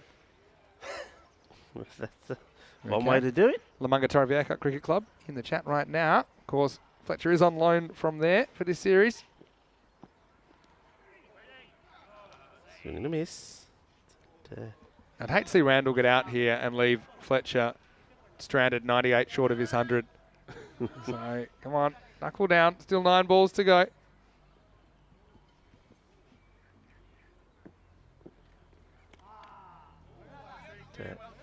Swinging aimlessly, really. I think even if he gets bad onto ball here, he's just going to give a chance probably to Nesta there. But at least he keeps his foot well planted on the ground. Manav Naik's the perfect bowler to kind of... Got to attack the stumps, though, the young man there. Yeah, but I think he's going to get him stumped. I think they won't be able to resist. I think they're tossing him up. Tail ender's nightmare, I think, Manav Naik. Well, he's father there at first slip. Still giving him advice. But, let's see if he takes any of it. Quarter wide. A bit of charity from Tyrone Peters this time. It's a 50-50 call. Yeah, I think that's a win for the bowler. He thinks that's good. I'll get one more ball. So here he comes. Got to get closest to the stumps. Yeah. Okay, well, looks like they're 1 ball closer to batting out the 10 overs. Yeah, I think Fletcher will be hoping that Randall can see this one out. Oh, and well, they took the second slip away, didn't they? And that's exactly where it gets played. Oh no! Oh well. Well, that was foxing in the first degree by Samir Nayak. Yeah. And this is just one thing about Andrew James keeping sometimes. I think he can afford, see how he tries to get in front of the stumps and be a bit clever? He can actually afford there to stay behind the stumps and take that a bit more traditionally. And I think he would have a much better position to run out the batter. But anyway, I'm happy with the result because it means we are going to the 10th. We get to see more Fletch. And that one will take them, unless I'm mistaken, takes them into the 40s. So 40 for 9, off 9 overs. And so, yeah, that ball wasn't gathered by Andrew James on the way back. That's why there was no shout for a run out. No, and now Samir will get the chance for a 4th wicket now. Can he join the CDS Express Chris Patton with 4 wickets? Lamunga in the chat saying, have to share Fletcher's skill around Spain because it wouldn't be a good tournament without Fletch. Well, it wouldn't be quite the same, that's for sure. All right, here we go. 10th overtime. Oh, he hooks up in the air. Oh, well, how about that? That is incredible. Well, the man who took the sensational catch, the man who got rid of Kingma, he completely misses this. Well, you do not get an easy chance on this. That's because he didn't knock it up on his shoulder, you see. Nayak can't complain. If you're watching yesterday. But then Samir Nayak says, well, okay, if I can't get my fielders to catch it, I'm just going to bowl you instead. Well, those two, the Nayak and Fletch, well, they did a lot of work together as well around this ground. And now they're on, well, opposing teams. But Samir Nayak, he does wrap things up. He takes his 4th wicket as well. And he's still having a chat with well, I would love to know what the two of them are talking about there at the moment. And that's father and son. Isn't that lovely also? Father and son in the same team. And, well, we know already the qualities of Samir Nayak. But Manav Nayak, trust me on this, that young man there is going to be a sensation as he grows up as well. He's a talented player. But talking of talent, it was all about Costa del Sol here. Grenada have been bowled out for just 40 runs. And as you said, Vinny, it didn't start too badly. They did get to 12 without losing that first. And then it went all wrong. Yeah, it sure did. I mean, yeah, early on, you're right. It was Townsend and Whitehead out there.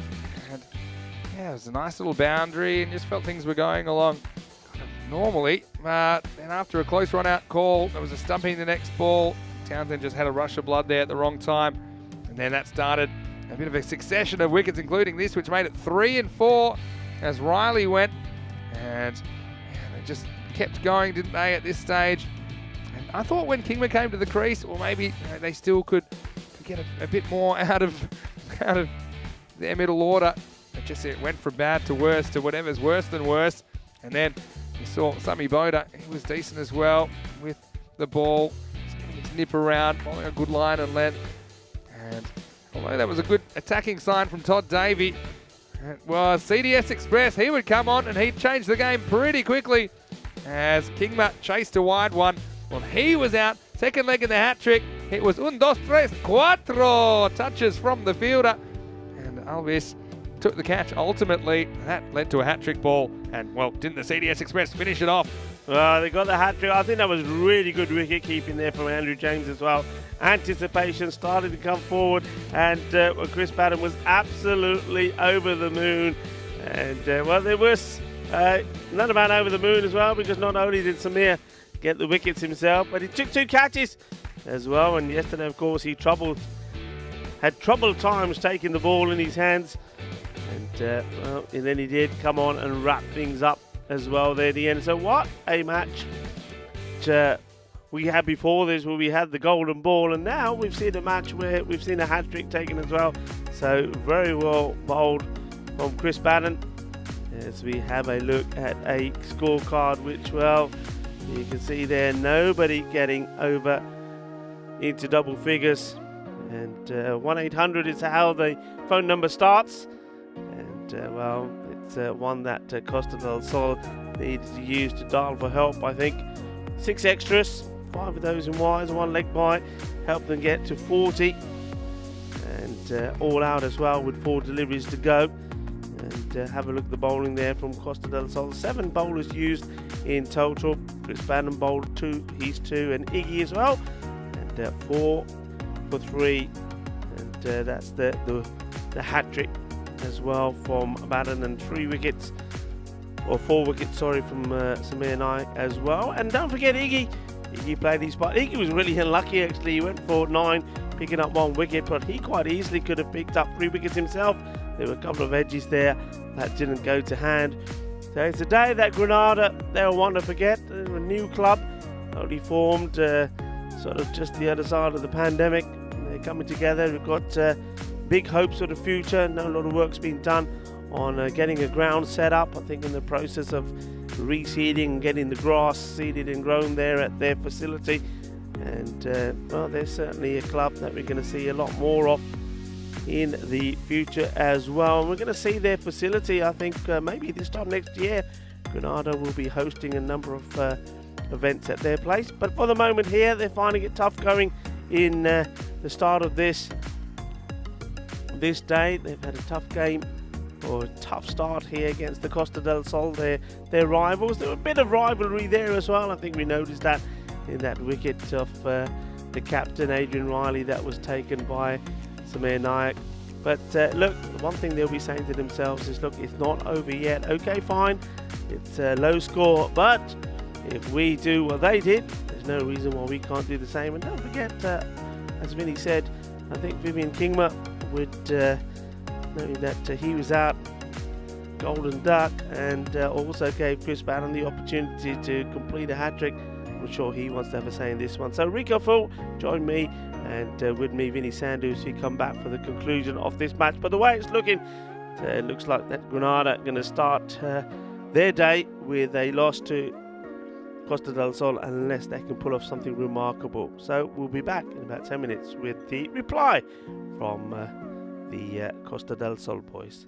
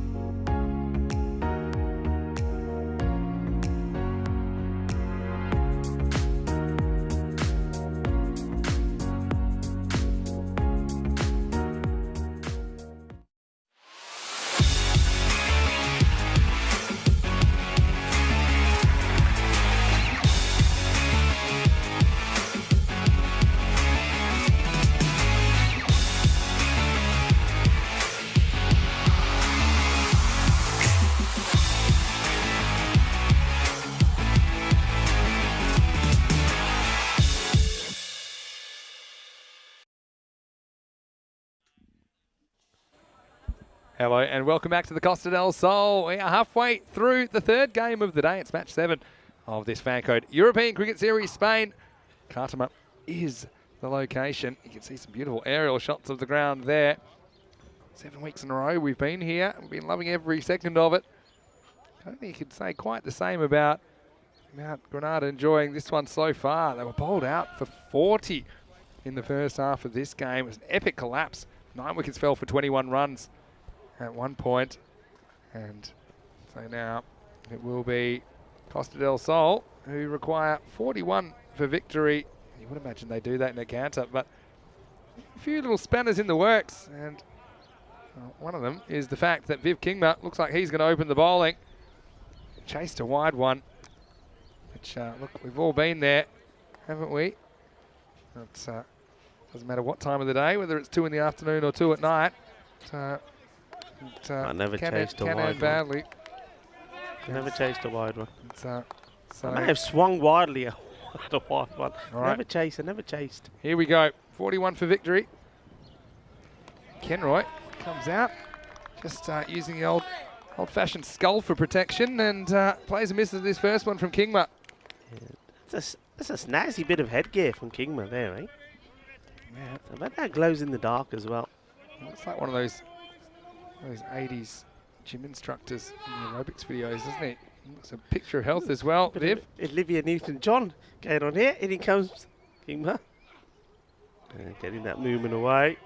You can see you're just loosening up a little. This is an interesting battle between Kingma and It's Kenroy Nesta, KNS. Nesta. See, this is where if Kingma's sledging me here, I would have said, I've still lasted twice as long as you did. And then I probably wouldn't say that at this stage because I know he can probably go up a gear. All right. Still a lot of interest in this game. Bobbled again, and good bit of work there from the keeper as well. Tell you what might make this game more interesting. What if Kingma can bowl all 10 overs? And how does this 40 look? Look okay? Yeah, that certainly makes it more interesting, doesn't it? Come on. Joe Whitehead What a behind contest. the stumps. Yep. He's back there today. Oh, well, this is a chance. I don't think this is a bump. I think this is straight at him. Yeah, it and was. it goes down. Wasn't it? And Kingma, he's going for the motions now. Wasn't an easy catch by any means. Didn't really time it either. And Tyrone was already getting out of the way.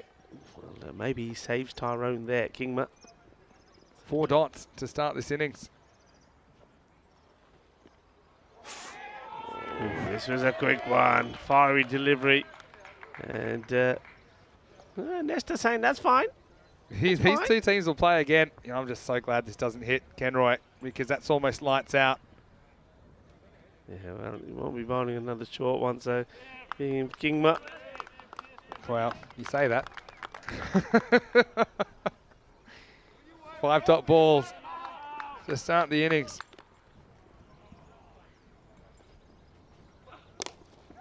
And digs this one up, and this will go all the way to the boundary. It does. Says Carreras. Volley, volley, volley. And this was almost like a flick of the bat, but the timing was perfect, using the pace of Kingma, and sends it for a big 6. Oh, well, cricket's funny, isn't it? And Kenroy, despite knowing this is going, he still ends up just looking straight at Kingma, who was giving him heaps, I think, through the first 5 balls. That's clever play from Kingma. Never turns around. It kind of sums it up at the end of the first over. 6 for no loss. Yes, after 5 dots, the one he went for the kill, went for the Yorker. But it doesn't get it right. It goes towards the legs, gets put away. Give us an update here now. Yeah, then. golden ball, 28. It's in the books now. Madrid CC defeating Madrid United today. But that makes it 11 for the bat, 17 for the ball. The bowlers have been on such an epic run. It was tied at 10-10. So that means that bowlers have won 7 of the last 8. And in 2022, batters have won 1, bowlers have won 3. So, yeah. So just shows you the bowlers have been learning. I think some of the field settings we've seen have been smarter. I also think the batters will be a bit disappointed that they've maybe not been able to handle the pressure of the golden ball as well as the bowlers. We'll keep an eye on that as things progress. That was the first golden ball in 138 games, Rico. Yeah, and the last one, of course, was here. This one's been called a while. Last one, of course, was here as well. We both witnessed that one as well, and that was the unbelievable victory from Star CC. Luxembourg. There were tears on the pitch. Had to bring out the super stopper after that. And it was so unbelievable because, well, the Helsinki Titans were just in cruise control. They were winning a match. I think most people decided at the halfway point they'd already won it. Yeah. And how they, I still to this day don't know how they lost it. Yeah, they needed 21 off the last 4 overs with heaps of wickets in hand. And yeah, it was a great comeback from Star CC. You can see what it meant to them. It was their only win of the ECL, actually, in that eliminator. And they would bow out to Svanholm shortly after, but still memorable moments. That's what it's about. Cartamania at its best. It's a good take, actually. Oh, he's in trouble. Oh, if he hits, he's gone. He probably had more time than he did. Another run out. Could be another chance here. Vivian goes for it. Well, we know what he did when he threw one here yesterday. It went all the way to the boundary, but this time somebody is brave and stops it. Wow, what a straight. Is that a wide in the end? 2 wides. 2 wides. Yeah. Oh. It was a good block first up from Whitehead down the leg side, see? Here's the first chance. Yep. That's the first one. And then they decide to take an overthrow. Nesta says, okay, I know I'm going to make it. How about you? He said, well, probably not. This would have been out by heaps. Yeah. Could be another wide. Well left this by Nesta. And well, when you've only got 40 on the board, you can't be giving extras away. And Granada doing just that. Richard Abbott with ball in hand, trying to get the breakthrough. Nesta has hit this big, and this goes all the way. Well, there's some mechanical equipment over there that could be rearing this one. Oh, that's been absolutely smashed. And, well, that's 2 scoring shots from Nesta being big 6s. That one was lovely. A really good shot. Again, alle mera shakka, meri photo wicket, please. Smile, please. Click, click, click. That's a lovely shot. He can hit it big. Powerful, powerful man, Nesta. Yeah, I mean, he does hit it well when he hits it, doesn't he? Abbott, worst over. And now, I want to know who they're going to bring back for the next one. Do you think you bring back Kingman out? Yeah. You'd have to. I don't think Kingman will be silenced after being hit for 6 last ball. I think he wants another crack at Nesta. He probably wants Nesta on strike, I think.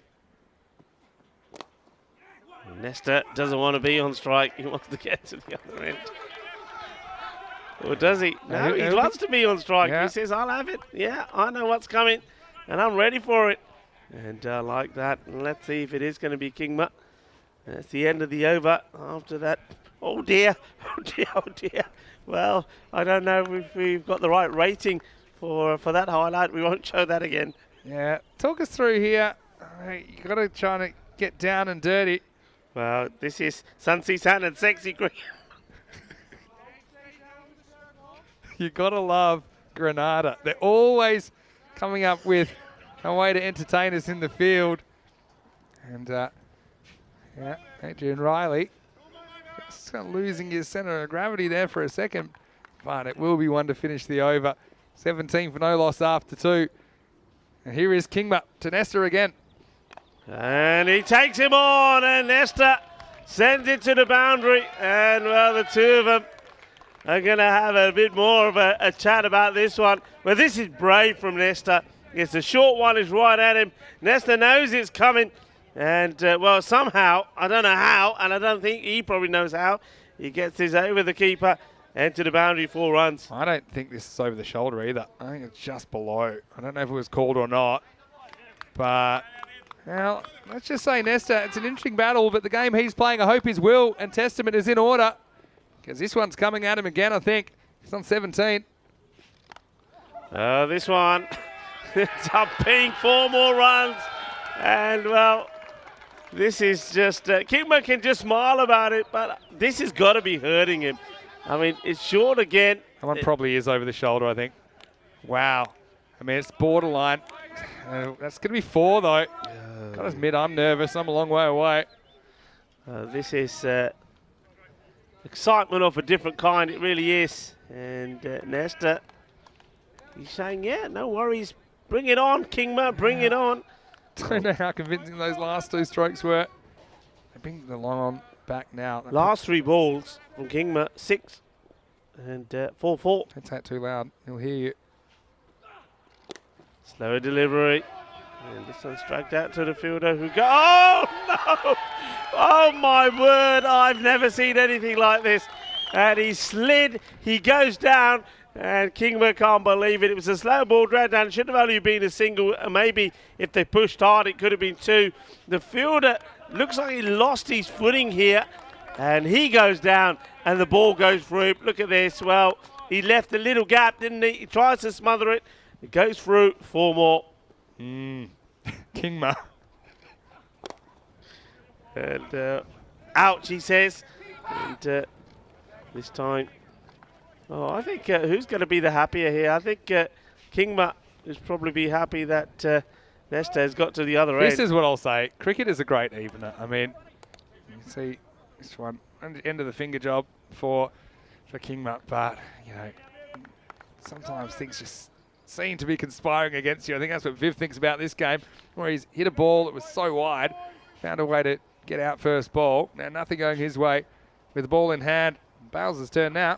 He hits the pad first. I think this is maybe just impacting outside the line of off stump. Well, Kingma can't believe it. He's saying, what's wrong with that one? And the umpire says, no doubt. Let's have a look. And it definitely hits the pad first, but I think it might just be fractionally outside the line of the off stump. Look at where this hits him. You see the off stump there. Keep an eye on it. And there's that as well. You know the other thing? The other thing is that could be going over the stumps. Nah. Oh, It's got a bit of pace. I suppose we'll never know, but yeah. I think it's pad first. I mean, that's one of those ones that normally even in a broadcast you might say that there's umpire's call. Maybe it did hit him in line. Maybe it didn't. It was that was the element that wasn't satisfied though in the umpire's opinion. I think. Last ball the over. Oh well, this one. Well, how about this? This is just ridiculous. What can you say? It's absolutely ridiculous, and this is what you see sometimes. That is probably the worst ball that Vivian Kingma has ever bowled. Look where he bowls it from. He bowls it from behind the stumps as well. He bowls a slower ball. Look at it, where he bowls it from. A long way behind the stumps. And then this is the one that gets the wicket. So Bales is going to have to go. And, yeah, well, that's how you do it. Kingma, I don't know if we can see that again, but when he lets this go, I think he shouts something which is like, oh, poo, because it wasn't a good delivery. But he ends up thinking, hang on a minute, I've got a chance of taking a catch. Dive forward and takes a catch. Keep a look on him. He says, oh no. Or says something. I'm not going to repeat what I think it was, but what a way to get a wicket. Costa del Sol lose their first wicket with the score on 30. And Kingma, well, he does pick up a wicket, but he goes for 19 in these 2 overs. Well, entertaining. That's what I'll say about that. 11 to win now. And looks like Andrew Applin will get an over.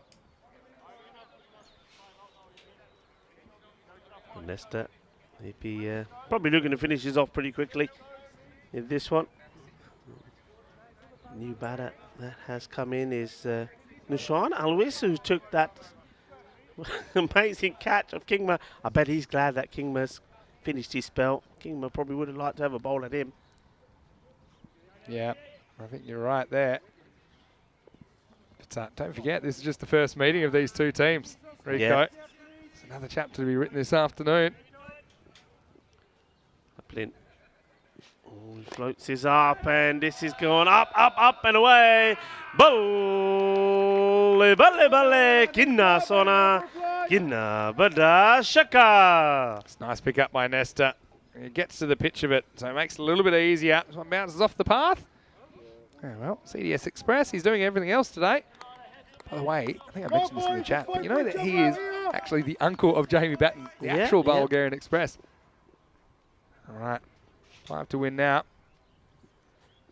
And, well, he's looking to do it in style, and he does. That's game over. And Nesta just deals in boundaries. And it's a big one. Takes his score to 38. Well, he almost done it all by himself, didn't he? Well, I think he does, because I don't think no other batter scored. I don't think Bales got off the mark in the 5 balls that he faced. No, he didn't. And always doesn't as well. So the only man who scored runs on the bat is Nesta. And then, of course, there was those few extras. So well batted by him. He took on Vivian Kingma. I think he was very brave, if you're honest. And brave's one word. I'd certainly like to see him. Well, you know me, I like to see everybody with a lid. And there we go. That's what I like to see. Vivian Kingma goes over to him, and the two of them, well, they're having a nice little chat together. And I think Vivian Kingma is saying, well, what do you want me to do, son? If you're going to come out here against me without a lid, I'm going to take you on. Yeah, and look, they're both really big characters, and I've got a lot of time for both of them. So nice to see that moment at the end. Obviously, getting a bit fiery on the field. You don't often see that. Yeah, the only batter to score runs was Kenroy Nesta, and we'll see these two teams going head-to-head again. I'm looking forward to this as Granada, they are now 1 and 2. Costa del Sol 3 and 0, undefeated. Same order of innings as Costa del Sol. They've won the toss, elected to bowl first. And why not after you've just knocked over a team for 40? So join us for that one, starting in around about 40 minutes time. Of course, finishing a little bit early here in match 7. Let's cue the highlights. And it was all about this. It was Viv versus Keynes. And little return catch didn't go the way that Kingma wanted. Neither did this. And it was the right reply from Keynes. But then, let's just say Viv heard him, because next over, they were coming thick and fast, and they were going straight at the cranium of Kenroy. Yeah, well, going thick and fast. That one wasn't very fast. It was just a bit of a blunder from the fielder. And then that one was even slower. The slowest slow ball you'd ever see. Kingma thought it was going to go to the boundary. And in fact, it was sliced in front of him to take Bales, who went 5 balls without scoring. But, well, it didn't take too long before this game was over, because Nesta just hit them for fun, hit 60s for fun. 38 he scored off 15 deliveries. That included 4 big 6s and 3 4s. Yeah, so in the end, that target of 41 was never going to be enough really to challenge Costa del Sol. But what you can see, there's a bit of fight in Granada, and I hope we see that with the bat. If they get a few more runs on the board, when you consider some of the weapons they've got at their disposal, you know, I think they have brought in Kingma for a game like this to try and challenge Costa del Sol. And he did pick up the only wicket of the innings. Bales going for a duck. Nesta scored all 38 runs off the bat. There were 4 extras as well in there as they reached this target of 42 in only 3.2 overs. So 40 balls to spare. Big win, big net run rate boost as well for the Costa del Sol. With the ball, Kingma 1 for 19. He was providing a lot of entertainment for us. And I would have thought that any insurers covering Nesta, they were feeling pretty nervous as well during that fiery spell of bowling. Abbott 1 over for 11, and Applin unfortunately just got the 2 deliveries that both went the journey. So we'll be back in around about 35 minutes with the final match of the day. Rico, I know you're going to take a bit of a breather. Got a special commentator coming in for the last one, but I'm sure that, Rico, you'll be back with me before the end of the day just to wrap things up. For now, it's Vinny Sandu, Mr. Maximo, alongside Rico Full. Hope you're all having a great day. See you shortly. Enjoy the break, but then be back. Still some more action to come today from Cartama. You're watching the FanCode European Cricket Series.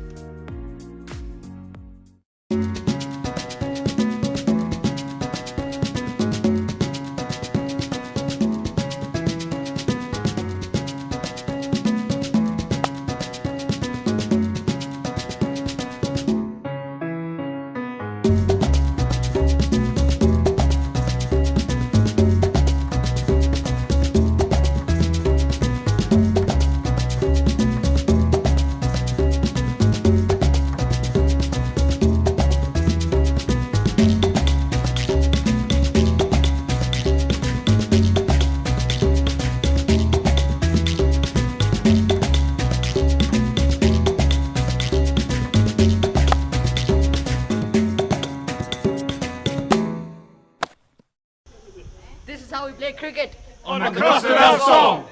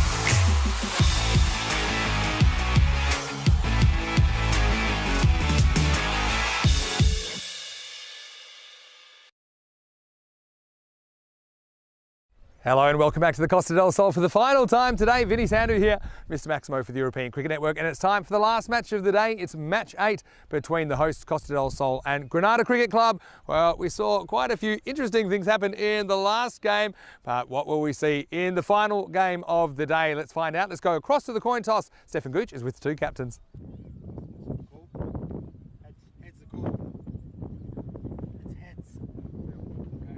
Once again, Andrew James, the Costa del Sol skipper, has won the toss, and once again, he's elected to field. And why not, after they were able to bowl Granada out for 40. It was a bit crazy, actually. At one stage, the Granada team lost 9 wickets for only 21 runs. I can't see something like that happening again, but really it just shows you the fielding and the bowling pressure of Costa del Sol. They've got a lot of options. Granada, well, I think we expect to see a bit more out of Viv Kingma. I think that he is one player who I'm sure we want to see more from. But Whitehead as well at the top of the order. I think he knows that he has to go a little bit big at the top of the order and bat a bit longer if they're going to put a competitive score on the board. Well, we do have a special guest commentator for the last game, and Andrew Elliott is man we have seen out in the middle umpiring, but we've got him in the commentary box. I'm going to join him right now for the start of match 8. The news from the toss is that Costa del Sol, they've won the toss and they're fielding first. So it is over the last game of the daytime, and you can see the beautiful Costa del Sol is looking pretty as a picture there, and the weather has stayed away as we get ready for the last of the games here on day 2, and it should be a fiery rematch, I think, between the host club Costa del Sol and Granada. Granada knocked over for 40 back in match 7, and that was thanks to the destroying capabilities of Samir Nayak, who took 4 for 1. And the CDS Express, Chris Batten, but you wouldn't read about it. He's obviously gotten too successful. He's not in the 11, Chris Batten, for this match 8. Also Ian Higgins out of the lineup. See Bruce Reynolds comes in, and Sam Houghton also getting a run here in the last match of the day. Looks like he'll be behind the stumps. But yeah, that'd be Andrew James, I should say, the captain behind the stumps for Costa del Sol. And I mentioned there at the toss that I do have a special guest in with me last game of the day. A pleasure to welcome Andrew Elliott. Now, Andrew, just to introduce some of our viewers, they would have seen you today out in the middle as an umpire, but you've kindly joined us in the commentary box, so welcome. Thank you very much for having me along, Vinny. And a good afternoon to all the viewers and listeners out there. Yeah, and I know you've got a bit of experience, don't you, behind the microphone? Tell us a little bit about that back in your history. Long time ago, Vinny. Long time ago, I was lucky enough to be BBC Radio Berkshire's cricket correspondent towards the end of my university days, and a little bit more recently, a Radio Red Hill. Oh, that's fantastic. I was, more on the music side. Yeah, well, there's still a bit of rock star kind of power to the ECS. I think we'll agree about that. And of course, you're umpiring the night series, and you were actually telling me earlier that you're a bit of a golden ball specialist, because you reminded me that 3 of the 4 golden balls we've had to date this year on ECN, you've been out there in the middle. I have been, and I was even on the ground for the 4th one, involving the Luxembourg Stars and the team from Helsinki. Yeah, I mean, that was a memorable one, unfortunately for Helsinki, for the wrong reasons, because they had to go home after that as we get ready for the start of match 8. And it will be Kelly who's into bowl.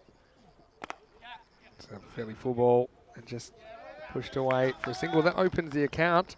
It's Whitehead who's out there with James Davies. So he's been elevated from the number 3 position. And Townsend will have to bat a little bit lower. So tell me what you think of the T10 format. I'll ask you just after this ball from Kelly, because obviously we've played a fair few cricket matches so far in this format. And yeah, it's something a bit different, I'm sure, whether you're umpiring or playing or even just watching, right? Yes, before this year, the only 10-over match I'd umpired would be one that was reduced from 20 overs because of rain. So to have so many of them coming so thick and fast during the day, it's quite exciting as an umpire as each game comes along. Yeah, I mean, it's there's a lot going on very quickly. I mean, I don't know that you're a bit of a well versed in the laws. Let's say some of the laws that you don't see very often, the ones that are in the back of the rule book, let's say. But they all seem to come up in this form of the game, don't they? A lot of things come up. This is pushed and run by Davies, who's off the mark.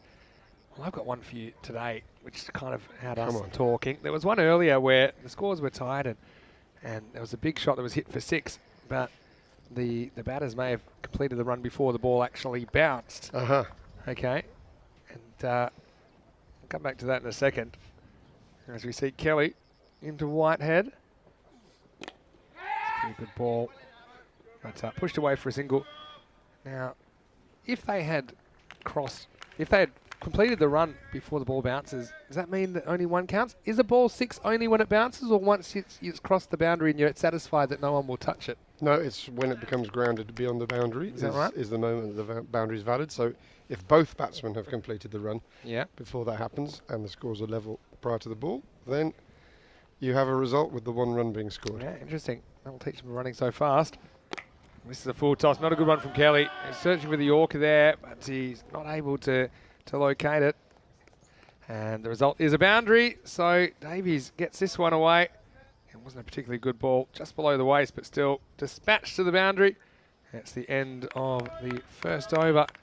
And Kelly just be a little bit upset, searching for the wicket there at the end of the first over. It's 7 for no loss.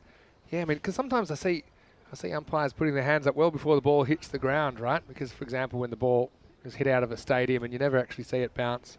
But it was an interesting little debate we had. But, yeah, I mean, tell us a bit of an interesting one. If it goes out of sight, then you have to make the assumption that it has landed somewhere. It's not still circling the planet, right? But, yeah, it's been an interesting battle. I mean, you probably saw the last game between these two teams. Granada bowled out for 40, a bit of a collapse. Do you see them doing a little bit better this time around? I think it's unlikely that Lightning's going to strike twice, but I try not to make too many, from the umpiring point of view, try not to make too many predictions about cricket. Always expect the unexpected. Well, you're not umpiring now. You're up here, so you can give us a couple of opinions. That's all right.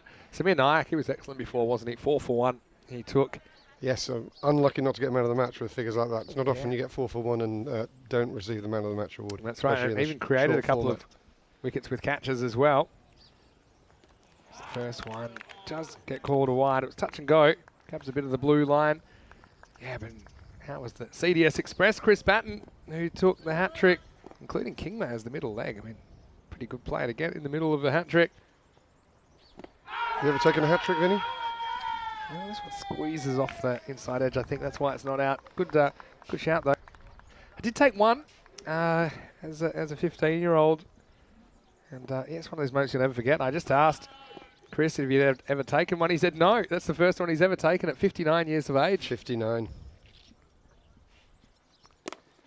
This one. So his next one will be due? Yeah, 118. Yep. When he's 118. No, but it's funny, the one I took, you know how often fielders will come into ridiculous positions on a hat-trick ball, but they rarely actually impact the play, but actually a little catch popped up to one of the short legs who caught it, and I thought, well, lucky we brought them in because they wouldn't have been a short leg otherwise. So I guess it does work sometimes. That's the other one, I think, from Nayak. Comes in and well fielded by Houghton, who's into the side.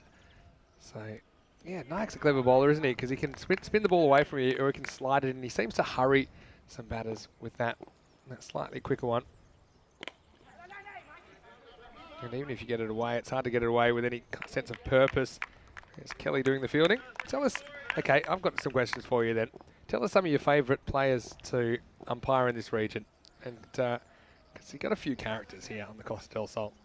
Yeah, I will happily come up with players as the action progresses. Bowled again by Nayak. He hasn't taken a wicket, but he hasn't conceded too many either. I think my answer kind of is almost a question back to you because I'm noticing we've now got players here today that have played in all 3 of the ECN tournaments that we've had so far this year. That's true. And Sam Houghton, you just mentioned, has played for 3 different teams now.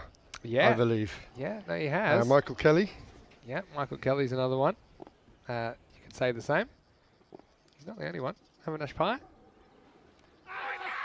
Out. And not often you see the slip coming into the game, but it is a slips catch that removes Davies, and it was well taken by Sammy Boda. Well, he's too young to be fielding a slip surely in this lineup, but he's in the right place at the right time. Good captaincy as well by Andrew James, and Nayak can't stay out of the wickets. A wicket to finish the second over. 11 for 1. Yep. I think this is the fact that he's got a slip is testament to the fact that he is turning the ball, which is not the easiest thing to do on this surface. But having been at the bowler's end for Samir's 4 wickets earlier, I can tell you he's definitely getting turned on the ball. Yeah, and you could see that. It just turns probably a ball width.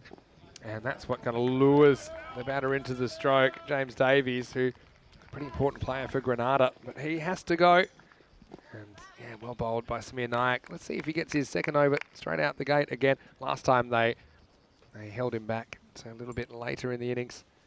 And now Boda holds onto the ball and bowls the third over.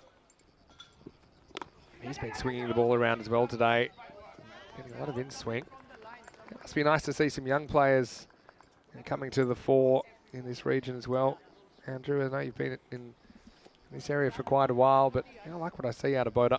I'm hoping that Louis Bruce is going to make a guest appearance for Costa del Sol. Of course, he's still at school, so there are natural restrictions with that. Yeah, makes it a bit complicated, doesn't it? This one swings a bit too far down the leg side. Nice take by James. Louis Bruce impressed me a lot. Yep. Opening the batting and the bowling in some cases. I know there is some debate about what his best position might be in the batting order, but for the teams that we've seen so far this year, he's been opening the batting. Kept me quiet because I thought maybe he should be in the middle order, but he batted really well in the ECL. The Calpe Giants. Goes after this. This is gone. Maximo Whitehead. He's been a bit slow off the mark, but there's nothing slow about this. Just goes with the angle, opens himself up and deposits that. Nice shot, 6 runs over mid-wicket. Just clearing the head of Manav Nayak there is another, of course, a very interesting prospect. He bowls leg spin at a good pace. Yeah. He works the ball around well as when he's batting. Goes again, and it probably will be the same result. Rolls the dice, comes up double sixes by the inflatable ball. Maximo, 6 and 6, 12 come off the last 2 deliveries. I think Manav's one of those players, going back to him, that's when he fills out a little bit, I think we're going to be seeing a range of shots come out. At the moment, he's more someone who works the ball well into areas. Yeah. And I think of course, he's capable of hitting a long ball. Yeah, for sure. He's getting better every time I see him. Oh, this one grabs the fingertips, I think, of Boda on the way past. Could have done much more. Just pulls length back a bit there, Boda. And so Whitehead's forced to play a different shot. Gets away with it, just a single though. Samworth, of course, another person who's played in various formats or for various teams. Yep. Just has that uncanny knack with a little bit of in-swing of picking up wickets on a regular basis. Yeah, he does. He rarely goes wicketless. Anytime you have the ball coming back in towards the stumps, you're always going to be dangerous. And so now here is Phil Townsend, who's been put down in the number 3 position. Left-hander, ball be swinging away from him, but he just gets a bit of bound on this, the first one, and gets off the mark. But yeah, I mean, lots of young players that we've mentioned there, and yeah, I think it's just wonderful. We've got an ECS for the first time here at Cartama. Of course, we've had 2 of the marquee tournaments here, the ECC last year, international one, and the ECL, which is the Champions League, just coming to its conclusion. Must be great to play cricket all year round here, though, in the Costa del Sol. That's one of the real benefits, right? Yeah, exactly. Just nicely nudged into the gap there, rather in the style of Manav himself might have worked a single there. Yeah. I think really the only months they don't play around here in the Costa del Sol are when it gets too hot. July, August, there isn't so much cricket. Yeah. But as you say, it's a good reason not to be playing cricket rather than the long, close seasons you have somewhere where I'm from, England. That's true, and then you can hit the beach and you can do something else, give yourself a bit of a break. Use the swimming pool, make more use of the swimming pool. That's exactly right. You see the table there, Costa del Sol now top of the ladder once again after winning that last game. Their run rate got a fair boost as well. And Granada, I'd love to pinch one here. And speaking of Manav Nayak, here he is to bowl the 4th over. And what I love about Manav Nayak's bowling, he's got a lot of variations, doesn't he? He's not really your regulation spinner. He's got a lot of tricks. He's got a very strong action. He's actually got a very good quicker ball. I personally have had cause to actually to see a bouncer go over the batsman's head. Is that right? Not only a few months ago. So just look out for that quicker ball that he's got. It's not really a big change of action, but it's significantly quicker. That's a big weapon, isn't it? If you can put that in the batter's mind, it's all about the ability to upset their timing. And he can bowl leg spin, can bowl off spin as well. I think leg spin's his forte. Yeah, I agree with that. And his first one goes through everybody. The top spin than anything. And Whitehead misses it. So does Andrew James. It'll be a bite. But let's see what he bowls to the left-hander, because sometimes he likes the ball turning away. So sometimes he'll switch to off spin just to get the ball turning away from the batter. It's a good skill to have. And this is becoming more common at the top level of the game. Joe Root now has both. Yeah. Liam Livingston, I'm mentioning 2 England players. I'm sure there are other players that I've momentarily forgotten around the world. So it's a very useful attribute to have. Yeah, if you can bowl leg spin, you can normally bowl off spin. I think that leg spin's the one that's tough, bowling over the wrist. But whether you do it well or not, that's a separate debate. Let's see what he serves up to Townsend. Sticks with the leggies, and pretty well pitched, just the one. Well, Granada last time, they were 12 before they lost their first wicket, and they lost their 9th at 33. So that was quite the epic collapse. So far, so good. They're up to 29 for the loss of just 1. This one's tossed up. What I like about Manav Naik's bowling as well is his accuracy, and what he typically tries to do in this form of the game. You would have seen it back in the night series as well, as he just tries to get it inside that tram line on the offside, to the right-hander at least. Benny, can you remind me, have there been any changes in the Granada lineup for this match? I know you went through the Costa del Sol ones. Did see that Stuart Ross came into the lineup for the first time. Bit of experience. Yep, first time we've seen him. This is challenging the batter again. Probably will just be the one. And there's Nushan Alvis. Oh, say it should be the one. Now, this is pretty close actually. I think they think this is out. Wow, it was Crum. It was Andrew James, I should say, that ends up throwing it. I think that that he's a bit worried here, Whitehead. You see, we'll just slow this down as much as we can. He's slow to go. He's dawdling. Uh-oh, watch out. Oh, I think he might just be home. I mean, it's about as close as you can get there. I think you've got to give the benefit of the doubt on that. From that angle, it looks like he's just got something over the line, doesn't it? And the bat's very well grounded. We've seen plenty of bats ripped out of the batsman's hands. Yeah, that could have gone wrong. Or causing the batsman to be impaled upon them. Good bit of fielding, though. And the ground was kind. Yeah, the ground was kind to the batter time. there. Might not be so kind next time. And I think that Joe Whitehead dodged a bullet there. He was pretty nervous and he was ball watching, wasn't he? But he gets away with it. It will be 2 runs.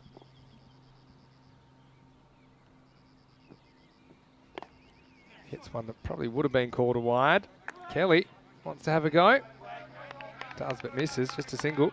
Just to remind viewers who don't know this ground so well, we're positioned high over deep third man to the right-hander. Yeah, that's right. And the batter there was running to the far end, so we really needed the work of the Spring Productions team. Yeah, Spring Productions, they do a great job.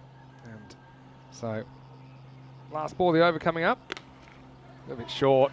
Cracked. It was wide of Reynolds, but Samir Naik there to clean up. It's the end of 4 overs, and the score now is 34 for 1 off 4. And I hope that you're having a great time wherever you're watching from around the world. It's always great to have your company here on the European Cricket Network. Vinny Sandhu here, Mr. Maximo alongside me, Andrew Elliott. Well, I had to probably get the camera up a little bit for you, Andrew, because you're quite a tall man, but I mean, I'm always curious to wonder how people ended up here. And I know that your Spanish is magnificent. How did you end up here away from your native England? I actually spent 8 seasons down in Argentina, where things were pretty hairy with the pandemic. Yeah. And decided to take once I eventually got out of the place, decided to take a bit of a break and come down and see what cricket had to offer for me in Spain. Left England at the end of October, and with no idea where I was going to end up. But Cartama has become my base, and very happy to be a resident in the village here. Yeah, I'm sure they're happy to have you as well in the cricket circles. Here's Kenroy, comes in, bangs one in short to Whitehead, who misses out. Yeah, so I know that you've become proficient in Spanish. I'm a bit envious of your Spanish skills. Is that something, just a lot of time you put in, and mixture of that, and obviously speaking with native speakers? A lot of luck involved. I did a degree in linguistics firstly, which teaches you a few tricks. Yeah. And I was lucky that a company I was working for in my mid-20s gave me, or provided, one-to-one tuition for me for a month. Yeah, well, I'm sure that all those things have come together very nicely, because it a difficult thing, I'm sure, for some people moving here to pick up the language, but it's a beautiful language, isn't it? And I think you've got a talent for it, Vinny. I think, you know, in the time that you've been here, I've heard you pick up more and more expressions. You've got decent pronunciation. Appreciate you saying that. And I think if you spend more time here, you could become quite proficient. Well, I think, well, if Lords is the home of cricket, then this is the home of European cricket, as it was said in the chat today. So I think we'll be spending a bit more time here. As this next one is just worked away by Townsend. So these two are reunited, not opening the batting this time, Whitehead and Townsend, but coming down after one wicket was Townsend. But yeah, no, I think it's one of those things that you don't realise how much you're picking up until I find myself a bit more comfortable just in everyday situations around here with my Spanish. But certainly you've got to open yourself up to new things, and that's exactly what the batter does here. Opens himself up as Nesta goes short, and Whitehead snapped into position there and just swiveled on it. Maximo, 6 more to Granada, and with that they passed their score that they scored in match 7. These are good signs. These are good signs we're going to have a competitive finish to the day. Yeah, well, I think we will, and don't forget, Kingma was pretty fired up defending 40. If you can get at least double that, I think it's going to be game on. One just worked away for 1, but yeah, no, it's interesting being immersed in a new language, because I find myself able to understand a fair bit of the language. I find myself able to read it, because reading, for example, you can read at your own pace, right? So you can kind of gather a bit more of it. Speaking, when people speak to you, you can't really control how fast they're speaking. So sometimes you feel like pressing pause and rewinding on them. That's not really how life works. This next one's worked away to Kelly, who does well to get down and stop it. Just the 1. End of the 5th over, halfway through this first innings. It's 44 for 1. You're right, and a hindrance to understanding Vinny in this pandemic has been face masks. Of course, they have a very valuable role in keeping some levels of infections down, but it also makes it a lot more difficult to understand someone, especially if they're not speaking in your native language. Yeah, and you realise how much you rely on the movement of someone's mouth in understanding every syllable they're producing, especially when they speak quickly. Really good point you make. Whitehead's made most of the running early in this innings, 28 not out of 17. Looks like Money is going to get another over. Yeah, I think that's a really good point you make. And I think you've spent a bit of time teaching English as a second language, is that right? Yeah, mainly in Argentina. Yeah. So block hole delivery missed out by Townsend.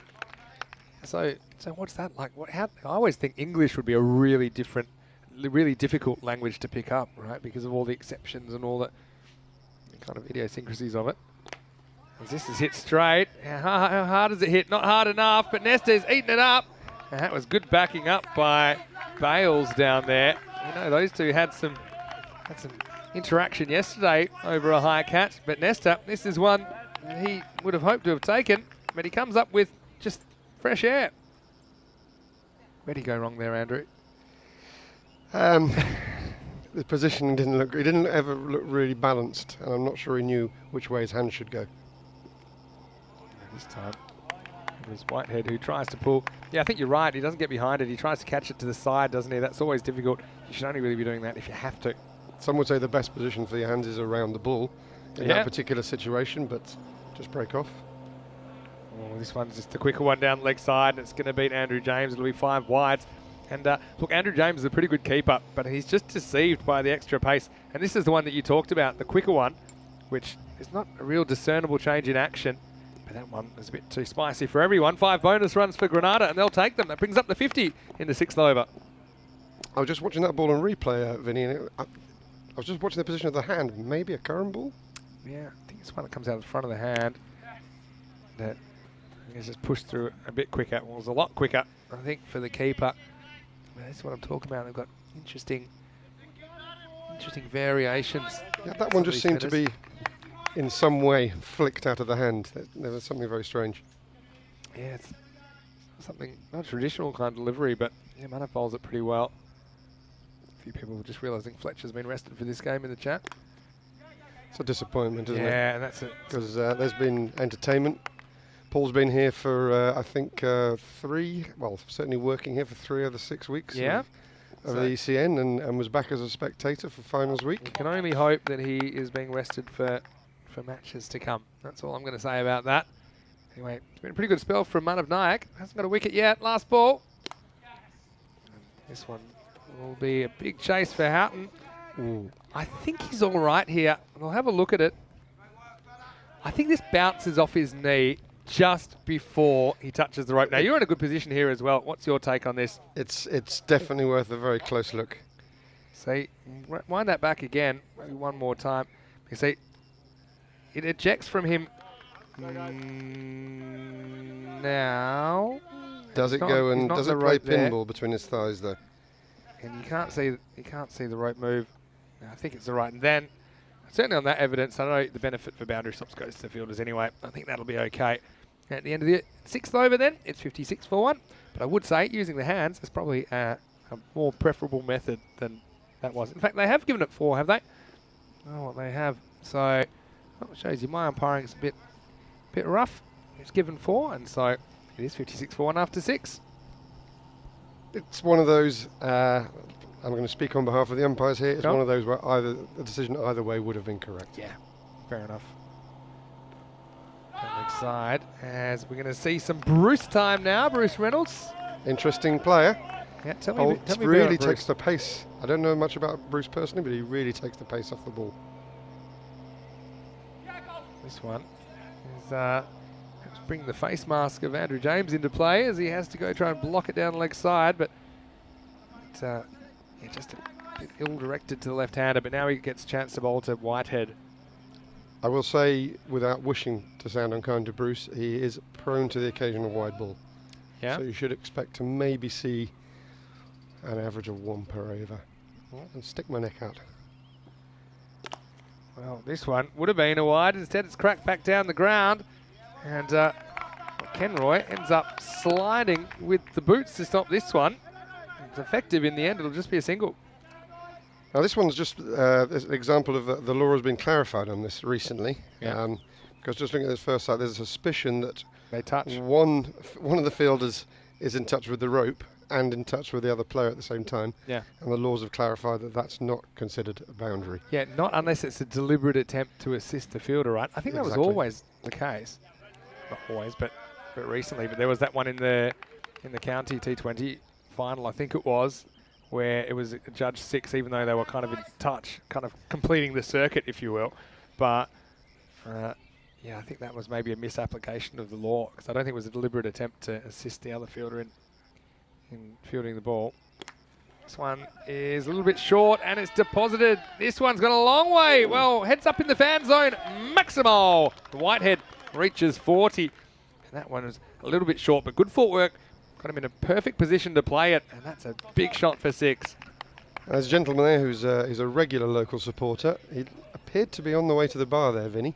Yeah. Luckily, he was watching the game, because that could have got quite nasty. Yeah, he got a bonus, didn't he, that he wasn't counting on. I think he's wearing a hoodie, if my eyes don't deceive me. It was close to plopping into the back of the hoodie there, I think.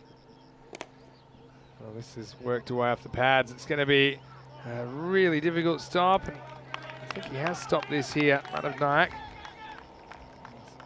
In the end, I think they get back for a couple.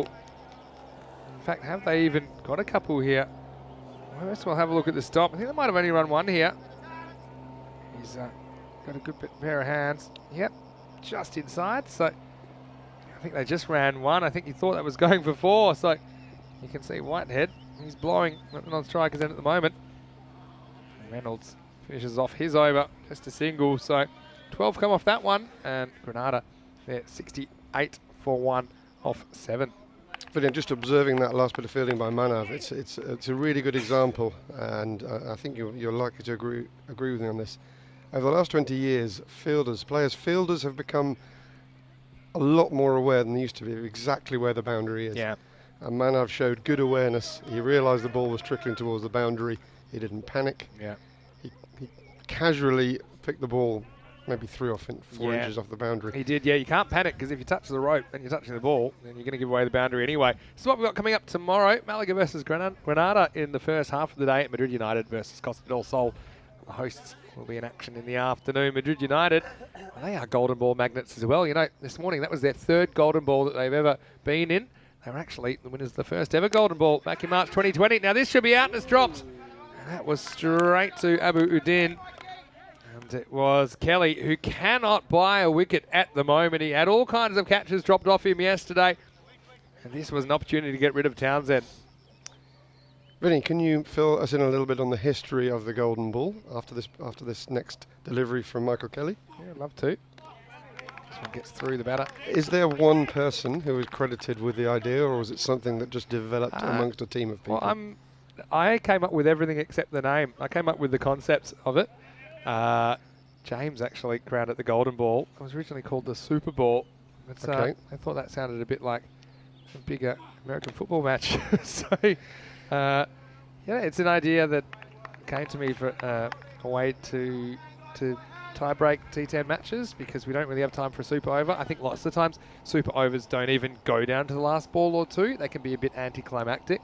I wanted to guarantee a way that you have an exciting but fair finish to a T10 contest, or any contest. Oh, this one's a bit too high. It's going to be no ball, and it's going to be on the roof. Maximo! Kelly, a couple of times, has just got a little bit too full, and you'll get an idea of the height here. That's a fair call, and it disappears out of here. Adios, siete carreras, and it's going to be free hit coming up. You see, there's an example of your burgeoning Spanish talent, Vinny. Yeah.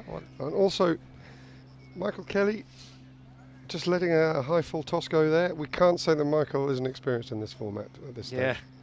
Yeah, we know so that. he's now got to bowl a free hit. It won't be the first time this year he's had to bowl a free hit ball. So let's see what he's got in store. What might he be looking for?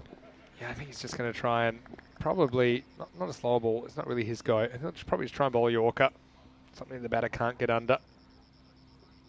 That was a length ball, but gets away with it, just one, so escapes further punishment.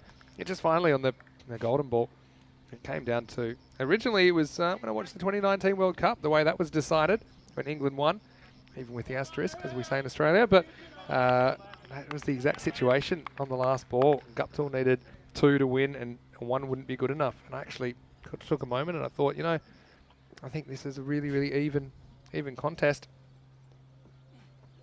And finally, Kelly's going to get a wicket, and he gets one through Townsend.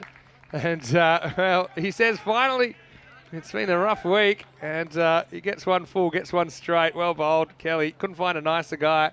Granada loses second wicket. The left-hander goes. It's 77 for 2. Yep, Michael Kelly, for those who don't know, a native of Liverpool, I believe, which comes across quite strongly in the way he speaks. Yes, he does. He does speak that way, but it's one of my favourite accents. Even if some people think you need subtitles to understand what he's saying, but I really think he deserves that wicket. You wouldn't want him wearing one of those face masks to reduce the possibility, because I'm slightly fortunate. 3 of my 4 grandparents were born in Liverpool, so I grew up. Although I've never lived there, I grew up listening to the accent, so I find him quite easy to understand. But even some native English speakers do struggle. Yeah, well, you're talking to someone that's half Scottish, so I know all about accents that not everyone can understand straight away, but they've got their own charm. Hey, here's Todd Davey coming to the crease, though. He hit a nice 6 in the last game amongst the carnage around him. Let's see if he can do something positive in the last couple of overs. Now, Todd Davey is a player who's aware that I also have a coaching hat. Vinny, and has asked me for a bit of advice in his game. I actually think bowling is his strongest suit. So he came to you for batting advice, and you said, I think as a batter you're a good bowler? Is that what you said? Or? No, he asked me for general advice about his game, because he's been playing in the Southern Cricket League here, which started back in November and concluded a couple of Sundays ago. So he's been keeping for Granada. Yeah. He's been opening the bowling on occasions. He's been batting anywhere in the order from perhaps the whole spectrum, maybe opening down to number 8, 9. And he asked me to have what I thought of his overall game, and I told him that I feel that bowling is where he could develop the most. Yeah, well, that's interesting. I mean, I actually quite like the way he batted. He played a nice shot earlier. He got out in a way that he probably regrets in the first innings, but yeah, I think he's obviously got a few strings to his bow, and that can only be a good thing. It makes him more valuable to your team. He can kind of pop up where required. So we're going to head into over number 9. Samir Naik's going to come back, and well, here's the first over, finished with a wicket. This one, I think, well, it's a tight one. He might be a bit lucky to get away with this, but yeah, Andrew James there, just got to be a bit careful. Doesn't get in front of the stumps either. I think probably a bit generous from the umpire. As this one is head out to Manav Nayak, who drops it off his dad. Well, Pocket money. Samir had some issues yesterday with the catching. This is a tough one, but it's one that's catchable. Yes, Manav's, he seems to attract the ball in the outfield. We have a very good fielder.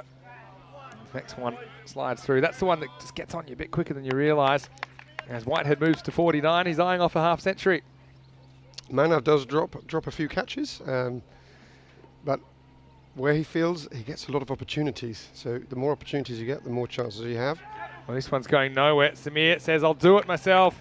And so Davey's going to go. And he just turns the face on this one, leading edge. And Samir takes another wicket. That's 6 for the day so far. Not a bad afternoon's work for Samir Nayak. And Granada lose a 3rd wicket, 80 for 3. Now, Samir's one of those players, I used to think they were in a minority, but they seem to become more and more common, who bowls with his left arm and throws with his right. Yeah, they are still the minority. I mean, I've seen some people that can do that. I mean, I imagine he must be able to throw a bit with his left hand as well. I actually played in the Indoor Cricket World Cup against Samir back in 2019 in Cape Town. He was playing for the United Arab Emirates. All right. That's when I first ran into him. I've gotten to know him really well now. And it's strange. We've seen all sorts of things in the European Cricket Series. I mean, in European Cricket League. Recently we saw Balwinder Singh, the cross-handed bandit. Yes. He bats with his hands a different way around on the bat. Richie Abbott is a new batter here with 8 balls remaining. It's something I saw umpiring in the Surrey Championship as well, and it's so unusual. I was even asking myself whether it might be the same player. Because they look quite similar. My memories of the chap who batted with the cross hand. I've seen 3 different players, I think, do it in Europe over my travels. Okay, 2 to come. Here's Abbott. Oh, is this a little nick? It is. So it's 2 in 2, and Nayak's done it again. And I don't think Richie Abbott is convinced, but it was a spontaneous appeal from behind the stumps. Andrew James takes the catch. Samir takes a 7th wicket for the afternoon. He's on a hat-trick with 1 ball remaining in his spell. It's 80 for 4. Yep, Samir took 4 for 1 in the first match of the afternoon. So with figures of 3 for 6. That puts him around about 7 for 7 for the afternoon. A bit expensive, isn't it? Exceptional bowling figures. Yeah, it looked like there might have been a little feather on that. I think that the umpires are convinced. Now, you're meant to be out there, so tell us, who have you got standing in for you out in the middle, Andrew? You just mentioned your Scottish ancestry. We've got Ian Ramage at the bowler's end at the moment. He is a veteran of 35 one-day internationals. Yeah, and very experienced umpire. As things stand, one-day internationals haven't been proliferated to all the member countries. True. So one-day internationals are played between typically between the top 15 countries in the world. Yeah. I'm just going to stop you here for a second. This is going to be a great battle. It's only going to last 1 ball. Adrian Riley on strike to Samir Nayak, who bowled him and let him know about it in the last game. And now Adrian has to try and see out a hat-trick delivery. In Samir's defence, I will say. He came in on a hat-trick last time, blocked 1 out, but then got out to the very next ball. He did. This time, this is the only ball they'll need to receive. And, it's a generous one. Anti-climax. He's called it a wide. I think Samir was asking, can you please call that a wide? Because he wants another go. I want another ball. Yeah. Yeah, I don't mind. It gets a bit of a line. This isn't going to be out there. This is going to be quicker and at the stumps. It'll be the one that got him before. Calling that one right now. This will be the one that slides in with the arm. Last ball for Samir Nayak.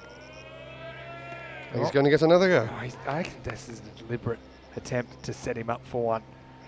To the one that comes up the other way. He's shown him 2. It's an interesting gamble. He's cheeky because that was a wide by so much. There's 100% that was on purpose. All right. Here's the money shot. It comes in and, yeah, well played, Adrian. He will keep that one out. Yeah, a bit of fun between these 2 teams. They know each other very well. At the end of 9 overs, the score's 82 for 4. Yep, Samir and Adrian have been working together. I believe the ground crew here at Cartama Oval for the last 6 weeks. They've been colleagues, and now they're adversaries on the field. Yeah, they are. So we've spoken about Ian Ramage, recently retired from the ECB first class list. And he is enjoying life, lives in Edinburgh. He'd be enjoying the weather here then, if that's where he's normally living. Well, I did accuse him of bringing it with him at the weekend, but of course we had a lot of rain here last week, which he was very swift to point out. Bruce Reynolds is going to bowl the last over of the innings. Be a chance here, but not quite, as Whitehead will go to his 50 with that shot. Brings up his 50 of 27 balls. Been a good innings from the open up. 5 sixes and a 4 in there. And, He's not a flashy player, Joe. He kind of goes unnoticed, but he's churned out 50 there at just under strike rate of 200. Broken out a couple of times, and you'll have to tell us who is who's out there with you. But now that Tyrone Peters has come to the bowler's end, he I believe did the last 3 weeks of the European Cricket League here at Cartama. Lives in Utrecht in the Netherlands and from Johannesburg. There's a turn around the corner, and probably just be the one here. Now Tyrone's got a few fans in the chat. I know that Yossis Janine in the chat is a big supporter of Tyrone. So is his girlfriend Amy, who's always in the chat, popping up when he's umpiring. Who was that first person, Vinny? I didn't quite catch the name. It was Janine. The one before that? Well, Yossis is the brand.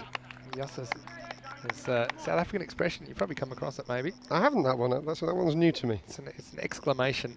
Ah. They say Yossis lifestyle. It connects South African expats around the world, and Tyrone's a brand ambassador. All right, well, this is going high. Who wants it? On you, Bruce. He gets it, and he throws it away. Bang, bang. That's a very Bruce celebration there. Characteristic. He loves to celebrate in that way. And look, I love this. And Bruce Reynolds, I'll say he's been setting him up for that for 9.5 overs. This was skied, and in the end, he gets the big wicket of Whitehead, who gets to 50 but goes no further. And here's Bruce with a little finger gun celebration. And that's what the ECS is all about. Lock and load it, Reynolds. And I think Andrew James tried to call it straight away. Bruce said, "You're dreaming." He pointed the gun at him and said, "Stay away, this one's my ball." I can exclusively reveal to you from being on the field yesterday that Bruce came in for quite a bit of stick for that particular celebration and not being conscious of where the cameras are. He had to be reminded that he's playing on television. So you need to know where the cameras are. And I still, it shows what a natural high he gets from taking a wicket, because I still believe he was blissfully unaware of the position of the cameras when he was doing that. Lucky we've got the cameras everywhere, so we pretty much got it that time. Here's Andrew Applin, who's going to come out with 2 balls remaining. Scores on 84. Pretty well located. Don't think they're going to run out here because just was a bit unbalanced when he picked that up, Abu Udin. So Adrian Riley, well, this is your best chance to smoke a Maximo ever. Adrian, you got 1 ball left. Let's see. I'd be getting down the track and trying to drive through it. I think it's not going to be quick. Get down there, get to the pitch, and slam it towards the sight screen. And if that happens, it's going to be a very popular moment. Yeah, I think it will. Here we go. Last ball. Fasten your seatbelts. He's going to get stumped off wide. Will he listen to me? And so Reynolds. There it is. There it is. There's the camera. He's going to get a second one. I mean, obviously, the only thing here is you want to make sure you don't get in front of the stumps. And so, have a look here. Yeah, no problem there at all. So, Adrian, well, what it'll tell you is he might have induced that wide, and so he has got another run for his team, and they still have one more batter available. Created another opportunity. But this is exactly when you normally take your pads off with 1 ball to go. So I don't see anybody coming down. We could have our first timed out ever in the European Cricket Network, because I don't see anybody ready to back. And Adrian, who hasn't really sprinted off the field, he's already coming back, and now someone's coming out. We've gone over 2,000 matches. That's the one thing we haven't had as a timed out. Yeah, and players don't like it, do they? Fielding teams don't like doing things which don't involve any skill. He's got his pads done up yet. It looks like there's a strap missing. And it's the last thing you expect when you see a wicket on the last ball, what you think's the last ball. Yep, Jamshid Ur-Rahman was the man who's just got the shock of his life, realising he was peeling off his pads and getting ready to think about having a bowl. Is there a rule that says you have to wear pads? Because if Bruce hits you on the legs, it's not going to hurt. There we go. Can I come back to you after this next ball and before the ball following that? Tell me if there's any rule that mandates the use of safety equipment by the batter, because I always wondered in the laws there isn't. but we'll come back to you on the regulations. for this Okie tournament. dokie. Here we go. Last ball, I think. And this one will be a third wicket. And get the guns ready. Lock and load. He's going to be out of ammunition. And he actually shoots down Jamshed Ur-Rahman, who feigns getting them in the chest region. But Reynolds is somehow going to wangle his way into a 3 for. What an over. He finishes with 3 for 16 off his 2 overs. And let's have a look. He shoots the batter. And down he goes. And a nice moment. And poor Jamshed, he got ready and he rushed out there only to get a golden duck. Granada going to finish at 86 for 7. What wonderful entertainment at the beginning there. Would you believe, or would you consider, Vinny, that there was a slight amount of burgling going on there with those 3 wickets at the end? Well, he did steal them. I mean, he went shopping, as Corey would say. And he somehow got 2 wickets off the last ball. I don't even know how you do that. But I suppose when you're the man holding all the guns, you make your own rules. And that's exactly what Reynolds does here. And he just thwarts a late charge by Granada, who were out to certainly put a few more runs on the board than the 40. They were only able to muster it last time. How about this with some captaincy? The slip was in there. It was Sammy Boulder. That took the catch. That was the end of James Davies, who was up at the top of the order. Costa del Sol, you know that they're a pretty professional fielding and bowling outfit, but I did like the innings of Whitehead. He was really important in making sure they got a competitive score on the board. Yep, and that's much better effort, isn't it, than last time round by Granada. They've more than doubled the score, as you mentioned.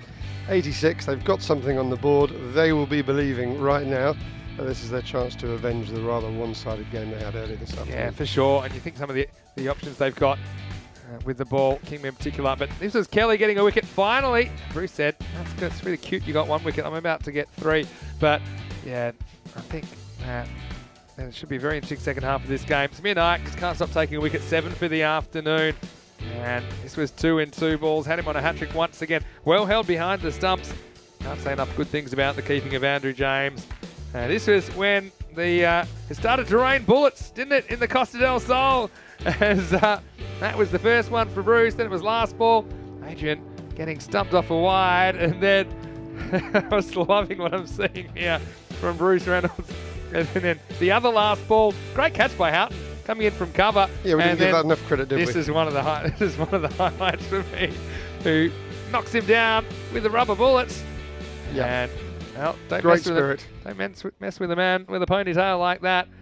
Reynolds ends up with 3 for 16 with his right arm.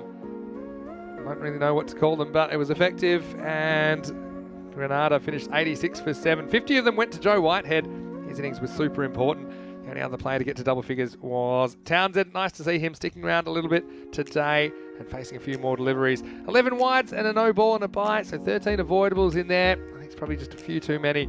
That's still Costa del Sol. I think they fancy themselves to chase this kind of score down, but we know they're going to have to deal with Kingma. They have to deal with a couple of tricky bowling options that Granada have at their disposal. Once again, Nayak was excellent. Samir Nayak, that is 3 for 8, but also Manav Nayak got a bowl and didn't take a wicket, but I always think he does a pretty good job. Kelly picked up a wicket, happy to see that, but it was the gunman. It was Bruce Reynolds from the grassy knoll in the last over, 3 for 16, and he was able to just make sure there weren't too many at the back end of the innings, in particular the way he removed from Whitehead. Only 4 runs came off the last over, in fact only 8 came off the last 2. So quick turnaround, last game of the day. Andrew's going to go brush up on those quiz questions that I was just asking. But we'll be back in a few minutes. When we return, it will be Costa del Sol, the hosts, trying to remain unbeaten. They'll need 87 off their 10 overs if they're going to do it. Vinny Sandu here, Mr. Maximo, alongside Andrew Elliott for the European Cricket Network here in Match 8. You're watching the FanCode European Cricket Series.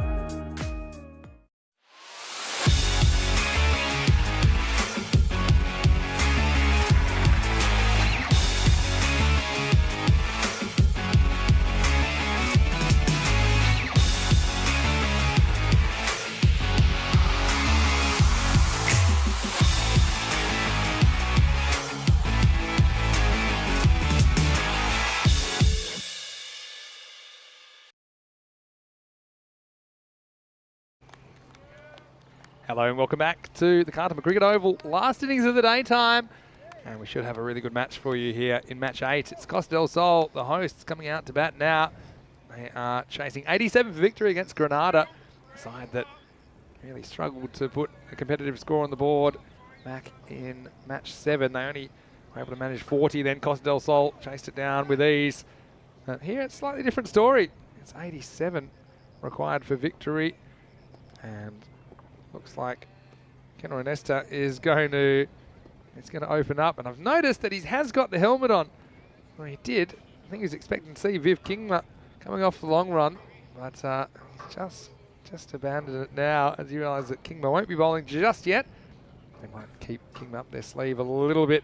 Granada searching for their first win of the afternoon. Vinny Sandu here, Mr. Maximo for the European Cricket Network, with you once again. And joining me as a guest commentator in the last match of the day, back for more, is Andrew Elliott. Andrew, should be a very interesting contest coming up as we see the first ball from Davies is hit straight down the throat of the fielder who parries it away. It's Richie Abbott who drops big K-Ness. And well, what an exciting start to the innings.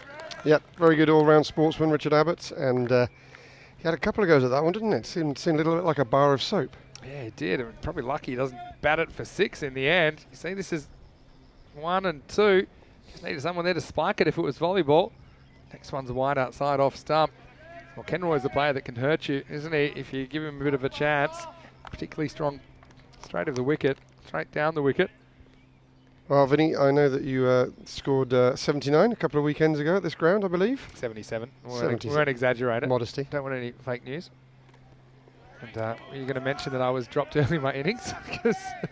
I'd forgotten that. Okay. I was lucky enough to umpire that one, but the previous weekend, Kenroy got to his 109th over of an innings, which... I think he said it was off 23 balls. This is pretty... I don't think I've ever heard of 123 balls. Our best on ECN is 28. Mm-hmm. He was certainly hitting it very well that day. He's an interesting player. Doesn't blow hot every day that he steps out on the cricket field, but when it does go well, when everything clicks for Kenroy, it's an impressive sight. Yeah, some people have a bit of that magnetism about them, don't they? Well bowled by Davies, just puts him back on his haunches, and that's a rare piece of defence from Nesta. Just for clarification, that was a 20 over innings. Yeah. I know that you've had a handful of hundreds in this format in T10, but impressive to get there in the 9th over when there's 20 to play. Yeah, that's true. It's a good take from Whitehead. He's swinging around. I like the keeping of Joe Whitehead for Granada. Good hands and good technique there. Yeah, no, we've obviously seen some things that you probably thought you'd never see in a cricket field. It's going to happen when you have so many matches, as Nesta goes back and punches this down to Kingma, his old nemesis, who just hurls this in, just a single. Yeah, we've had 150, individual 150. That was last year in Barcelona. Gurvinder Singh Bajwa, 156 off 45 balls. Good strike management. Yeah, well, that's part of it, isn't it? If you're going to score that many. I think the most balls we've ever seen one player face was Lorenzo Ingram, who faced 47. He scored 109. So that's even better. Were any of those no balls? I don't think so. As this one is just pulled away. It's a little bit too short from Davies. And Bales, who missed out last time, he gets a boundary here. Don't forget, in that previous victory, not often you win a game and only one of your batters scores any runs. And that's what happened. Kenroy Nesta scored 38, not out.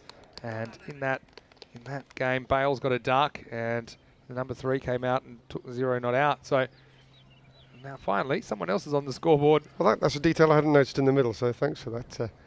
Thanks for that, Vinny. Yeah, so the only runs in a successful run chase, only runs off the bat, came from one single person. There were four wides in the innings. And now it will be Nesta to face up because it's going to be second overtime. And it's going to be Andrew Applin to bowl.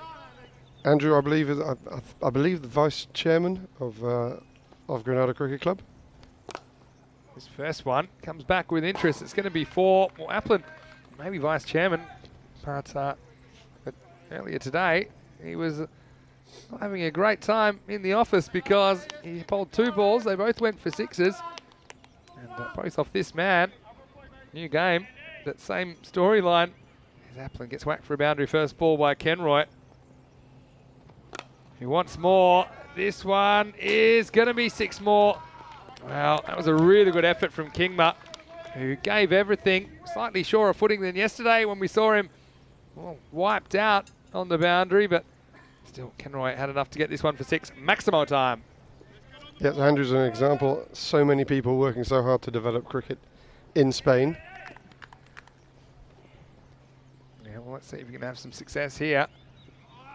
Well, not so much. This one will be a no ball for off the surface. Just trying to push it a bit wider, but overdoing it. Yep, free hit time. Kenroy and Nesta probably not one of the men you want on strike if you're obliged to bowl a free hit ball. He's already hyper aggressive. And yeah, this is well bowled by Applin. That's not easy to come back that way. And yeah, it was a good ball on the free hit. Only concedes 1, so kind of gets out of jail to an extent. I wonder if we'll see Kingma in the 3rd over then, just as this game's just creeping away. Yeah. 1.5 overs in, 22 on the board. That's going to be key as to when he bowls, isn't it? I'd like to see it. This one is a full toss, helped around the corner by Bales. It's going to be a boundary. And yeah, Applin just struggling a little bit with his control. This one may have been dipping, but anyways, it ends up at the boundary. 4 more runs. Yeah, Vivian Kingma, you would have thought, of course, they've done a lot better in this match, Granada, but you can't really hold them back till the 8th and the 10th over. No, I think because the match might be done by then. I think we've got to get him out there and try and get some early wickets. Maybe the last over of the power play, perhaps. Or would you go that way, Vinny? Yeah, I think I'd bring him in. Probably would have bowled him ready, to be honest. And this one, fair way down the pitch here. There's a long distance between the impact on the pad and the stump, so a lot could probably happen. It's probably just heading down leg side with the angle. Last ball for Applin this over. That's a pretty good one. Just worked away by Bales. They won't get a run here. It's the end of 2 overs. Costa del Sol are 26 for no loss. Yep. One of the 2 teams with a 100% record here, of course, Costa del Sol so far. Just coming towards the end of day 2. Of course, they have 100% matches. Same fate not for Malaga Cricket Club, who, of course, return tomorrow with a lot of work to do. Yeah, no doubt about that. We'll see it here. Malaga without a win. Madrid United without a win. And they lost a golden ball earlier today. Madrid United, but yeah, Malaga will want to get a wriggle on because one of those teams, they won't survive to Saturday, will they? Because the top 4 go into the finals. We have round robin matches Monday to Friday, and the top 4 playing on Saturday. So looks like they're not going for Kingma just yet. It'll be Jamshad Ur-Rahman, who bowled pretty well yesterday. He's on to bowl the 3rd over, last to the power play. Yep, it'd be lovely to see Jamshad come on. Be nice to see him have a bowl against Bruce Reynolds, wouldn't he? After what happened earlier. Kenroy waits. And this one could have been an outstanding catch. It was pulled off. It was Stuart Ross. He wasn't too far from the bat. This one almost took his head off. Almost bounced up and got caught as well. He's feeling him pretty close there, as we can see. We'll see after this replay. He's just kind of on the edge of the square. It's great reflexes to pull that one out of the sky. This next one, well, could be out. If he hits, he'll be gone. And he misses. Well, had so much time there. More time, I think, than he realised, James Davies. And the bowler was at the stumps. He just had to get an early throw to the bowler. But he double clutched it and said, I'm going to try and do the job myself. It would have been run out by metres.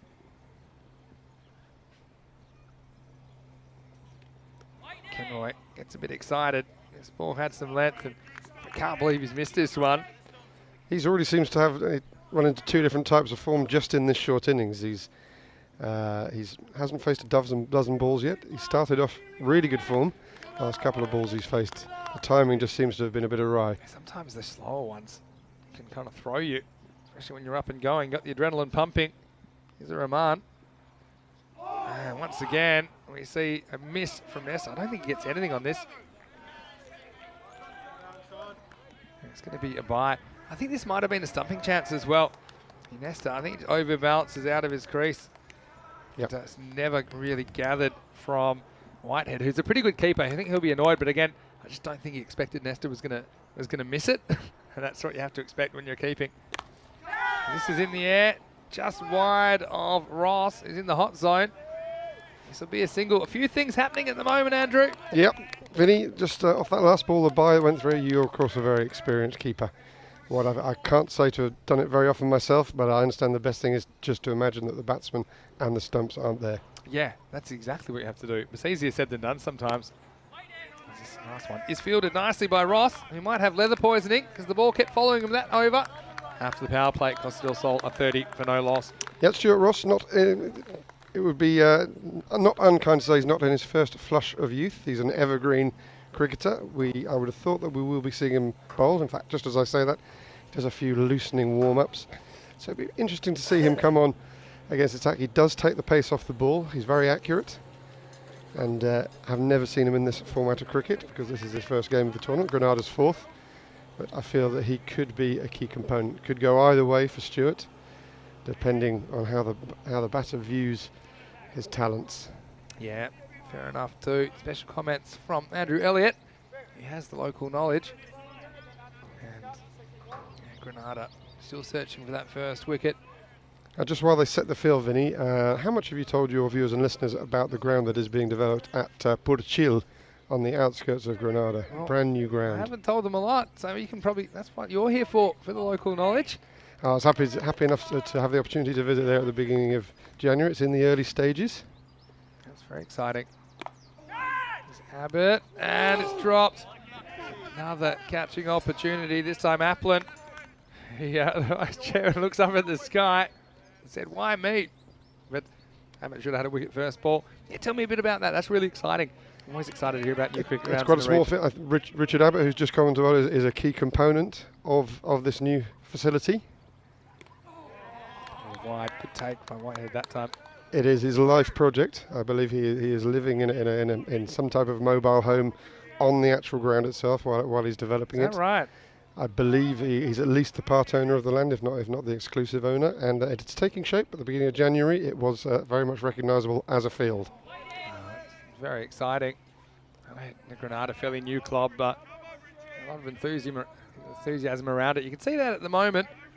They haven't really had the results they've hoped for this afternoon, or even yesterday. They did pick up a win yesterday. Yeah, there's a lot of buzz about their cricket. They're loving the opportunity to play in the ECS.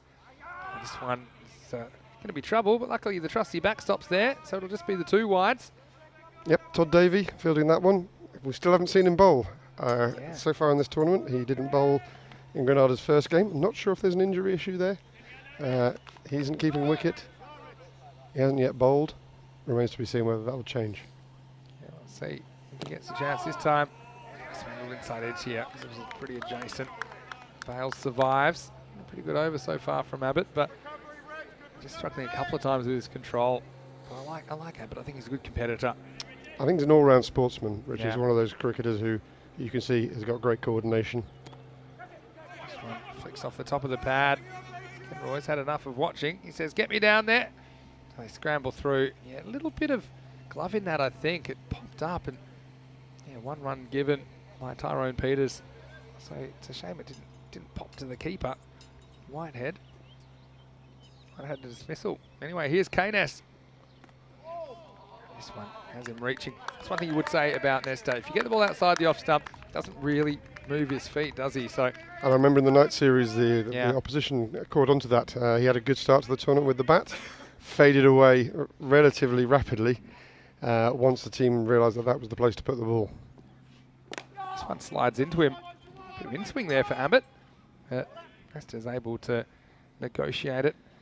Not too long on. Going back to the ground at Purchil on the outskirts of Granada, the hope when I visited there at the beginning of January was to play their first game in April. I don't think they're going to quite make that target. And they're now looking, after the hot season is over, maybe around the August, September time, possibly some stage in autumn. Yes, exciting development. This one goes straight through everybody. And Abbott, unlucky not to get a wicket on a couple of fronts there. And, yeah, it's a good block, though, by the keeper, Whitehead. Pity he didn't love it. He might have had half a chance for a stumping. It's the end of 4 overs. And The score now is 37 for no loss. Vinny Sandu here, Mr. Maximo. Alongside me is Andrew Elliott, special guest commentator here in match 8. And yeah, so Andrew, it must be exciting for you, actually, being fairly new to the Spanish cricket scene at least, to see that kind of development and the fact that new grounds are being developed. I know Madrid, that's one place they really have been trying to get a cricket ground for a while, but that's certainly a step in the right direction for Granada. It's a great place to be involved in cricket in Spain at the moment, because it's developing very quickly. Now this next one is gone, and so Kingma will get his revenge on Keynes, not with the ball, but with the mitts, as this one is straight down the throat of the Dutch international. It's Jamshid Rahman that comes back, and he gets the big wicket of Kenroy. He goes for 15, and it's 37 for 1. Now Kenroy is walking off very slowly, and I have noticed that the umpire Ian Ramage appears to be talking on the radio to the third umpire, but now Kenroy seems to have quickened a step it. Although as he draws level with Tyrone Peters, he's now stopped, so they must just be checking the validity. Yeah, I think there's no problem with the catch. I think that was the issue that they were checking. But Kenroy just looks, for a while there, looked like he might be on his bat phone. Yeah, the bat phone. Trying to get some type of resolution. The new batters come on, Alvis and Kenroy say, "Hey, what are you doing? I'm still here." So it's not over. In Kenroy's mind, it's not over yet. Now, I just saw that get caught, but I think it was a ball that bounced, right? So it was no issue with the height as far as the waist. The only thing I can think of is because we know now Vivian Kingma is standing quite alongside the boundary. Maybe they were just checking that he was on the field at the time that the ball was released, rather than when taking the catch. Yeah, but then I've got another question then, because we couldn't find any rule that said you have to be on the field when the ball is released. Per se. It is a good one, and there are a lot of things that aren't written in the laws that are just assumed. Yep. This one's a bit short. Always tries to give it both barrels. They may think it's 2 here. Well, they're going to go for 2. The throw's air-mailed, nowhere near the keeper. Whitehead, so it'll just be a long single. Ever since 2000, the MCC did a big rewrite of the laws in 2000. Yeah. And now the rewrites and additions seem to be coming at a more regular rate, and the MCC are always looking to tweak and clarify, and that's probably one which could do with some more clarification. Well, this is in the air, and, well, he's going to get away with it. I thought, maybe Bales thought he was a dead duck, because he didn't even take off straight away there. Yeah, it's one of those things you assume the 11 players will be on the field when the ball's bowled, but I don't think it's actually written anywhere. There could be an argument maybe for unfair play, that if you're not on the field, then you shouldn't have any business fielding the ball. The laws state that you have to ask the umpire's permission to leave the field, but then there's some boundary fielders who leave the field at least 6 times and over. Yeah, actually that's so what does the law do about that? That's a really good point. Really good. And much of the law says the ball becomes live when the bowler starts his run-up, but the fielders don't enter until just before the ball's actually delivered. Yeah, well said. This is in the air, and again it's going to fall safely. Frustration for Jamshid Rahman.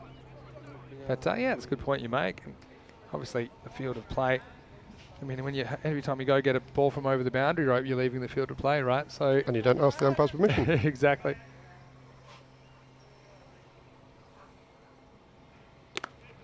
The last swing it from Jamshid.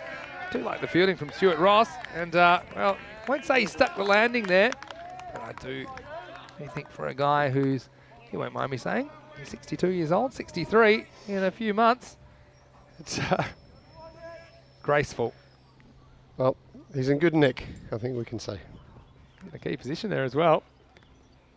As Bales tries to sweep this one, doesn't quite catch up with the end of the 5th over. It's 40 for 1. Okay, so just short of halfway in terms of overs, just short of the halfway point as regards the target. Now that Kenroy Rust has gone, it sort of brings attention on Bales. He's got 14. His strike rate's just slipped below the 100 mark. Yeah. So is that something that you think could be key in deciding the results of this game? Well, it will be. When we get to the end of the chase, we might look back at that. What I would say is there's still 5 overs to go. But remember, you got Vivian Kingma. He showed he was fit enough to bowl earlier. He can win your game here if you got him to bowl essentially 40% of the balls left. I think that'd be worth thinking about. And we mentioned him not holding back for overs 8 and 10. It's now looking like the game might extend to that point. First Townsend's going to have a go. And this first one's drilled down to long off for one. Dare I say it, you are the golden ball master, Andrew. Maybe you can conjure one from the commentary box, because this one looks like it could go down to the wire. It could do. It's an early shout, that, Vinny. But you're not scared of an early shout, are you? You're not shy of that. Well, the tingle happens when the tingle happens. This one should have made a run, but they don't take it in the end. You can't control the tingle. What's that? You can't control the tingle. You can't control the tingle. What I was going to say is, no wonder Bales can't get his strike rate up when Elvis has just sent him back straight away there. Over to you. You've been here longer. You sorted out Townsend with the ball. A little bit short. Field's well placed at the moment. Adrian Riley's got his fielders in the right spots. I was watching Phil Townsend bat earlier, thinking we haven't seen him bowl yet. I think this is his first bowl in the tournament. And he's quite a canny operator. Doesn't look much, but he's quite accurate. He's got a good idea of where he's putting the ball. I've seen him bowl a bit, but this one just seems back, and it could be a catch. It is, and guess who? Stuart Ross. Well, he is in the hot zone. Elvis couldn't really get going in this innings, and this one bites back off the surface from Townsend. A second wicket falls, 42 for 2. I've always considered Stuart Ross to be a specialist bowler, but right now he's a specialist short cover. The ball seems to be going to him more often than not, and he's becoming quite key in the game, and he hasn't even had a bowl yet. Yeah. Nice catch, European style from Stuart Ross. And, well, aren't his teammates thrilled? They'll be so happy. He's into the side, and he's into the action at 42 for 2. Vinny, you're going to have to explain European style to me. That's a new one to me. European style is, I'll show you actually. Yeah, so you've got the Australian style, which people often talk about, the fingers up, and then you've got the kind of traditional kind of fingers down. But the European style, sometimes we call it because it's crocodile style, but it was effective. That was this way crocodile, the Pac-Man. Yep. But it doesn't matter as long as you catch them. I suppose it doesn't really matter how you do it. The Y formation. The Y formation, I like that. All right, here's Samir Nayak. He's coming into the action just as the rate's just gone over 10 for the first time. And like I say, I mean, Granada, they really want to win here, don't they? Especially after they were, in a sense, shown up by Costa del Sol, getting bowled out for 40 in the previous match. So that's a tough one to come back from. Oh, yeah, it is. It's a skill to be able to put those bad results behind you, I think, in a tournament such as this. Here's Townsend. Nayak hits this one really well. That's a really good shot first ball from Samir, who he did score a half century yesterday, showing he hasn't lost his touch. He's having a pretty good day out there in the middle. This one brings up the 50 for Costa del Sol. Yeah, Samir Nayak, of course, we knew from the night series how good he is with bat and ball. Andrew James yet to make an appearance in the batting lineup for this game. You would assume he's going to come in next. Well, plenty of batting, that's the thing. I'm assured that this whole season Andrew James has been short of runs by his own lofty standards, so maybe this is the day for him. Yeah, but I've seen him play one or two pretty handy innings though on ECN this year as well. He's a busy player. That's what you need at the moment. You need to keep scoring. Last ball of the over for Townsend. Goes for this and doesn't get it at all, and it's dropped. Oh, well, this is one that goes pretty much straight to Applin. It was a chance to get rid of Samir Nayak, who fist bumps the bowler saying, well, you did me all ends up. I should have been gone, but I've survived. At the end of 6, it's 47 for 2. Yep, and Samir Nayak keeps the strike as a result, so it's a bit of a double whammy in dropping that catch. We look now at the last 4 overs, and it's getting closer. It is. We assume now that Vivian King was going to bowl half those overs if it goes that he's far. Bowling this one. So I think this is a good move.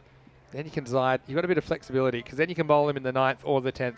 And also, I mean, you don't want a bat over here where you never know if he's going to get his 2 in. So I think this is a good kind of trade-off between bowling him late, but also probably guaranteeing that he's going to get his 2 overs in. So I think now we'll probably see, well, it looks like the keeper's coming up to the stumps. I'm not so sure about this. Yep. Depends what he's going to bowl, I suppose. Well, it doesn't look like he's going to bowl off spin with that run-up. Well, there were a few comments out in the middle about the wisdom of wearing or not wearing a helmet. So it's nice to see now that both. Unless he's going to come up and exclusively bowl slower balls. That's all I can think. Okay, now who was the bowler? Who did that in the ECL? I think that's Whitehead just pranking him there. Kingma turned around and saw Whitehead up to the stumps. Yeah, now he seems to have burst into laughter now. So. All right, here we go. This will be a good contest. It's Kingma versus Samir Nayak. Starts with a wide, so 39 off 24. Anybody's game at the moment. Yep, so with that just comes under 10 runs per over required. You normally consider, presuming wickets in hand, that the batting team are going to be favourites to win at any stage that it's under 10 runs per over. Yeah. And that's where Costa del Sol have got it at the moment. But this format can change very quickly. Yeah, it can. Circumstantial, isn't it? If you told me 2 of those overs are from Kingma, it might change your opinion. Nayak, though, is a pretty technically proficient player on a surface like this, to where it's not going to do a whole lot. And you would fancy he could handle the raw pace of Kingma. Kingma was clocked in the mid-130s, which is around about the kind of 85 mile an hour mark back in the ECC. Yep, and he's got Bales on strike, 15 off 17. Might fancy his chances of dotting up a couple of balls here. This one is through Bales, I think, before he knows too much about it. I think you've got to be brave here against Kingma. You don't want to be too defensive, because you might as well go for your shots. Slash at this, you might get a little edge, it might go for 4. I think he was beaten for pace there, Vinny. I think Yeah. he was going to do something along those lines, but the ball was through him before he could get anything on it. That's exactly what happened. This one beats the bat as well. So, I mean, a couple of good overs here from Kingma, and suddenly that rate can creep out of control pretty quickly, as you're seeing right now. You look at the over at this stage, 2 off the next 3 balls gets it to 36 off 3. That's 2 a ball that's already. 2 a ball. Yeah. So these are crucial times, and they'll be looking at managing the fielding team. Adrian Riley, the captain, will be looking at managing who's on strike as much as they possibly can, where it's within their control. Then he uses a short one. Okay, that's the one for the over. That's been pointed out by Tyrone Peters, who's at the striker's end. Relayed to Ian Ramage, who now, of course, goes through the process of telling the bowler, telling the fielding captain, and telling the 2 batters in the middle. Bales walks on him and slightly there as well. Gets something upstairs. And, yeah, I still think I'd probably have a 3rd man back on the boundary, even though you've spent the short one. Can't see him drilling him over long off somehow. Slower ball this time, and it's picked, and it will be 4. That's a really good shot by Bales, who had plenty of time, as you can imagine, because it was a slower ball, but just relaxed and didn't try to over-hit that one. Important boundary for CDS. Yeah, I'm a little bit old-fashioned when it comes to this. Vinny, it won't be any surprise. He's got the batsman completely tied up. He can't get it. He can't seem to get any decent bat. Can't seem to get the ball into the gaps. Carry on doing the same thing. Yeah. No, I don't think that's old-fashioned. I think that's probably sensible. I think. But it's the slower ball has provided an unnecessary opportunity, perhaps. So it's probably getting a bit greedy there, Viv. Last ball of this over. This one isn't the slower ball. And once again, he was a little bit too late. And that's the end of 7 overs. The score 53 for 2. Yeah, so in that over, we saw Kingma enter the game, didn't we? Only 6 came off it. It has pushed the rate up now above 11. Just a reminder, we'll be back tomorrow with the 3rd day of action here in Cartama. Matches 9 through 12, starting with Malaga versus Granada. In the afternoon, Madrid United, well, they'll be desperate for a win. They're taking on Costa del Sol. No easy matches in this series. Well, starting tomorrow, 8:30 a.m. GMT, which is 9:30 in Central Europe, and 2 p.m. in India. You can see from this match, where you'd say at the moment probably Granada with their noses in front, that their past performance is not necessarily a reliable indicator of what you're going to see, because the tables have turned here in match 8. Yeah, it's a big match back from Malaga. And that's 9:30 tomorrow morning. All starts again. As we approach the end of this match, Vin, it's been lovely being with you, but I am really looking forward to getting that field again tomorrow. Look at where Nayak's standing now. He's standing a long way outside the off stump. I'll tell you what this does. It throws the keeper off completely, because normally where Samir Nayak's standing here is normally where the keeper would be setting up. So then they have to decide, do they go further outside off stump? In the end, you just got to go somewhere you can see the ball and try and track the ball. This one's pulled into the gap. Kingma is there. He's prowling. So that's just 1. And knowing that Kingma's going to bowl probably the 9th over, or definitely the 10th, then does force you to take risks against some of the other bowlers, just like Townsend. Yep, well, they've got Nayak back on strike here, who's currently striking at 175. Goes in the air. This could be a crucial moment. Yeah, hanging in a long time, but Kingma wasn't able to get in. And if he's not getting there, nobody is. A good athlete. Yep, absolutely right. That's spot on with that, Vinny. He's the man who had the best chance on the field of making that one. As Townsend comes in again. He knocks him over, and so Bales has got to go. He survived Kingma, but he can't survive Townsend. Bales labours for 20, but he is the third wicket to fall, 56 for 3. There you go. And called it before, Philip Townsend, a canny bowler. Manages to, in what the end really was just a low full toss, which Bales looks as if he's just played around. And that probably will bring Andrew James to the crease, so maybe no bad thing for Costa del Sol at this stage of the match. They've got plenty of batting. They've got Avinash Pai, for example. We still haven't seen him. Other kind of busy options like Sam Houghton, the Iceman, and Manav Nayak as well. But well, according to the team list, Avinash Pai is not playing in this one. So well, it'd be hard to get Pai out there then. Yep, that's a fair point. But they have gone for the Iceman, Sam Houghton, who's a bit of a finisher. And so let's see if he can support Samir Nayak and get them across the line. Suddenly that target of 87 is looking quite far away. Vinny, is this a good time to get up the 2022 Golden Ball all-time stats? Because, of course, Sam Houghton has a role to play in that one. I know that we've had 4 this year because I've been fortunate enough to be on the ground for them. Yeah, that's right. He was able to strike a 4 off Ian Lattin, I believe. And I believe of the 4, that's the only one that the batting team have won so far this year. It is. Unless I'm mistaken. You're exactly right. Batting team now one out of 4 in 2022. And that was 1 strike from the man who's just arrived at the crease. So he's called the Iceman for a good reason. Well, this time he hits it straight up in the air, and I don't see this getting caught because he doesn't get there. Stuart Ross, we just think lost that in the clouds for a second. Houghton, you thought he was gone for all money. Ross. Yeah. Stuart Ross has been a magnet to the ball, but in that case, I think the magnets were opposed in that particular case because he didn't seem to be able to get close to where the ball was going to land. He knew it was up there somewhere. And Nayak goes bang, and it's going to go all the way. Maximo! And salt into the wound as it changes the strike. Means Samir gets an opportunity against Townsend, and he goes bang. Half a dozen to finish the 8th. Another really good game of cricket on the cards here. 8 overs down is 63 for 3. Really, that's such a big shot. You're looking at a dot ball there. You're in 30 off 2 overs. Now it's 24 off the 2 overs. Swung around, so you're looking to get the required rate up to 15. It's now back down to 2 a ball, 12 runs per over. Well, here's the thing. I mean, you shouldn't have had Nayak on strike because you'd imagine if Ross sees that, he probably catches it, and then you've got a new batter on strike. And that would force Nayak to maybe take some more risks against Kingma. Now, will they go for Kingma here, or they're going to hold him back? Okay, so they're holding him back for the last over. So Richard Abbott is the man entrusted with this over. So he will back himself to get this into the last over. That's the best thing you can say about about this move. I think with it's 24, you feel like you're probably not going to get 24 off this over. If it was less than that, say it was in the teens or 12 or something, then probably you'd have to bowl Kingman out. But they're saying, okay, well, see how much you can get off Townsend. Even if it is 5 or 6 or 7 you need off last over, it won't be easy against Kingma. You know that kind of pedigree he has. Okay, so Richard Abbott went for 7 off his first over. So if he manages to duplicate that, we'll be looking at 17 off Vivian King's over. I know cricket doesn't work like that, but it's just something to go on. And that's not going to be easy if it's somewhere up in those upper teens. Yeah, for sure. Well, it won't be easy no matter how many it is, I think.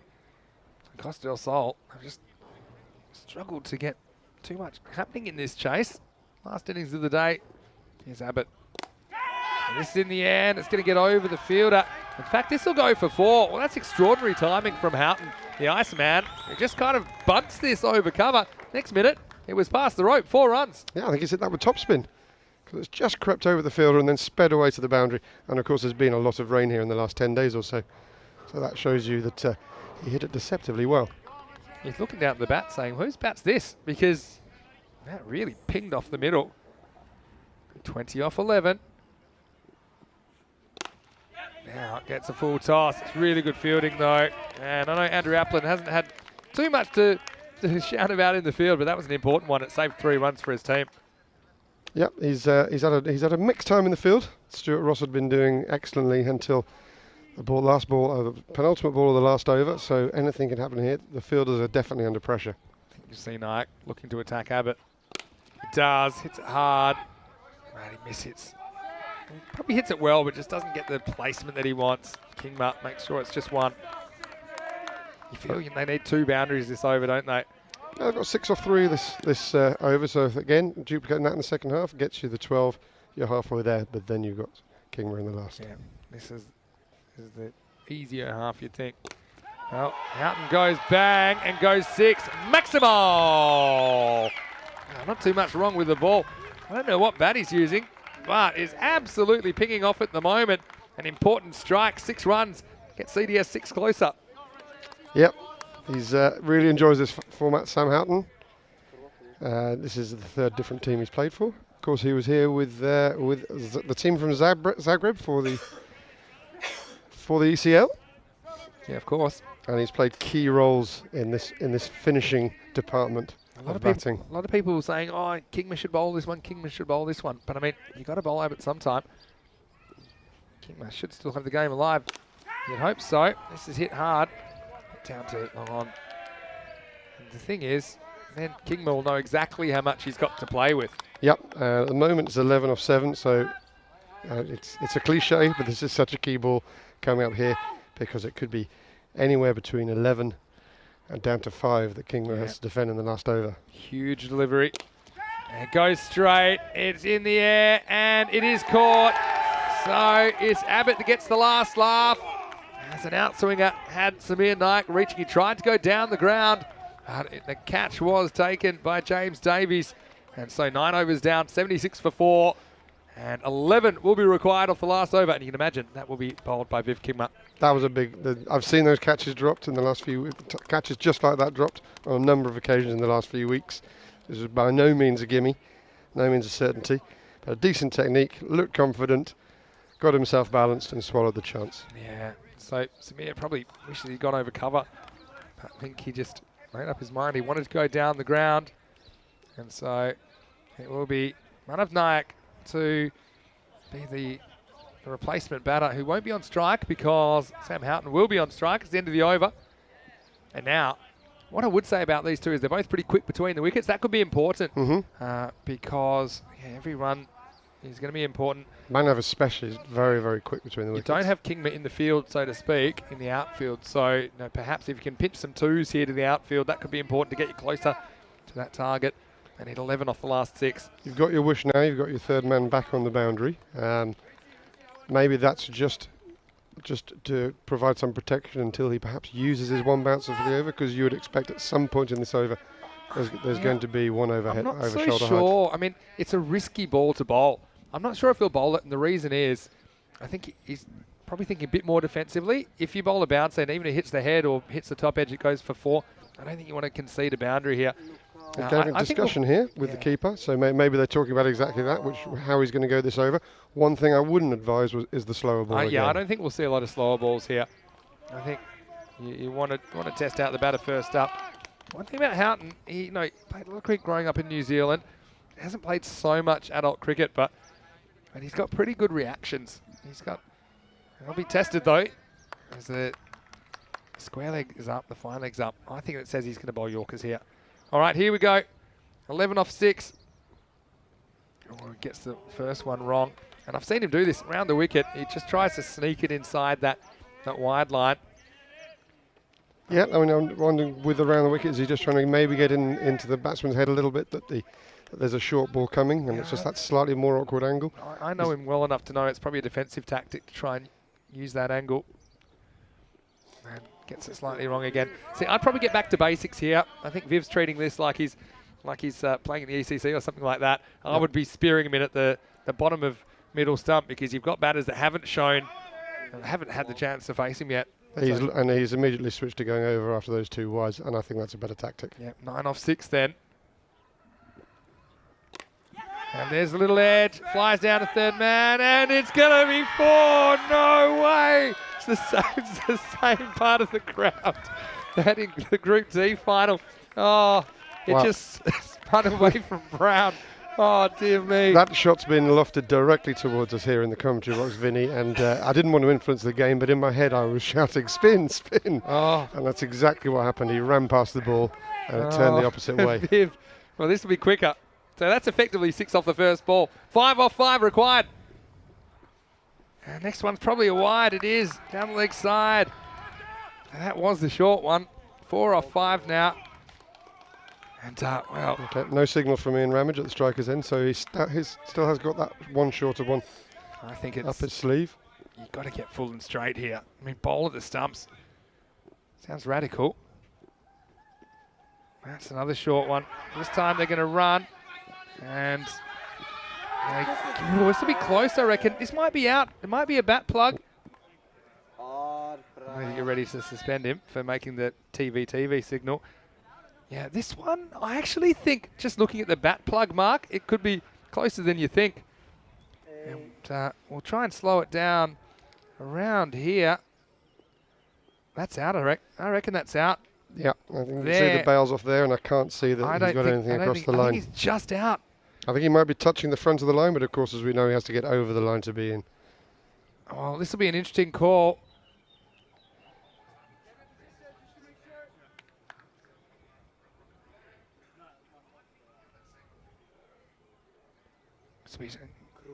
There, when they come up, they're well off by then.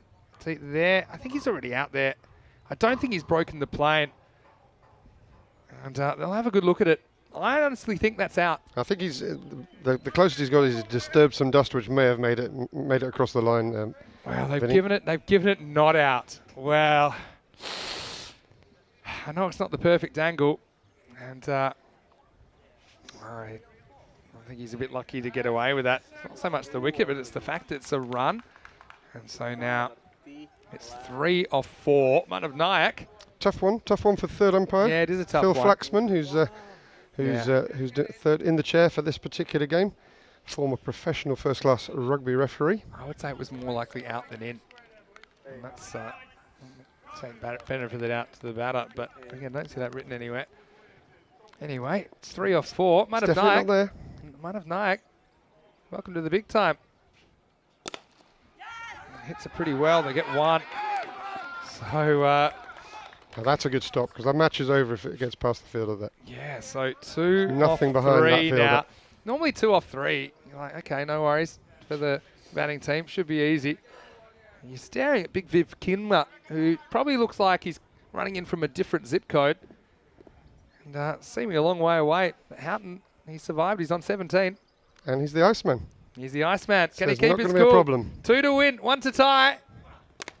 He goes in the air. Well, this has to be caught. It's going to go over the fielder. And it's going to get 2 runs. It's going to be game over. And the Iceman does it again, this time for Costa del Sol. And they're going to win this with 2 balls to spare. And what a finish today, too. Haven't we seen some close matches? In the end, Granada, you got to feel for them. They pushed them all the way. Costa del Sol, ultimately, they will get across the line. And they do it with just a couple of balls to spare. What a match of cricket. Yep, vast improvement from Granada in the second match up there. They'll feel they haven't come away with anything, but what they will have done is they will have improved their net run rate, which could be crucial when it comes to Friday and the standings of the table then. Yeah, it could be crucial then, but right now, I don't think that's too much solace to Granada, who I think they were very, very, very, very confident, I think, a couple of overs ago. But you know, the young guns here, Sam Houghton and Man of Nayak, and they kept their cool. Man of Nayak taking on a pretty risky bye, but every run proved crucial in the end. It is Costa del Sol. They remain undefeated after 2 days of play. Vinny, what we've seen over the last 8 weeks or so of ECN cricket, we've seen teams the likes of Albi Zalmi, the likes of Brescia. They found their form later on. So Granada should take some solace from that. They had a tricky first day. They had a disastrous third match. And in the fourth match, they pushed it all the way. It could be a sign for them that their form is on the way up. Yeah, well, there's a very Albi Zalmi type moment coming up in the last over. But before that, Kingma took a catch right on the line, well, just inside the line. Kenroy was waiting on the bat phone, but eventually he got some reception.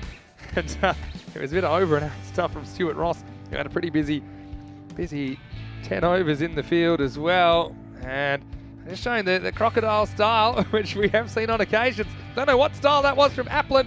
And they certainly had their opportunities to put Costa del Sol away, Andrew. Yep, opportunities were there. Costa del Sol will feel they had a little bit of luck. They'll feel they probably just about played the better of the two teams in the match. So they'll feel that the right result was achieved. Granada, of course, will see it slightly differently, and they will look at a couple of opportunities which got away from them that could have made the difference and could have boosted their position in the table. Yeah, that's true. I mean, I saw when Houghton came out, Samir Nayak left, and it's going to be tough from here. Now, this is the moment. This is this part of the ground that has provided us so much entertainment for the wrong reasons. And then, yeah, this one is a really close one. I suppose they just ended up going with the on-field call because there's a big puff of dust there. Maybe you can't see the line. And Viv said, well, have a look at that one. We did. They didn't get the call. And in the end, it was just bunted over mid-on for the winning runs. And Costa del Sol, they are the winners in match 8. They sweep this mini-series with Granada. And pretty entertaining stuff. They went with 2 balls to spare. It was Bales that stuck around for a while. He top scored with 20, but the strike rate wasn't quite there, was it? Nesta, 15 early, 15 off 8 for Samir Nayak. But yeah, for me, it's all about Houghton. 19 not out of 8. He's called the Iceman for a reason. It can't be easy to keep cool with Viv Kingma steaming in off the long run, but he did, and he snuck his team over the line. Well, you asked me in the first innings, Vinny, who some of my favourite players that I've seen over the last 8 weeks or so.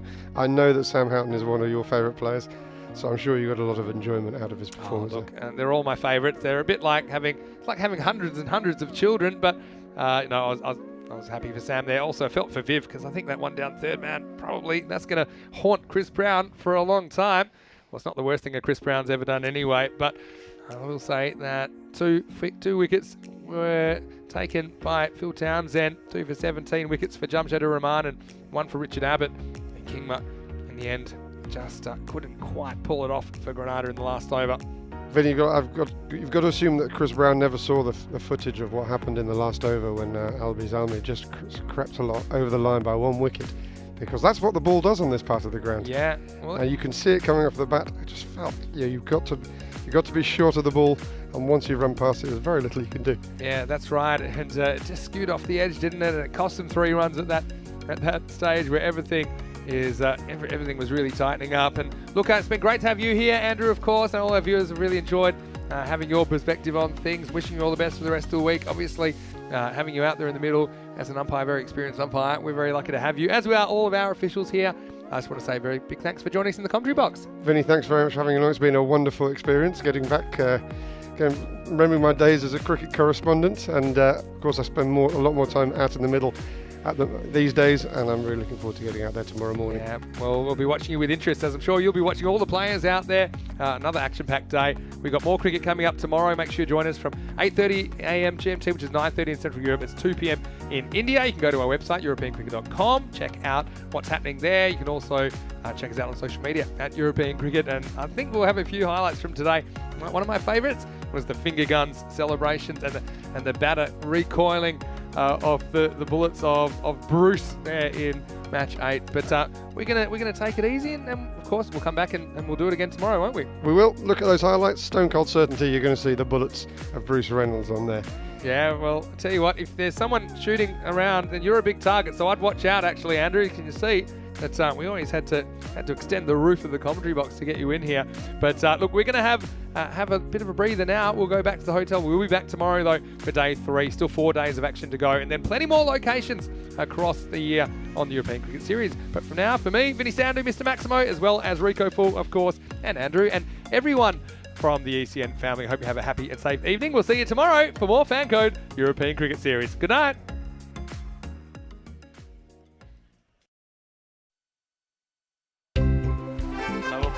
But he's picked that up beautifully. He sent it all the way. Ginna, but the shaka, that was nice. Cricketers, European cricketers, share your passion for riding the flag with the world. Cricketers, European cricketers, time to cheer and show the world what you got. 7 bits of wood and a tape ball taken to an open space. With a swing and a hit, the ball goes flying and the fielder makes his chase. A community playing on the field of dreams, no matter race, sex, color, or age. Stars of the future of European cricket are ready to take the stage. Ball's getting quicker with the kookaburra starting to swing. The keeper in your mind standing just behind, pressure is creeping in. Some give it flight and some give it rip as the ball really starts to spin. But our batsman's alert with the crack of a bat, the ball flies over for 6. Cricketers, European cricketers, share your passion for riding flag with the world. Cricketers, European cricketers, time to cheer and show the world what you got. Master blasters turn on the style. Cricket's a beautiful game. Smiling faces and celebrations as the champions enjoy their fame. European legends breaking records, making their own dreams come true. Watched by millions, European cricketers show the world what they can do. Now picture this, 10 runs needed to win off the last over of the match. Fielders are on fire, sliding and diving, want to take that world-class catch. Tension building as the ball runs in. Will it be short, a yorker, or slow? A 6 will win it, 4 to tie into the golden ball we go. Cricketers, European cricketers, share your passion for riding flag with the world. Cricketers, European cricketers, time to cheer and show the world what you got.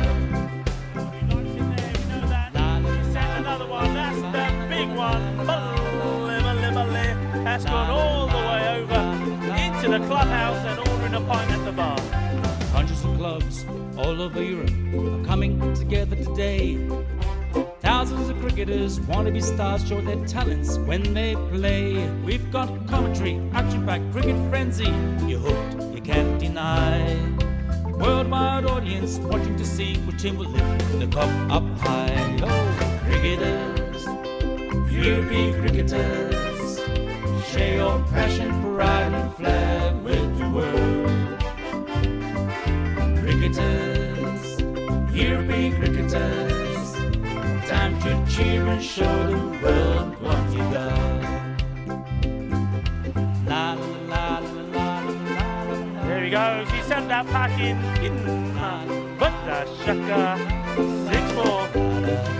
Oh, cricketers, European cricketers, share your passion for riding flag with the world. Cricketers, European cricketers, time to cheer and show the world what you got.